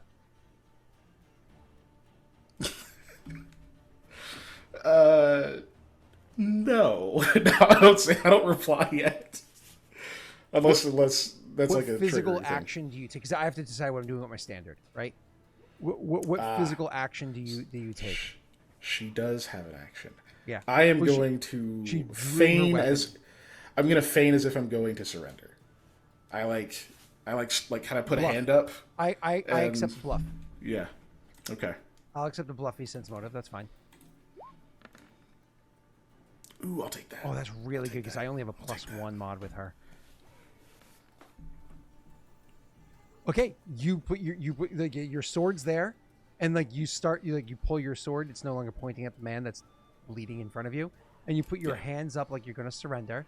And when you do that, she goes, "Okay, and that's like starting to say her next line, and she starts like releasing the tension on the bow. She can only hold it for so long anyways. Releasing the tension on the bow and pointing the arrow down as she's now preparing an action, if you will. But that's going to be, she says, let's, and then that's it. She can't keep talking forever. And it's going to be the next person's turn, which is going to be, well, we already know who he is. And he sees Koa. He sees the sword. He saw you attack at him twice. He is wide-eyed. and his response is, "Fuck this!" and like turns and uses his withdraw action to turn and run. So he is unfortunately turning to run away. Withdrawal shouldn't exist. Can we vote against that withdrawal? No. Withdraw absolutely exists. Chase him down. What was that? Now he was still on the ground because he hadn't had a turn yet, right? So he can't fully get away. No, He can move like 30 feet. So to answer your question, Wade, that's a great question. Withdrawing is normally a full round action where you don't provoke for the first square and you move double speed away. However, he had to use his move action to stand up, and so therefore he only has a standard left, in which case it's called a restricted withdraw, which you are allowed to do, and you can only move his full speed, which is 30 feet away. Now, the reason why this matters is because he can move his full speed for those first 30 feet. After that, he has to start moving at a slower speed because it's going to be dark, and he's not going to be able to see so well as to move. But his speed is 30 feet. Your speed is not 30. So he does start to move away. I'm just going to go ahead and put a little marker on him. Let's go ahead and put a flag for him running away. And that is his turn as he turns to start running. It is now this guy's turn, Keegan, the one that's between you and Koa. And he just like looks at him like turning and running and everything that's going on. And he's like, I'm going to sit down now.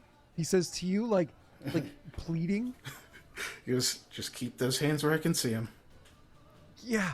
And he has like one hand kind of like weakly up and the other one holding, but like pulling away, then touching and pulling away the bolt that's in his side. Because Aldo, he had 4 health points. You dropped him to 0. He's disabled. If he does anything, he drops. Like he move action, sits down. Like if he does anything, he drops. He starts dying. So he just sits down slowly and gingerly, like tears like welling down his face. Not like crying tears. It's like pain tears, right? Going down his face.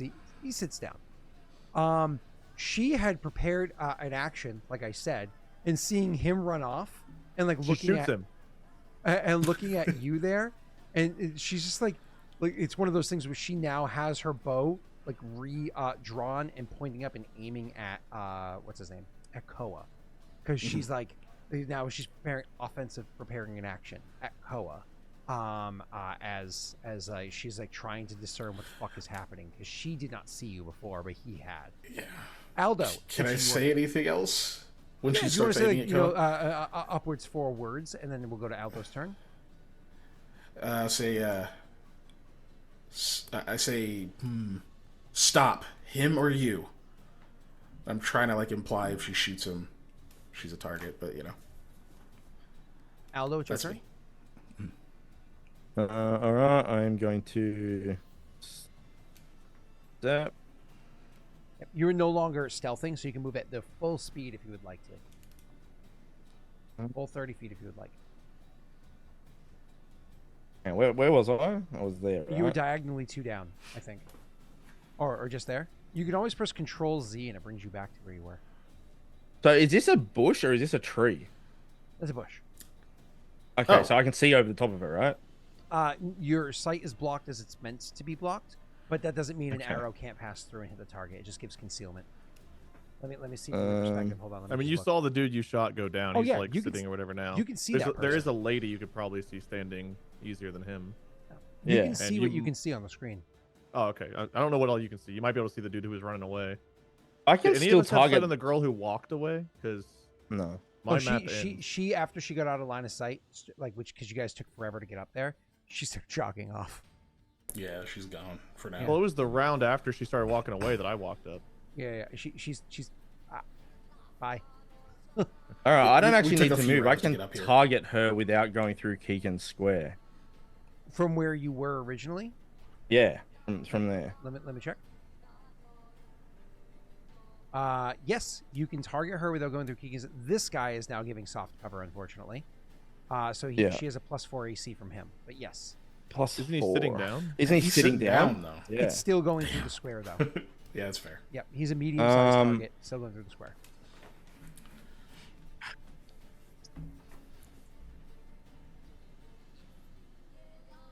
It's better for me to move then.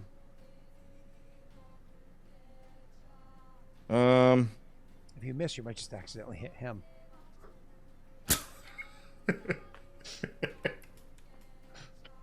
Oh my god. Yeah, I'm gonna have to move. Have you guys ever seen the movie Spy Hard? Like the James Bond parody with Leslie Nielsen, where Weird Al I does the feel like I intro? have. I There's feel a like dude I in have that too. movie who like just is in the wrong place at the wrong time. He like gets a sword stuck in his chest. He has like a little like I love to party, and people just keep fucking hitting him right in the heart. Like 3 times the dude shows up in the movie and just keeps taking like arrows and shit right to that. He's like, I just came to party. Like that's this guy. He's like, I was gonna surrender. All right, I move to there and I prepare an action to shoot at her if she like makes any aggressive. So fucking we actions. do Mexican standoff style. Yep. One of those So scenarios. if she goes to raise her bow, I'm going to shoot. Cool. Awesome. We're at the Alamo. So let's Aldo, you do that. It's Nightstorm, which is doing nothing. Because she was told to stay, so it's listening. Mikhail, it's your turn. Okay, dude surrendered. It's just her. Just so you understand, and- the weapon that's in her hand is a short bow. That's short. Okay. Okay. And she can obviously see Aldo because he's not stealthing. He's no Or- well or when is you she when you not? make an attack like that, you're aware. You now know that person's there. Okay. And he's moving up, no longer stealth. She's aware that he's there, and it's bright enough that she can see a person, but he's in concealment. Okay, so she doesn't necessarily know that he's like got her in the sights already and everything. Correct. So- She could attack him, but he would have a 20% miss chance. Gotcha. Okay, I'm just trying to figure it out for what I'm going to say.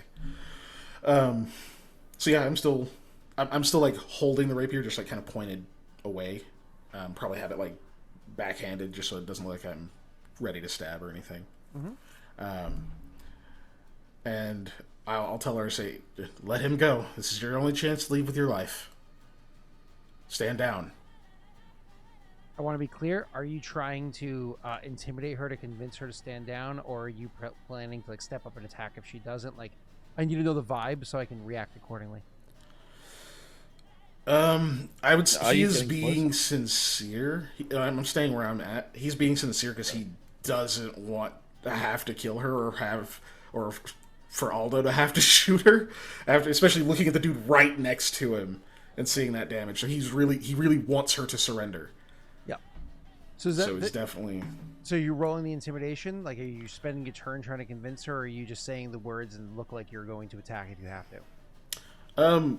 I mean, I'll roll. I feel like I'm more doing a diplomacy, but I don't know if that counts here. So Diplomacy can. I have the same boat. The problem with Yeah. diplomacy is that diplomacy I have a in larger somebody bonus. who's hostile, It's hard. Yeah. it's not So, just hard; it's nigh impossible. You know? Yeah. It's real bad. So.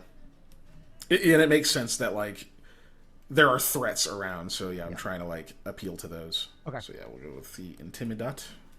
And just so chat understands my perspective here, I'm doing it very explaining for those that aren't. I'm not going to keep doing this Nice, every dude. combat after this.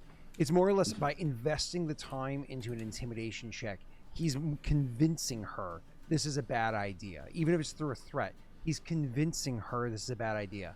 Whereas if it's just empty words, she can't necessarily trust the words that he's saying. He's not investing into the words being said. So so she could just be like, and just so you know, Keegan, if you didn't roll the intimidation, she would have just said, well, fuck this. And I actually intended to have her turn and attack you and trigger him and so on and so forth. So because you chose to roll, the invested words did matter, and you rolled a 19. So you say that, and she just looks over her shoulder and she says, listen, no more blood, okay? And she throws her arrow into the fire. She doesn't drop her bow, but she like releases the tension again, and she throws her arrow into the fire. She has a quiver on her, but you know, throws her arrow into the fire, letting you know she's surrendering. Okay. So that was my standard. She says no more blood. Ko's about to chase this dude pretty obviously. She doesn't know that. Cool. That's your turn. I'll my only other thing is I'll say I hope there's not. Yeah. That was not for her though. It was for him. Do you want Yeah. to take a 5-foot step over, a free 5-foot step over, so in case she does take action, she's adjacent to you? Yeah, I'll just kind of step over here. In chat, And- chat, if you are in 5e, if you move only 5 feet and you're not in rough terrain, it's considered a free 5-foot step. It does not count as any action. You do it for free, but you can only move 5 feet. If you do more than that, it counts as part of your move. Cool. Cool. Oh yeah, I still have a move action. I move my dancing lights to Him? who's running. Yeah, fuck yes. Perfect. Thank you, sir. All right, Wade, sir, he is now not inside of any form of dim light. He is perfectly lit up with 4 little torches, effectively, like small, granted, but 4 little torches chasing after him. It is your turn, sir. I assume you move after him. Yes. So you go chasing after him, clearly with the sword, like wheeling over your shoulder as you do so. Before you make your attack, she, of course, goes, "Hey!" and she turns to make it the way towards it. But of course, Mikhail there is like, and is able to point his rapier at her, and she's just like looks cross, like she's been double crossed, but doesn't like you haven't done anything yet, so she's not going to act out of turn yet. But Wade, it's your turn, literally your turn. He'll just yell back, "He didn't surrender!" And that, as if that's a good enough explanation, and he'll go to swing. I wish you could charge attack, but unfortunately you can't, so it's just a regular attack roll. And please roll well for the first time. Let's go! He actually rolled something. Holy shit! I didn't roll any damage, but I did roll. Okay. No, you did.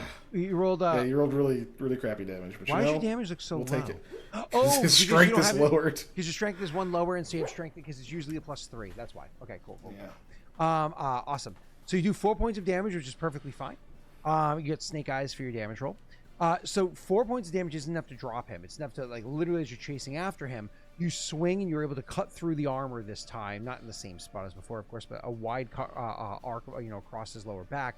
You're able to cut through the armor and cut deep into him, dropping him by 4 health points. That is a considerable amount of damage. It causes him to go stumbling forward from the attack itself. Clearly, he's like in pain from that attack. Any additional words you say or anything else you do as you move and attack him? You're not getting away this time. Cool. You're not getting away this time, and sir, just go ahead and throw that there. Step you up here like this, and you're chasing after. Awesome. It's now her turn because you have nothing else you can do with your swift. It's her turn, and she looks. Making sure that's actually her. It's actually her turn, and she looks back at you, Mikhail, and she's like, "We surrender. What is happening?" He didn't. He kept running. Just stay there. She looks like furious. She looks looks back over the shoulder, looks furious. She draws an arrow and knocks it, pulls back to shoot at you.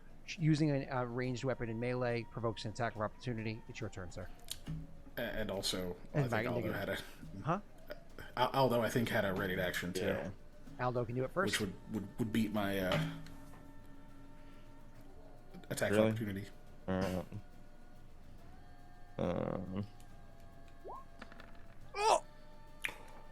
Ooh! Roll that damage, baby! You critical hit.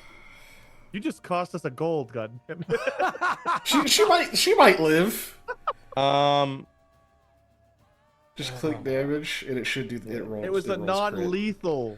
bolt. crit. Yeah. Oh no! Jesus! Oh my god! Oh my god! Fucking You line up a shot. 15? You didn't intend for it to be this good of a shot, but unfortunately, it literally. She takes the thing. She grabs an arrow. She knocks it. She starts trying to pull back, and then all of a sudden, she literally has an arrow in her nose. I literally like as knocks she's her drawing head back, I'm back. like, no! And then poof. And, like kicks her head back on her shoulders. She stumbles backwards 1 or 2 Fuck's steps sake. before she collapses down to the ground. She blinks a few times, like confusion, seeing like a piece of wood sticking out of her face. There's like and like a whimper kind of scream, and that's it. She just falls silent. Mikhail, you lose your attack of opportunity. yeah. Poor He's just guy like sitting at the standing there fire, just stunned with watching like a his hand friend out. Get cut down while there's a bolt sticking out of his rib cage. Okay. That was her turn. We'll remove her from initiative. It's now his turn. You clearly have chased after him and whatnot. You see him whip around because you had attacked him, and he like looks fucking scared, but he can't get away from you at this point. He knows he can't get away from you. So he actually draws his short sword towards you, and he's just kind of like ah! And like swings at you wildly with the short sword. Clearly he is not proficient in it. Clearly he knows how to use a bow and not wait till he this crits weapon. me. Well, Doesn't he provoke when he draws his weapon? no, you don't provoke when you draw a weapon. Are you sure? Yeah, you don't provoke for drawing a weapon. I will confirm right now. But you don't provoke for drawing. You provoke for drinking a potion. Yeah, for sure. Doing it right now. Good, because that would... Sheathing a weapon provokes, but not unsheathing. Drawing a weapon Okay. is a no. Sheathing a weapon is yes. Okay. This one takes more manipulation and concentration. So he is going to attack at you with a short sword, sir. I got the total of a 1 on my attack roll. I didn't roll a 1. I got the total of a 1. As Would you be surprised if I told you that hit? I would be surprised, yes. He swings at you wildly, like I suppose like children using plastic lightsabers at each other. Just starts swinging at you wildly, like. And if you don't know how children use lightsabers or fake weapons, they never attack each other's bodies. They always, for some reason, attack each other's weapons. It's just like they always like, I will attack the moving object that is small and in front of me, so I will never hit anything. It's just like whiffing past each other constantly. Like that is what's happening. He's like swinging at you wildly, and you're just like, this idiot. That's his turn. He'll just say as that's happening that now that the guy's fighting back, he'll almost like let off a crazed smile and just be like, Roga will be pleased. The guy that's bleeding like looks at the person with the arrow in their head and goes, "Can I lie down?" Yeah. He like Some blood splattered across his face, probably from the shot. Right. Just like, can I lie down too? I need an adult. They say that, and now you look at them as they're lying down, and you just don't want to look at her, the dead body. You're like looking at the corpse. It's like, I don't know. He can't look away from her. I'll Okay, so you just focus on her. He's like fixated, yeah. Okay, cool. Never mind. I will not say what I was continuing to say. It's Aldo's turn. Aldo, sir. Adrenaline's pumping through Aldo at the moment. But the thing that he does is he stays where he is. He reloads his crossbow and he just yells as loud as he can so his voice can kind of carry through the woods. Layla, you have a bounty. If you give us information on Dan, we'll call it off. Otherwise, you'll be hunted forever. Nice. And you just like yell it as loud as you can. I appreciate that. Cool. Thank you. We're gonna pause on that then. That'll probably have to be a next session thing, anyways. But for now, Mikhail, it's your turn. Do you do anything as you're like staring at a body that you heard like a whimper scream come out of before it just couldn't anymore? He takes like a couple of steps towards her and he just goes, "You idiot. You could have lived. What the hell is wrong with you? God damn it." He throws his rapier down. And then he finally notices that guy's lying down and just says, "Just don't move." I'm sorry, I sold your stuff. That gets a second look. You didn't notice it before because his back was to you. And then the light and everything that was going on. Holy shit. It's my boy. At the end of the session, Scott. Right, this is when Mikhail picks it back up and just hits it in. Move action, I pick up my rapier. He pulls the bolt out of her face and walks over. Turn very slowly towards him and go, "Oh, it's you." I'll end my turn there. Koa. First of all, you do have a move action in case you want to call for your horse.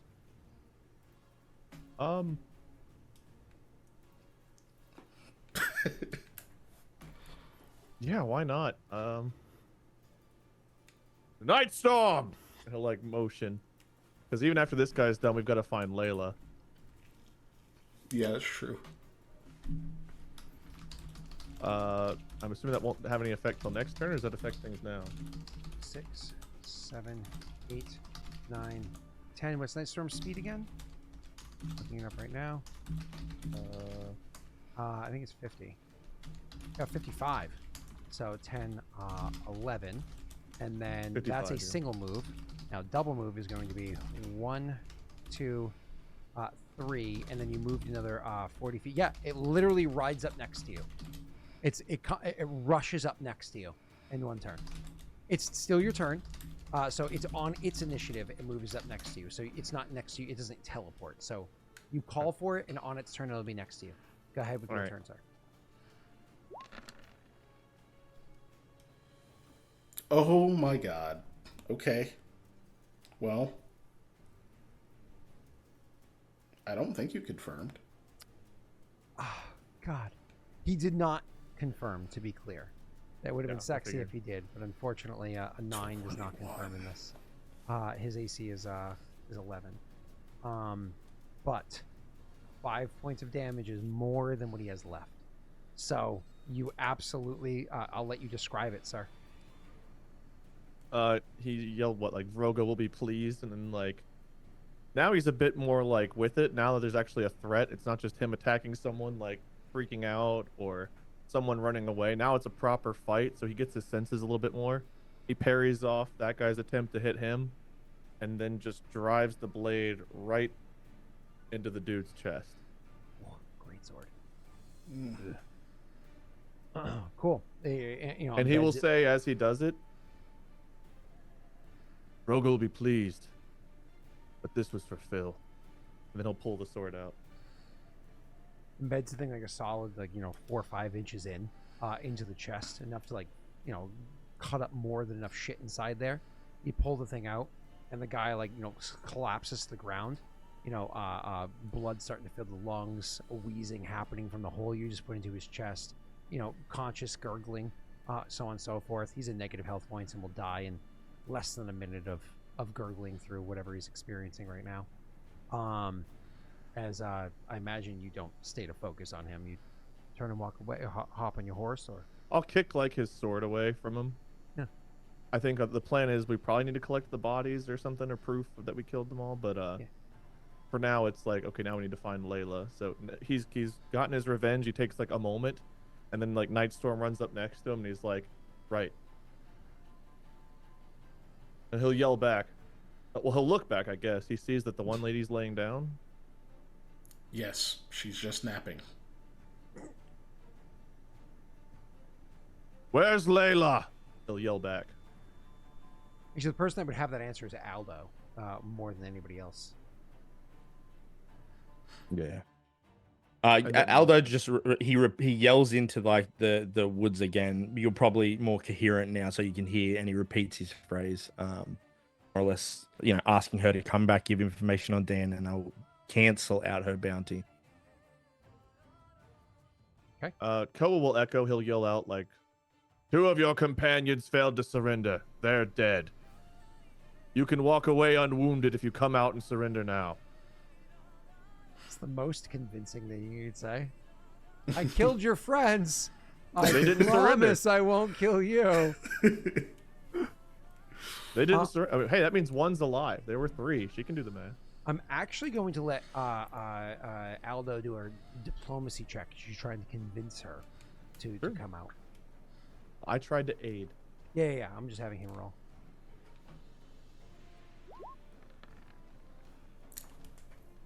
Okay, go ahead and aid. Solid. What do I roll? Diplomacy? Si, senor. You do not. Cool. So yeah, your line of 2 of your friends are dead. And the Hey, one that did surrender has an arrow in his side. I didn't mention that part. No, she probably heard and saw that part. You know, like, anyways, so Yeah, he's yeah. probably not dead. So yeah, she what I will say is you hop up onto your horse and you start like moving out that way, not too fast, right? Like starting to like ride off in that direction, looking out. And then as you like ride out of the light of the dancing lights, actually, Keegan, would you keep the dancing lights on him? Like send them outwards to try to find her? Yeah, if I see that he's moving out, I'll just send him out. So you see they see her step into the dancing lights at some point off into the distance over there, Wade. But you see her like step out from behind a tree because you're like, obviously you're much closer over there, so you can see way more than they can. And you know the double full moon. You see her step out from behind a tree and step over into the dancing lights with her hands kind of like held to the side and wide and whatnot. It's important to know, Wade, that she doesn't seem to have any weapon on her. She doesn't have a short sword that is strapped to her hip. She doesn't have a bow on her or anything like that. She has no weapons on her. And she's coming out. And she has like her hands out wide. And she's like, I surrender. Smart choice. Nightstorm, write her down. He got his kill. Now he's like, money. Yeah, gold. 2 gold. All right. All right. So at this point, it's already late. Why don't we go ahead and we'll finish up the session here. I'm going to turn off the map so people can actually see your faces. Here. But yeah, cool. Did you guys come out unscathed again? Well, not again. Last time Wade got hurt. But you guys came out unscathed, didn't you? Yeah, our hit points are fine. Yeah. Oh, yeah. Yeah, right. I think I missed Wade by 1, maybe 2 at one point. It was 1 at this point. Right? Yeah, 1. So I almost hit you, but either way. Yeah, cool. Anyways, that's that. That is oof. Yeah. Man. So of the names on the list, because you had the names on the list, right? Let's scroll back up to that list of names.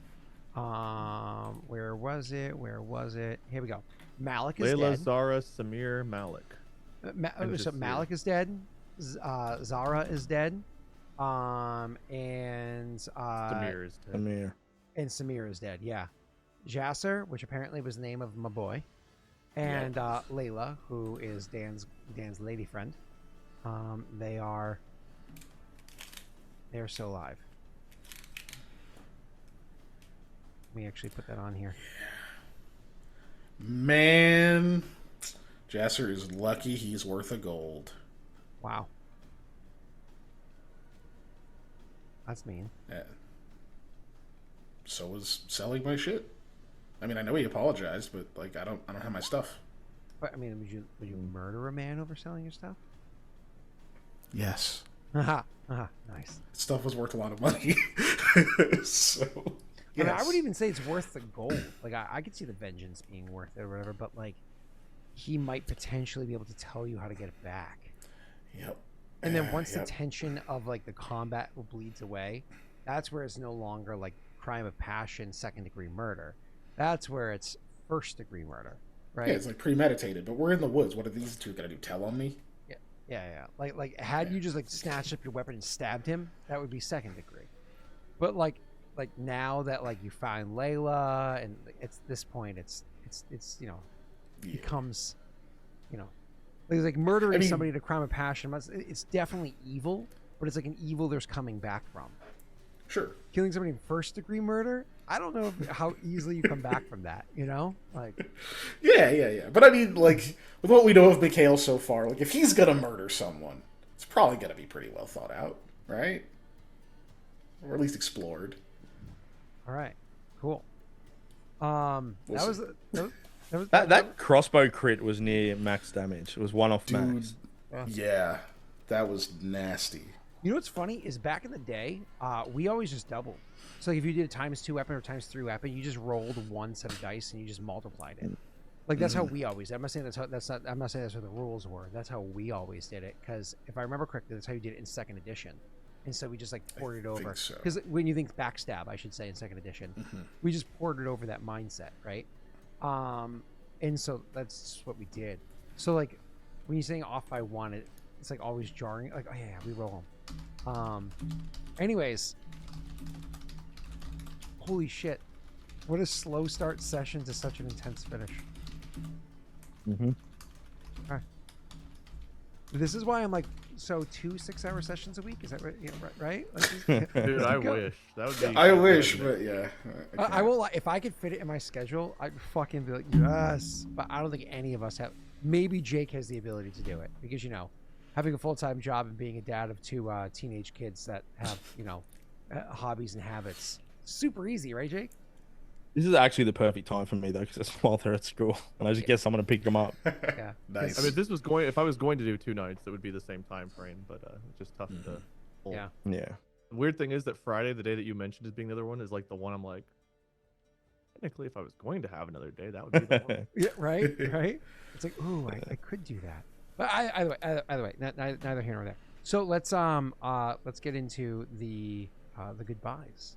So first and foremost, Keegan, you have anything exciting going on? I too almost killed my party last session, but they lived, fortunately.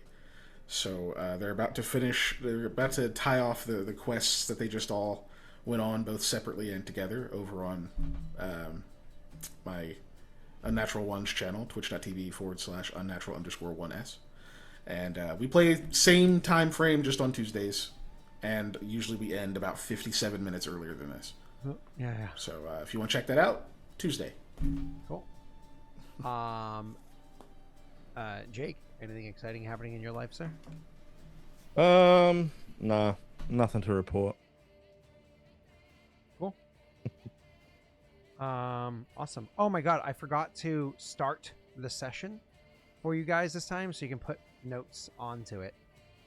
Though I don't know how easy it is for people to find your notes when they're put on that way, which is frustrating. And I still have to get with. I'm just reading your stuff. Oh, I shared notes. I don't know where it. I don't know what it posted to then, but I posted it. Oh, weird. Send the link to us in our Discord so we can see what it was where you put them. But what I was gonna say, I still have to get with Forensic, or how it is for Forensic to get the stuff in there and so on and so forth. I just haven't had an opportunity yet. But next week will be easier when I'm back off work again. Sorry, Jake, nothing exciting, you said? Nope. Cool. Wade, sir, anything you want to call out? Any big trips? Any drops? Thank God, no. Tomorrow, the dogs and the cat get to go to the vet. Ginger's got a little bit of an ear infection. Otherwise, it's just a normal checkup. I think PAX West is this weekend, which I would have liked to have gone to, but just didn't work out this year. That's where I proposed to Molly, so thoughts are in Seattle, but not able to go there this year. Otherwise, same old, just trying to get back to normal content making and podcast twice a week. Watch Distractable. Gosh. I really want to, with these upcoming 2 weeks, hook up with like Pat or something to play a video game, because I haven't hung out with Pat in so long. Maybe we can even dredge up the whole old crew. Marina, Messi, you guys still alive? I almost never talked to you. You know, hang out with some of them. So I'll post this link in chat. See if check. Sorry, Scott. No, you're good. Maybe in the next 2 weeks or so. Hopefully can hang out with some of my friends on their streams, not live over here. So keep an eye open. I'll say it if it's happening.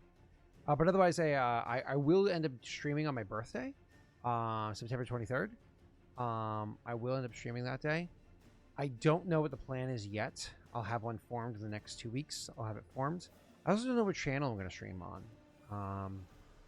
If it's going to be over here or over on the Daleric channel. I'm not sure yet. But because I haven't decided what the plan is. So probably it's a Monday. Probably doing I will be doing a stream that day. So kind of details coming out soon. But other than that, Wade, you know what I really want? I want a Stream Deck. Because like I have all these games on Steam. Sorry, I want a Steam Deck, not a Stream Deck. A Steam Deck. All these games on Steam that I want to play. And Brittany's like, yeah, you're home now. Like, you have evenings off. Come hang out with me. Hang out on the couch, play whatever video game you want. I'm like, Brittany, all my video games are on my PC in my office. She's like, yeah, don't go down there. Come up here and hang out with me. I'm like, but they're on my computer in my office. I've got a Steam Deck. It's actually pretty cool. Like, do you suggest? Because like I was talking to a couple other people and they said they like it. Like, which one do you have? Do you like it?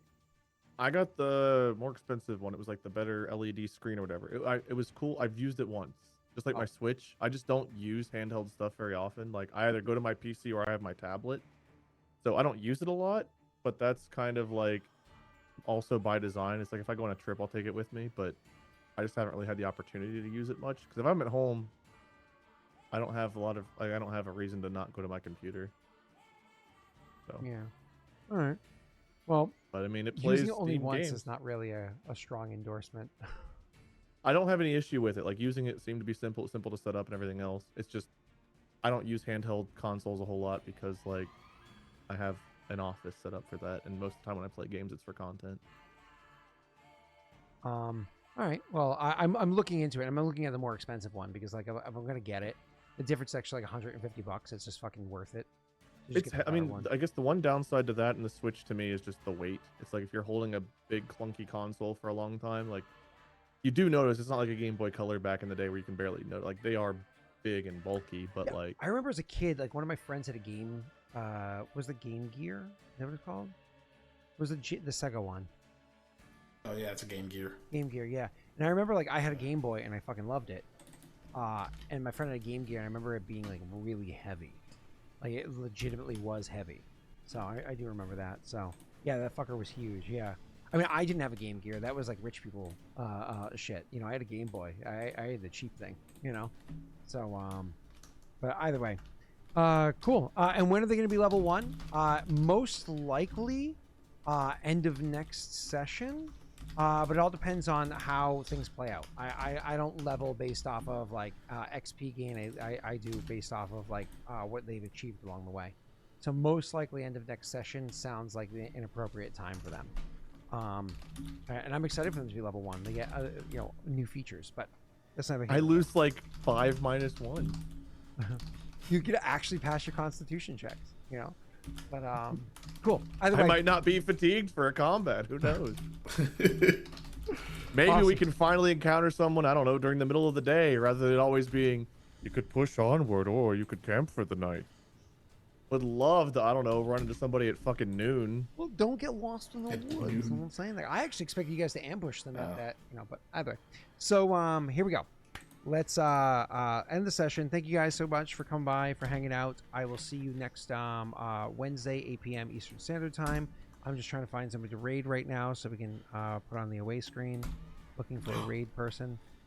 Who do I follow? Who am I stalking? I am stalking Blue Aether. We love Blue Aether. She's wonderful. Yeah, Blue's cool. Oh, we're Arena's still on also screen. live. Arena and Messi are both live. Yeah, Blue Aether's fine. Oh, I didn't see Essie live. Oh, he says Blue Aether does not accept incoming raids. That's weird. Huh. Oh. You said Messi's live? Messi and I see Messi and Arena, but that also might be outdated because I haven't refreshed the Twitch page. Oh, I mean, let's see. They were playing Messi? something. They're doing something called Bakura. I don't know what that is. Bakura. Oh, Messi is live. Am I not fucking following Messi with Lost Initiative? I don't know. He and Rena are both live that I see, but again, that might be outdated information. Oh, let's go raid yeah, Messi. I see Reno live. I don't see Messi. For I some see reason. Messi live. He's got the Oh, there he Kirby is. nodding at him vigorously. All right, thanks everybody. Love you all. Bye. Bye. Oh yeah, we can't hear. They can't hear us now. Oh, they can. Bye. We'll avenge you. We'll avenge Phil. We'll kill Scott. Bye.